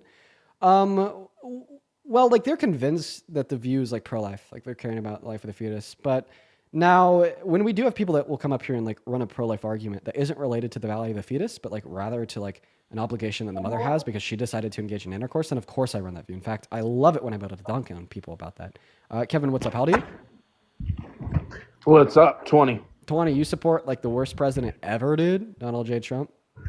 No, I don't. I actually Based? appreciate all you guys do. I don't support a I'm sorry, man. I got to kick you because we're only looking for debates, but just know that you're based. All right. We're going to get that next guest, Kenneth, up in the box. Kenneth up in the box. That's right. J Hat, thank you for the $5. You should go for Mexican food. As well as Odur, thank you for the 3,000 ISK saying, yo, Dean, 2.1 million people live in Gaza, not 1.2 million. Damn, I Just don't know heads if y'all up. can hear me. Shit. Thank you so much, Odur. I appreciate that correction. Yo, Kenneth, are you driving, bro? I love you guys. No. Can you hear me? Appreciate you for the love. Okay. All right, we're going to try something new. So we need to reestablish the rules because we've gone soft, everybody. We're a soft woke liberal, okay? A soft woke so boy, not upholding the rules. So yeah, we're now going to be tough on crime. If you're in that queue and you are not at least 18 years old and you support Trump and you're not from America, I'm going to ban you, okay? All right? If you're like spamming in that chat and, you try to come up and you do come up on live and you're not at least an 18-year-old from America that supports Trump, I'm going to ban you. Follow the goddamn rules, okay? We are now harsh Republican conservatives. Cookie King mogs very you. Cookie tough King on mogs you, crime. bro. Cookie King Get mogs you. a job. And, oh, that's true. Oh, by the way, Parker, when we started her live, Cookie King actually came up for a little bit. Are you serious? Why? I don't know why. He just did. He just did. What happened? I don't know. He's just kind of saying some weird shit. But then he was like, hey, man, I appreciate what you do. I think it's cool. Well, I just want the war to be over. Okay, war to be over. What's up, Lily? Do you support Trump? I'm currently in the military, so I cannot say that I support any part of the party, but I do have a question. Okay. Well, how could I debate you if you can't say you support Trump? Well, so it's more of a question because I'm currently having a crisis within my unit right now. I'm currently stationed in Kuwait, and you have a really wide mindset. So I was wondering if I could get your opinion on it. Yeah, let me listen. Run the crisis. Let's see. See if I have a solution. So currently there is a person in my unit who not only thinks that slavery should be brought back and is well deserved, but it's crazy. I can't say anything about it, but he does want it to come back. And I also wanted your opinion of having trans and LGBTQ plus people into the military. I don't see any reason why trans individuals or gay individuals shouldn't be able to serve in the military. What the hell? And then about the first point that I think Are you tracking that it's not allowed, or are you tracking that they are currently in a movement to remove them from the military? Yeah. Do you think that's okay? Obviously not. I'm not really supposed to say much though. Yeah, bro. We're gonna hold you to the hat check so you don't get condemned. But listen, man. There's not much you can say to people that just like full-heartedly support slavery. Like, I don't know. Like, if there's any way to get them removed from the military, you know, like I don't know. I don't know what to do in that situation. I don't know. Beat them up. I think it's going to be like violent to Nazis and shit. You know, rough them around a little bit. What's up, Will? How old are you? I'm 19. You support Trump, Will? Nah, I actually don't. I just want to come up here and say I support everything you guys do. I hope you guys have a great. Well, appreciate you for the love, man. Appreciate you. Moving on. Thank you to two people real quick. Kelly, thank you so much for the $20. Thank you so much on Cash App. I really appreciate it. Thank you so much, Kelly. I really appreciate that. And What's Jordan up, with the brother? $25. Thank you so much. I really appreciate it, Jordan. Yo, man. Connor, you MAGA? I am a Trump supporter. Oh, ew. Why? I'm curious on what you want to have a debate on. Why, any reason that you possess that makes you a Trump supporter? Tell me, man. Why? Why What's do you the support main Trump? motivation? What's the main motivation that you have? So I'm from Utah. So I live in southern Utah. I live in St. George. So it's Mormon. primarily Republican. I am not Mormon, actually. Ooh, surprising. The It's outcast. actually, yeah, I am actually. It's kind of crazy. But I live in a primarily, like, just for reference, for every person that lives in Utah, there's 3 guns per person. So I live in a very, very, very Second Amendment driven economy, and our gun violence rates here are like 0 to none. Like, there's just as many stabbings as there is shootings, and that's kind of my whole standpoint. Is I feel like it's culture, I think culture is created. That's my opinion on it. I hate to do this to you, but I'm about to like just put your perspective of reality. I'm going to flip it upside down if you're a genuine good faith actor. Okay? I am ready to listen. Just I'm open-minded. Listen. Parker just asked you for your main motivation insofar as why you support Trump. And then you say, well, we have lots of guns. There's not much gun violence. So here's the deal. There is this research center called Everytown. And Everytown has done extensive research on levels of gun violence proportionate to every 100,000 residents, proportionate to the amount of gun control that area has. Consistently across all 50 states, the less gun control an area has, the more gun violence they have. The more gun control an area has, the less gun violence they have. And now this is, I don't know. What about the state of California, with how much gang affiliations in California, with how much, violence that goes on in California, school shootings that go on in California, and they're one of the strictest states when it comes to. Do you have any like per capita data that you're referencing? I don't. And see, like, do you guys Okay. have when it comes to specific stats every single time? I mean, I don't know. In terms of California as a whole, I don't think there's any good evidence to indicate it's like a super, like high violent crime per capita comparative to the rest of the nation. I'd have to look though. I mean, is there any evidence you have to indicate that, or are you just like assuming that to be the case? Let's see here. So if we, I'm actually on Everytown gun research right now. So California ranks number 1 for the amount of gun law strength. Okay, and they're the 8th safest state insofar as gun violence rate. Oh, okay. So Connor, how do you feel about that one? Right, like, and I'll give you some examples here. So like Louisiana, okay, very weak gun control. Meanwhile, Louisiana is the 30th safest state. Let's see here. Even Utah. There's more gun violence in Utah, proportionate to their citizens, compared to California. The county I live in has maybe one homicide a year. Okay, well, that's your county. About the state, on the state level, Utah is less safe related to gun violence than California. Let me ask you this, okay? You're saying it's my county alone. My county has almost, 1 million people in it, okay? And my county is a red county. Just statistically, when you look at like who votes blue, who votes red, right? When you look at the area maps, Salt Lake, our capital, Salt Lake City, is the biggest county. It's Utah County is the largest county, and that's where the primary gun violence come from. Okay, so even looking at it here, so there's actually more gun violence in Utah than the national average. So the national average here is 13.7. So it's worse in Utah than it is in California per 100,000 residents. Meanwhile, maybe local government's really good at suppressing it, but genuinely, like I said, I'm here to have like an open conversation. So then, Connor, I have a question. Given the level of gun violence in California versus Utah, which policies would you prefer? The policies of California's or the policies of Utah's? The policies of Utah, in my opinion. Even though it leads to more deaths? I've even though it leads to more violent crime? Listen, I haven't ever had to understand California's gun laws because, like, for reference, I'm just saying in comparison, like, clearly if there's more gun control but lower violent crime, you'd be okay with it, right? I genuinely am having a hard time, and I'm not trying to argue. If you see it online, that's great. I don't know. I'm not seeing it with you. I'm not saying you're wrong. What I'm saying is the amount of gun violence, the amount of problems you genuinely hear come out of California, like, unless my local government or my local news media stations are really good at suppressing what's going on, I don't hear about it. I really, like, you don't hear about it. Okay, listen, man, I don't really hear about gun violence in my town of Grand Junction, Colorado either. Oh, we're neighbors, brother. We're not far apart. I know. We're awfully close. Colorado has it. See, but I'm not like this But crazy where my armor plate carrier to go fishing. But then even in Grand Junction, Colorado, it is the case that there's a lot of gun violence here. And listen, man, especially in Utah's very good at suppressing crimes that happens in the state. Very good at suppressing everything. I actually just don't think that any of this, like I'm going to be honest, the conversation that we're having doesn't matter because the facts. We can talk about oil. We can talk about facts. I just want to say that the facts are the only thing that matters.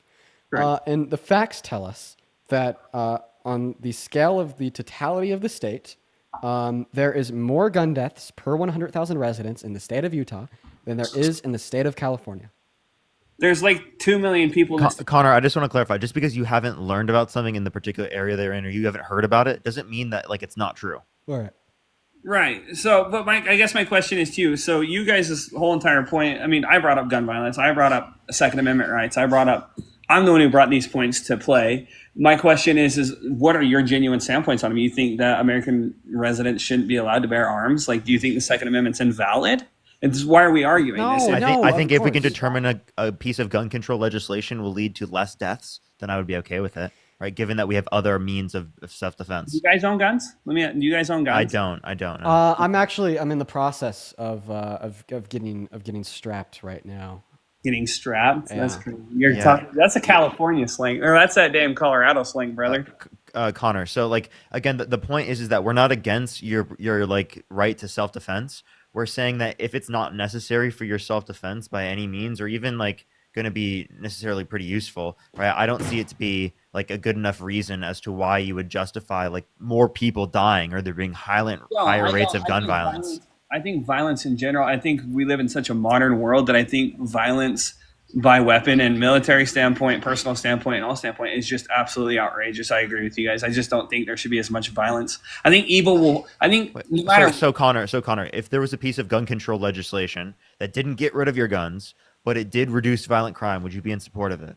It just depends on how much my rights are affected by it. Like, I don't believe that I genuinely feel like I'm a decent human. I go hunt. I'm just a hunter. I'm not like this. Like I said, I'm not this crazy, gung ho. I need to have all my crazy this. And I do enjoy my guns. I do enjoy sporting with them. Listen, man.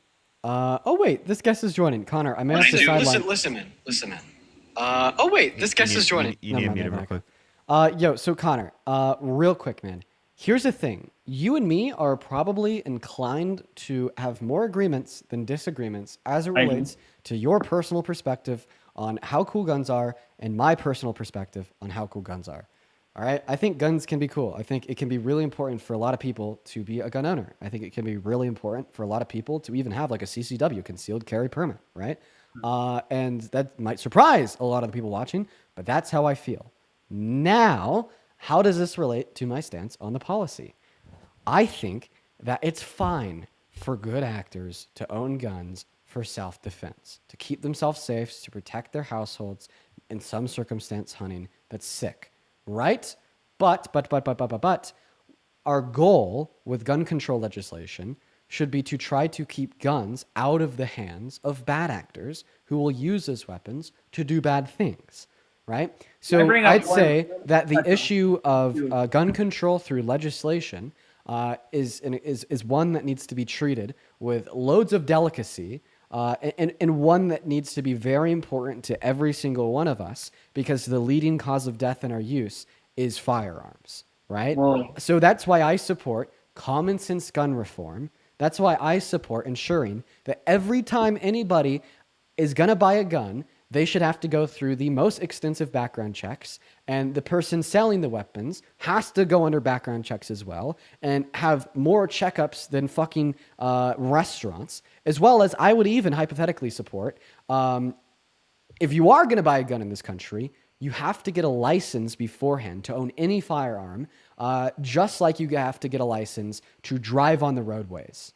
Right? And I feel like with this common sense gun reform, we could ensure that if you're willing to put the work in, if you're a good person and you're motivated to stay a good person, and you're very aware upon what a gun is, the proper usage of a gun, as well as the proper storage of a gun. I think that we should have very strict laws about the proper storage of firearms. That you should be able to buy a gun. How would you enforce and I don't that? understand. How would they enforce that? Invasion of privacy coming into your home? Enforce what? And proper storage of weapons. How could you enforce that genuinely? Are they going to come do house checks on every single person that owns a gun? Think about like the logistics of that. Doing emissions on cars is already a very, very hard thing to do, and that's just standard emissions. Now you're trying to talk about coming into people's homes to do proper safety and welfare checks on how they're properly storing their guns. So give me a resolution for how you would do that, because I'm a business person. I don't see how that would work out well from the standpoint of just logistics and logistically. Like, I just don't see that working. I mean, like, listen, like, we can't enforce everybody on the roads to use their turn signals. But do a vast majority of the people on the roads use their turn signals simply because it's illegal not to? Correct. Right? So, I mean, I think that just merely enforcing legal standards for the correct containment of firearms alongside educating individuals that are firearm owners on what those legal standards are in accordance with some licensing requirements would, for the most part, take care of the issue of improper control and containment of firearms. Now, for, maybe the last push to ensure that the 10% of people that don't abide by the law set forth are like correctly containing their guns, I'd have to probably put some more thought into what proper containment would look like and how we would enforce that. Right. And it stems from education. Like, it may sound crazy to some people. I'm vaping too, brother. I've seen that. I don't vape. That's an anxiety pen. It's an anxiety pen. It's your inhaler? Me too. It's an anxiety pen. What is it, actually? It's an anxiety pen. It's an anxiety pen, buddy. You can ask what flavor it is, though.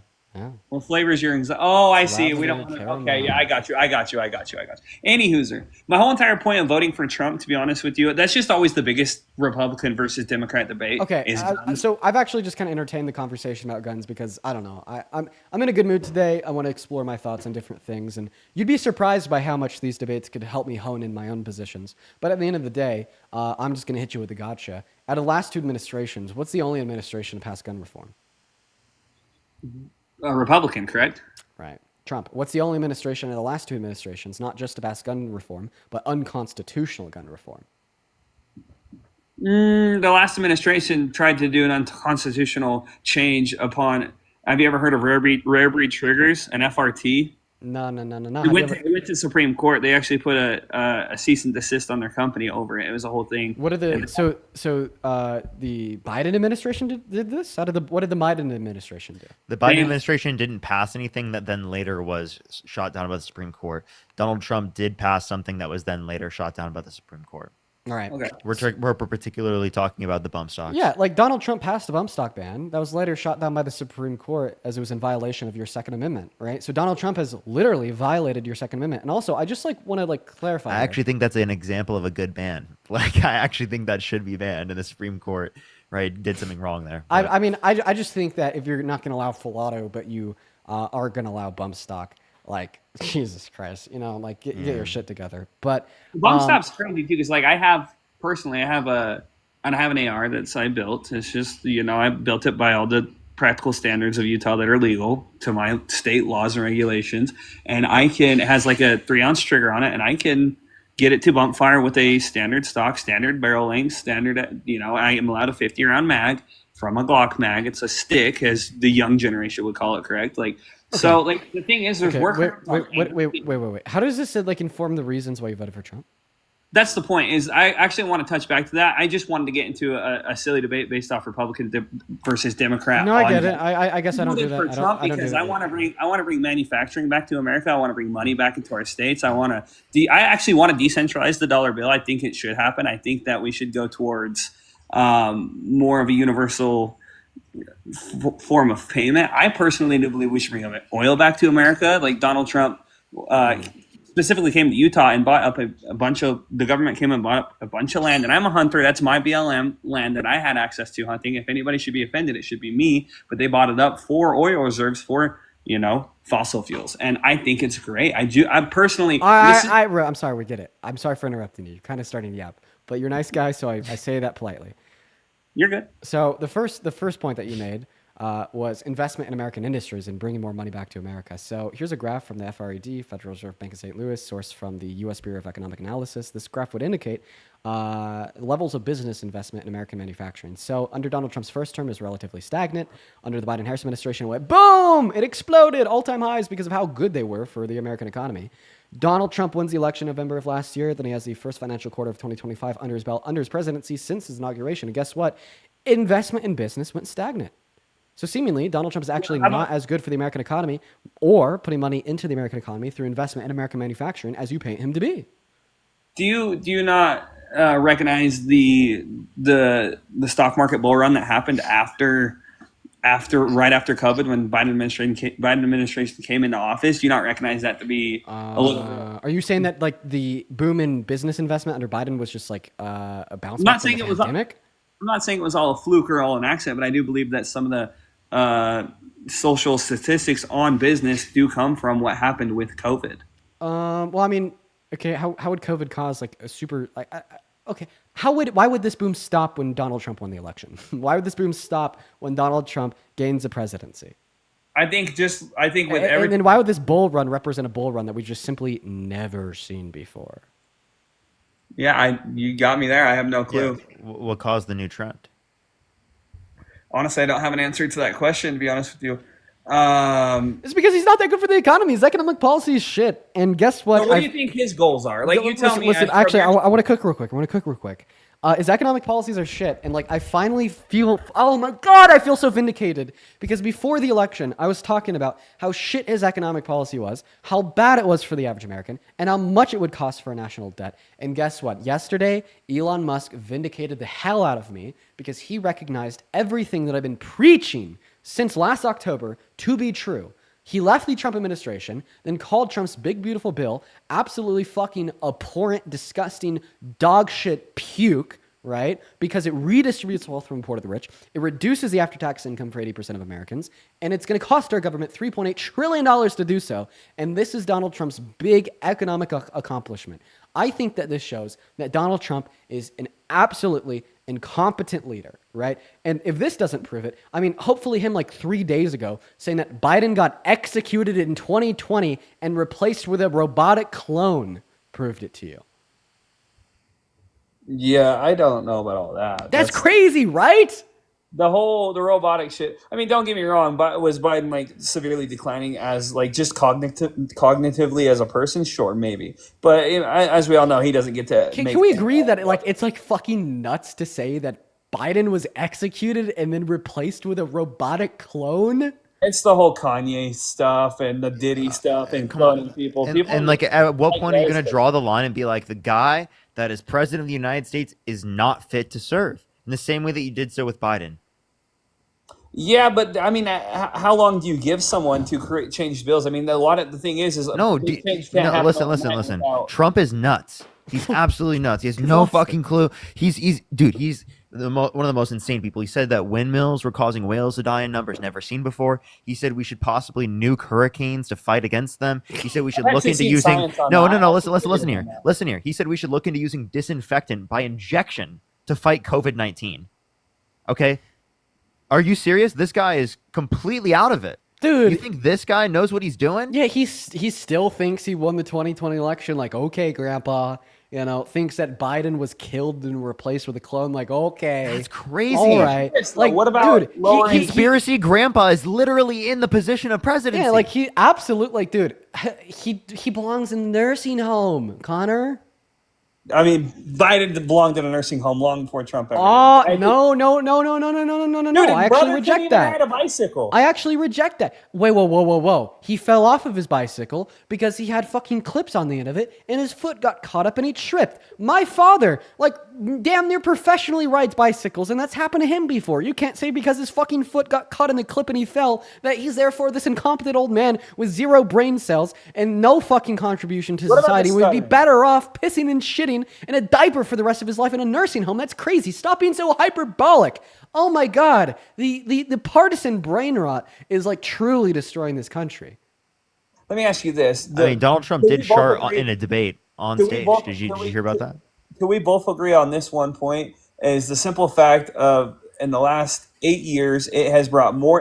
Whoever is in the right nor they're on, this has shed more light to the youth to be more active in politics and to take more of a stance on their own beliefs. Can we at least agree on that? Yes, we actually inside can. and We outside. actually no. I'll say Trump has incentivized and caused so much political involvement of so many more people, particularly within progressive movements. That doesn't mean he's a good president. Holy shit. No, I'm just saying we could agree on the fact that like, at in least fact, we're all getting that political people to involvement is stand by caused our because beliefs. he's so bad. Yeah, I mean, the point I was trying to make is nonetheless we're getting more of the as I'm not like saying we're speaking for a party. I'm saying we're as a country are at least dissecting policies. How old are you? Let me ask you. You're 20. Yeah, I'm 20. Okay, that's my point. When I was 20, I'm not much older, but when I was 20, it was kind of getting a big deal. But I mean, I could remember when I was like 14, 15, those elections, those years going on, like it didn't even matter. But I could go and talk to a 14, 15-year-old about policies and bills that are being passed, and they actually have some education on it. And so, like, no matter who's wrong nor the right, we can at Okay, least is this like the kumbaya silver lining, whoop-de-doo, we voted a fascist into office, No. but look at this, the youth is getting educated on politics moment. Oh my God. No, not at all. I'm just saying, at least I'm just trying to find points we can agree on. That's it. Oh, yeah, I guess we could. You know what? Yeah, let's I'm go. trying to be Let's open-minded, go. no? Middle of the road. Shake hands. We agree. Yep. Connor, can I ask you a question? Yeah, I'm listening. Would you ever support a candidate that said he would date a 10-year-old girl in 10 years as a 50-year-old man? I mean, when it's said like that, it's very hard to support that. Correct. You're right. I mean, yeah. Yeah, I wouldn't. So you're right. You wouldn't? So you regret like supporting Donald Trump? No, not at all. I don't regret supporting him. Okay, well that's isn't that contradictory because Donald Trump did do that. He said he would date a 10-year-old girl in 10 years. Do you have? Can you pull that up? You guys have access to your computer. You can share your screen. I mean, can you pull that up and show me like some like resources on that actually proves that to be valid or truth? You want to hear him say it? Yeah, play the audio. Dean, do you want to play it or do you want me to play it? You want to play it? I can play it. I'm sorry. I've been on for 4 hours and 15 minutes. I'm feeling kind of lazy. You're killing it, bro. 4 hours is a long time stream. 10,000 viewers. Man, I had the We Are the Champions open. You know, it took me a while to be able to build up to it. Took me a while. Do you like to be able to build hunting? up to Do you want to try to go hunting? Is that why you want guns, or you want guns just for the joy of guns? I'm not a big hunter, and I want guns for self-defense. The day I turn 21, I'm getting a concealed carry permit. That's good. Holy You should crap. get your CCW. Oh, I want to get mine, but like it's not required in the state of Utah, obviously. I mean, bruh. Can we agree that there should be permits for that? for carrying For concealed carry. Oh yeah, for sure. I don't think you should be able to you're not allowed to in the state of Utah. You're not allowed to if you do not have your CCW. You are not allowed to say you have a hunting rifle. You can't put it under the back seat of your truck. It has to be exposed and in the open for the officer to see if you get pulled over. Like legally, you cannot conceal a weapon unless you have that. Heard making questionable comments about a young girl. Let's listen to that. Soon, Thursday night. You going up the escalator? I'm going to be dating her in 10 years. Can you believe it? No, that's crazy. That's It crazy. came from 1992. So the person spamming AI in the comment section, that AI did not exist at the time. Also, hey, I just want to thank Jessica. You know, can we all just take a moment, show some love to Jessica for her $3 donation over on Venmo. Jessica, I love you. What Thank is you the so much joy for your of support. guns? Guns are fun. They could be fun if So before you go into that, so you agree that you wouldn't support someone who did that, right? If you just want me to tell you that I regret my decision so you could have that, then I mean, I could live with telling No, you. I want you to get to a point where you realize that the person that you support, the president, right, is a horrible person. I just right? don't- And the things that he's done are so bad that you shouldn't support him. They're excessively bad insofar as you shouldn't support him. Out You of the stand two by that? parties, I just don't know. Like out of the two, I don't think. Do you want me to be honest? I don't think either of them. Either. I didn't think we had any good. Honestly, as a matter of fact, I'm going to backtrack a little bit. So what did Kamala Harris do that was so bad, that was Why so did she much get worse put than in a Donald position Trump that when you she think was that? running over all the other Democrats? Like, why did she get automatically put into that position? Why wasn't She there? was vice president. She stepped down. 80% of the Democratic Party wanted her as the nominee. So of course, if 80% of the Democratic Party wants you as the nominee, and you were the vice president, and the president just stepped down, you would step up. Let me ask you That is this about exactly what would Kamala, happen. in fact. What about the bills that she passed in the state of California to? Is this a complete pivot? Wait. No, just Also, question. wait. This came to my mind. Wait. When she You know the served ones as that Donald Trump supported? When she served as a senator for the state of California, she didn't pass any legislation. Let me. Yeah.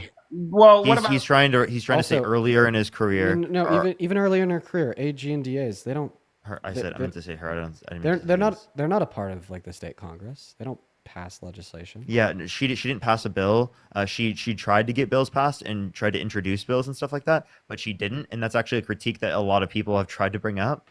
But like he's talking about earlier in her career. I'm talking about using all the inmates from California prison and jails that are there on mere, marijuana charges that it's now legalized and they're still incarcerated for these charges that they were keeping to fight wildland. Yeah, if you want to respond to that claim, I had to kick him because he said M drug.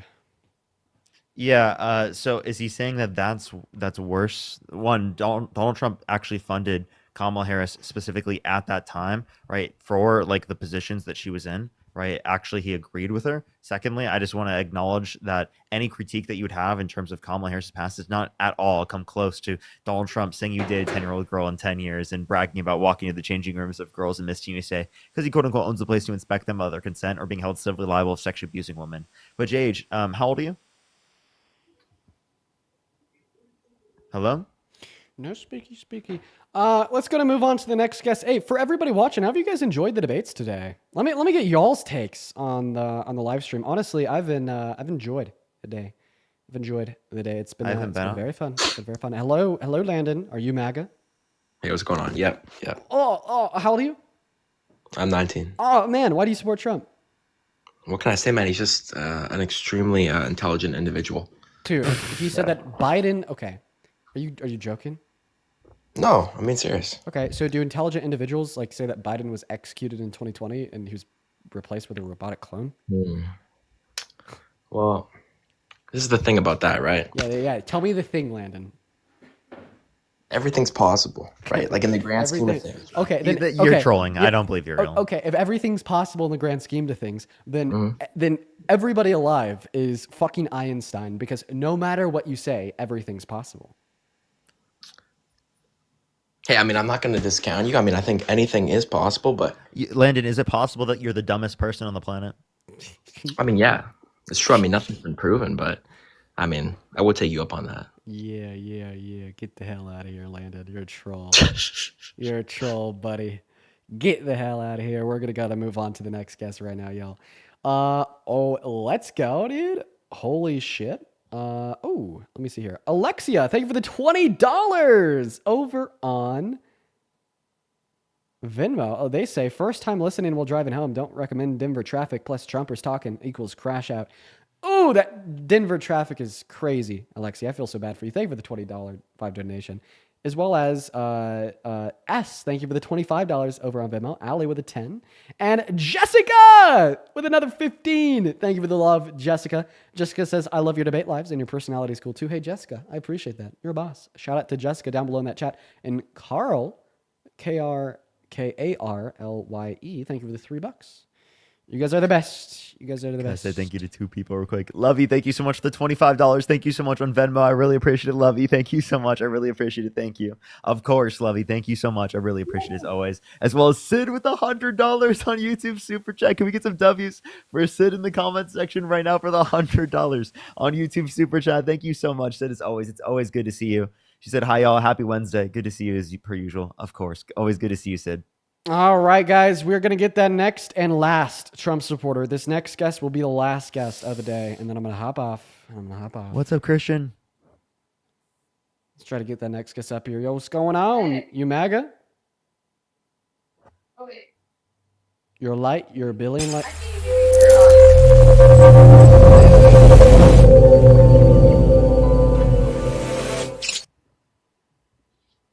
Thank you so much, Christian. I really appreciate it. Thank you. Was that the future city? Yo, thank you so much. Julia, you MAGA? No, I just wanted to respond to that earlier comment about Kamala and her time as AG in California. She had like a large rate as far as conviction, but she never actually sent most of the people she convicted to jail for weed charges. Julia, I hope that was all that you had to say, because I have to kick you for the same reason I kicked that guy, because you guys both said MJUG or WEED. Yeah, no, you're right. I think that she had like over 600 sentences, but only 45 individuals were incarcerated. Let's go to get that next guest up in the box. What's going on, Mox? Are you MAGA? Looks like Mox backed out as well. So we're going to go to get that next guest up here right now. Jessica, thank you for the $2 over on PayPal. Thank you. Thank you, Jessica. Very kind indeed. As well as Caitlin, Hey, what's the $1 up, guys? over on How you Venmo. Jeremy, what's up? Are you MAGA? No, but I do have one thing I'd like to ask. I'll keep it short if you. Get out of here. And I'm Karani. just looking for a debate. That is Kerani. Thank you for the $15 Hello. over on Venmo. Hi, Alana. How old are you? I am 19. What year were you born in? 2005. Are you MAGA? Yes, I am. Can you go into a different room? Oh, yes. I'm so sorry. Karani says, love watching your lives and laughing at dumb trumpet supporters. I wish that there was a way to let us know what time you're going live so we don't miss it. Also, thanks for finally going on Spotify. Hell yeah, we finally got set up over on Spotify. Yeah, that's right. You For did? Yeah, for the Dean Withers Show, weekly uploads of all the debates. That's right. So, yeah, Alana, take it away. Tell us why you support Trump. Well, I support Trump because of his ban of abortion. I really support that whole factor of it. Bruh, why? Well, I was listening to your debate earlier about how you said that fetuses have no moral value. Is that what you said? I don't really remember. I said that they don't have the right to life. They don't have enough moral value to give them the right to life. So you're saying that if you don't have an opinion, because isn't that what morals is, basically opinion? Morals or opinions? Well, I mean, so I don't want to have a metaphysical discussion. Don't worry about it. Continue on with what you're going to say. It's just going to get unnecessarily complicated if where I tell you morals are derived from. So go ahead. Okay. Well, basically what I'm trying to say is that I feel like abortion is wrong because you're taking away a life that hasn't even lived yet. And I know that some people say that an embryo or a fetus is not considered a life because it can't breathe or have consciousness or do things that we can do, but it is still made up of human DNA, which are cells, which are organisms, which are living organisms. So I feel like it is considered a living thing, and it will grow into a living thing, just like you and me. So I feel like it should be able to have that chance in life to grow just as we did. So you think it's wrong to kill it because it has human DNA? Yes, but I don't want to specifically put that standpoint on it and just be like, that is the only reason why it's wrong. It's wrong also because oh, excuse me. the person hasn't had a chance to live yet, and it's not their fault that they were conceived. Okay, so if they haven't had a chance to live yet and they have human DNA, it's wrong to kill them. If there's a brain dead baby that hasn't had the chance to live yet and they have human DNA, is it wrong and murder to pull the plug on them? No, it is not, because brain dead is irreversible. The fetus is able to come out of the womb and survive like us, but brain dead, you can't go back from that. Okay, So the parents then- have rights. So then to the argument centered around like the potentiality for future sentience. Yes, Okay, it has value so- because it's potential value. Okay, let me ask you a question. So if there's a woman that's pregnant with a fetus Yes. that will never be that will be sentient for 1 picosecond upon birth and then stop being sentient, do you think it'd be wrong for her to get an abortion? I don't see a reason why she would get an abortion if the baby's just gonna die. Yeah, the baby's Why she wouldn't? The baby's Why going to she be wouldn't? born, and it's going to have a picosecond of sentience, and then it's going to be brain dead for the rest. can of I its ask you a life. question? Why No, do because you- I want you to answer my question. Okay.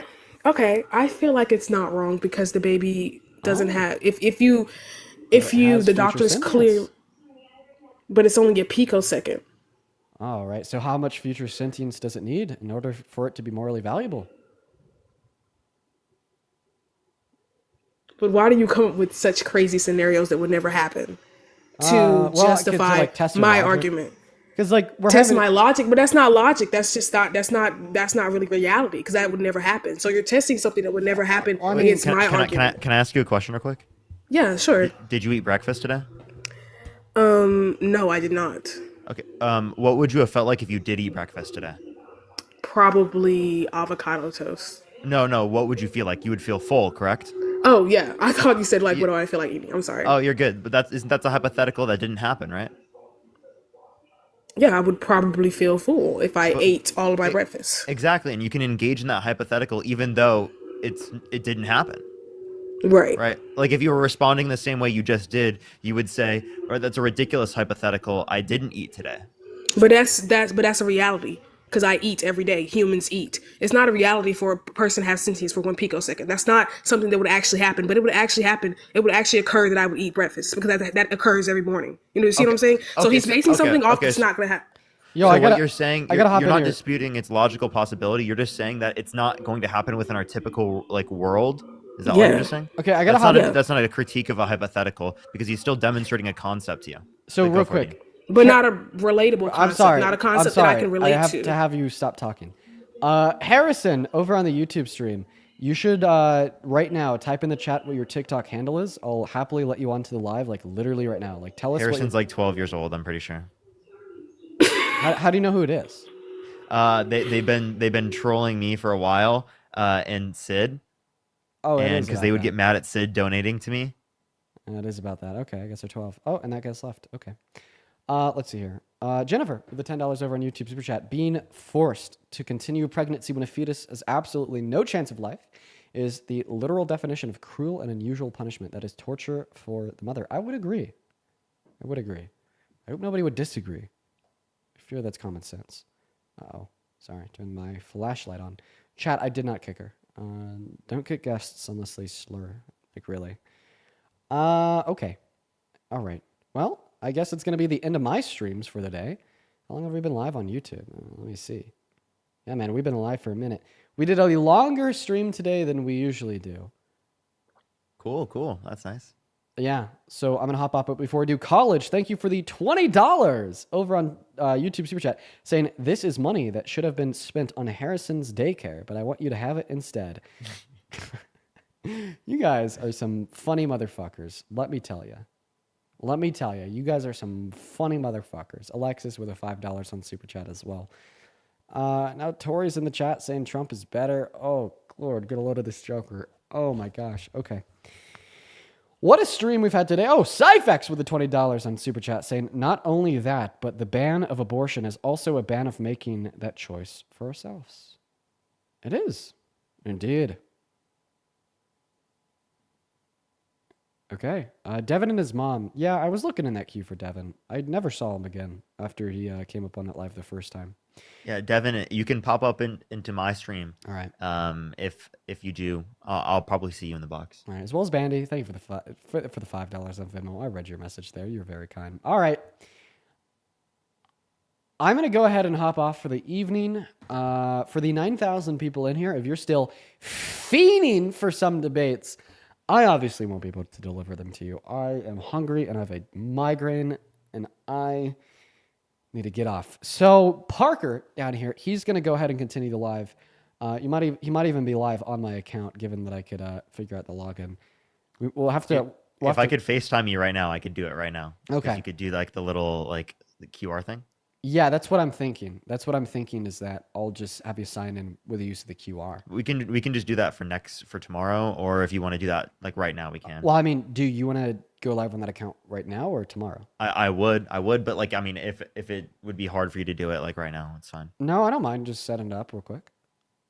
Yeah, I can just FaceTime you right now and I can just log in. Okay, all right. So for everybody watching, Parker's going to be live on TikTok on @DNCDean. So he's going to be live on my second account @DNCDean, as well as for everybody over on YouTube. He is on @ParkerGetAJob. So I love you all. I appreciate everyone so much for tuning in. Before you head off on YouTube, make sure you drop a sub and drop a like. It really helps push the streams here out after I end. Thank you, didn't take care. Yo, Christian, oh man, you take care as well. You take care as well. I've been thinking about you a lot recently, Christian. You were very kind the other day. You know what I'm talking about. Appreciate you for the love. Now, everybody on TikTok, head over to @DNCDean. Parker will probably take a minute before he's live over there. I got to get him signed into the account and whatnot. But it's So go over to my YouTube. DNCDean. Goodbye, everybody. Good evening. Goodbye. Good night. All right, I'll call you right now, bro. Good night. I just said good night. Jesus Christ. That's Okay, crazy. Bye. For everyone on YouTube, love you all. Good night.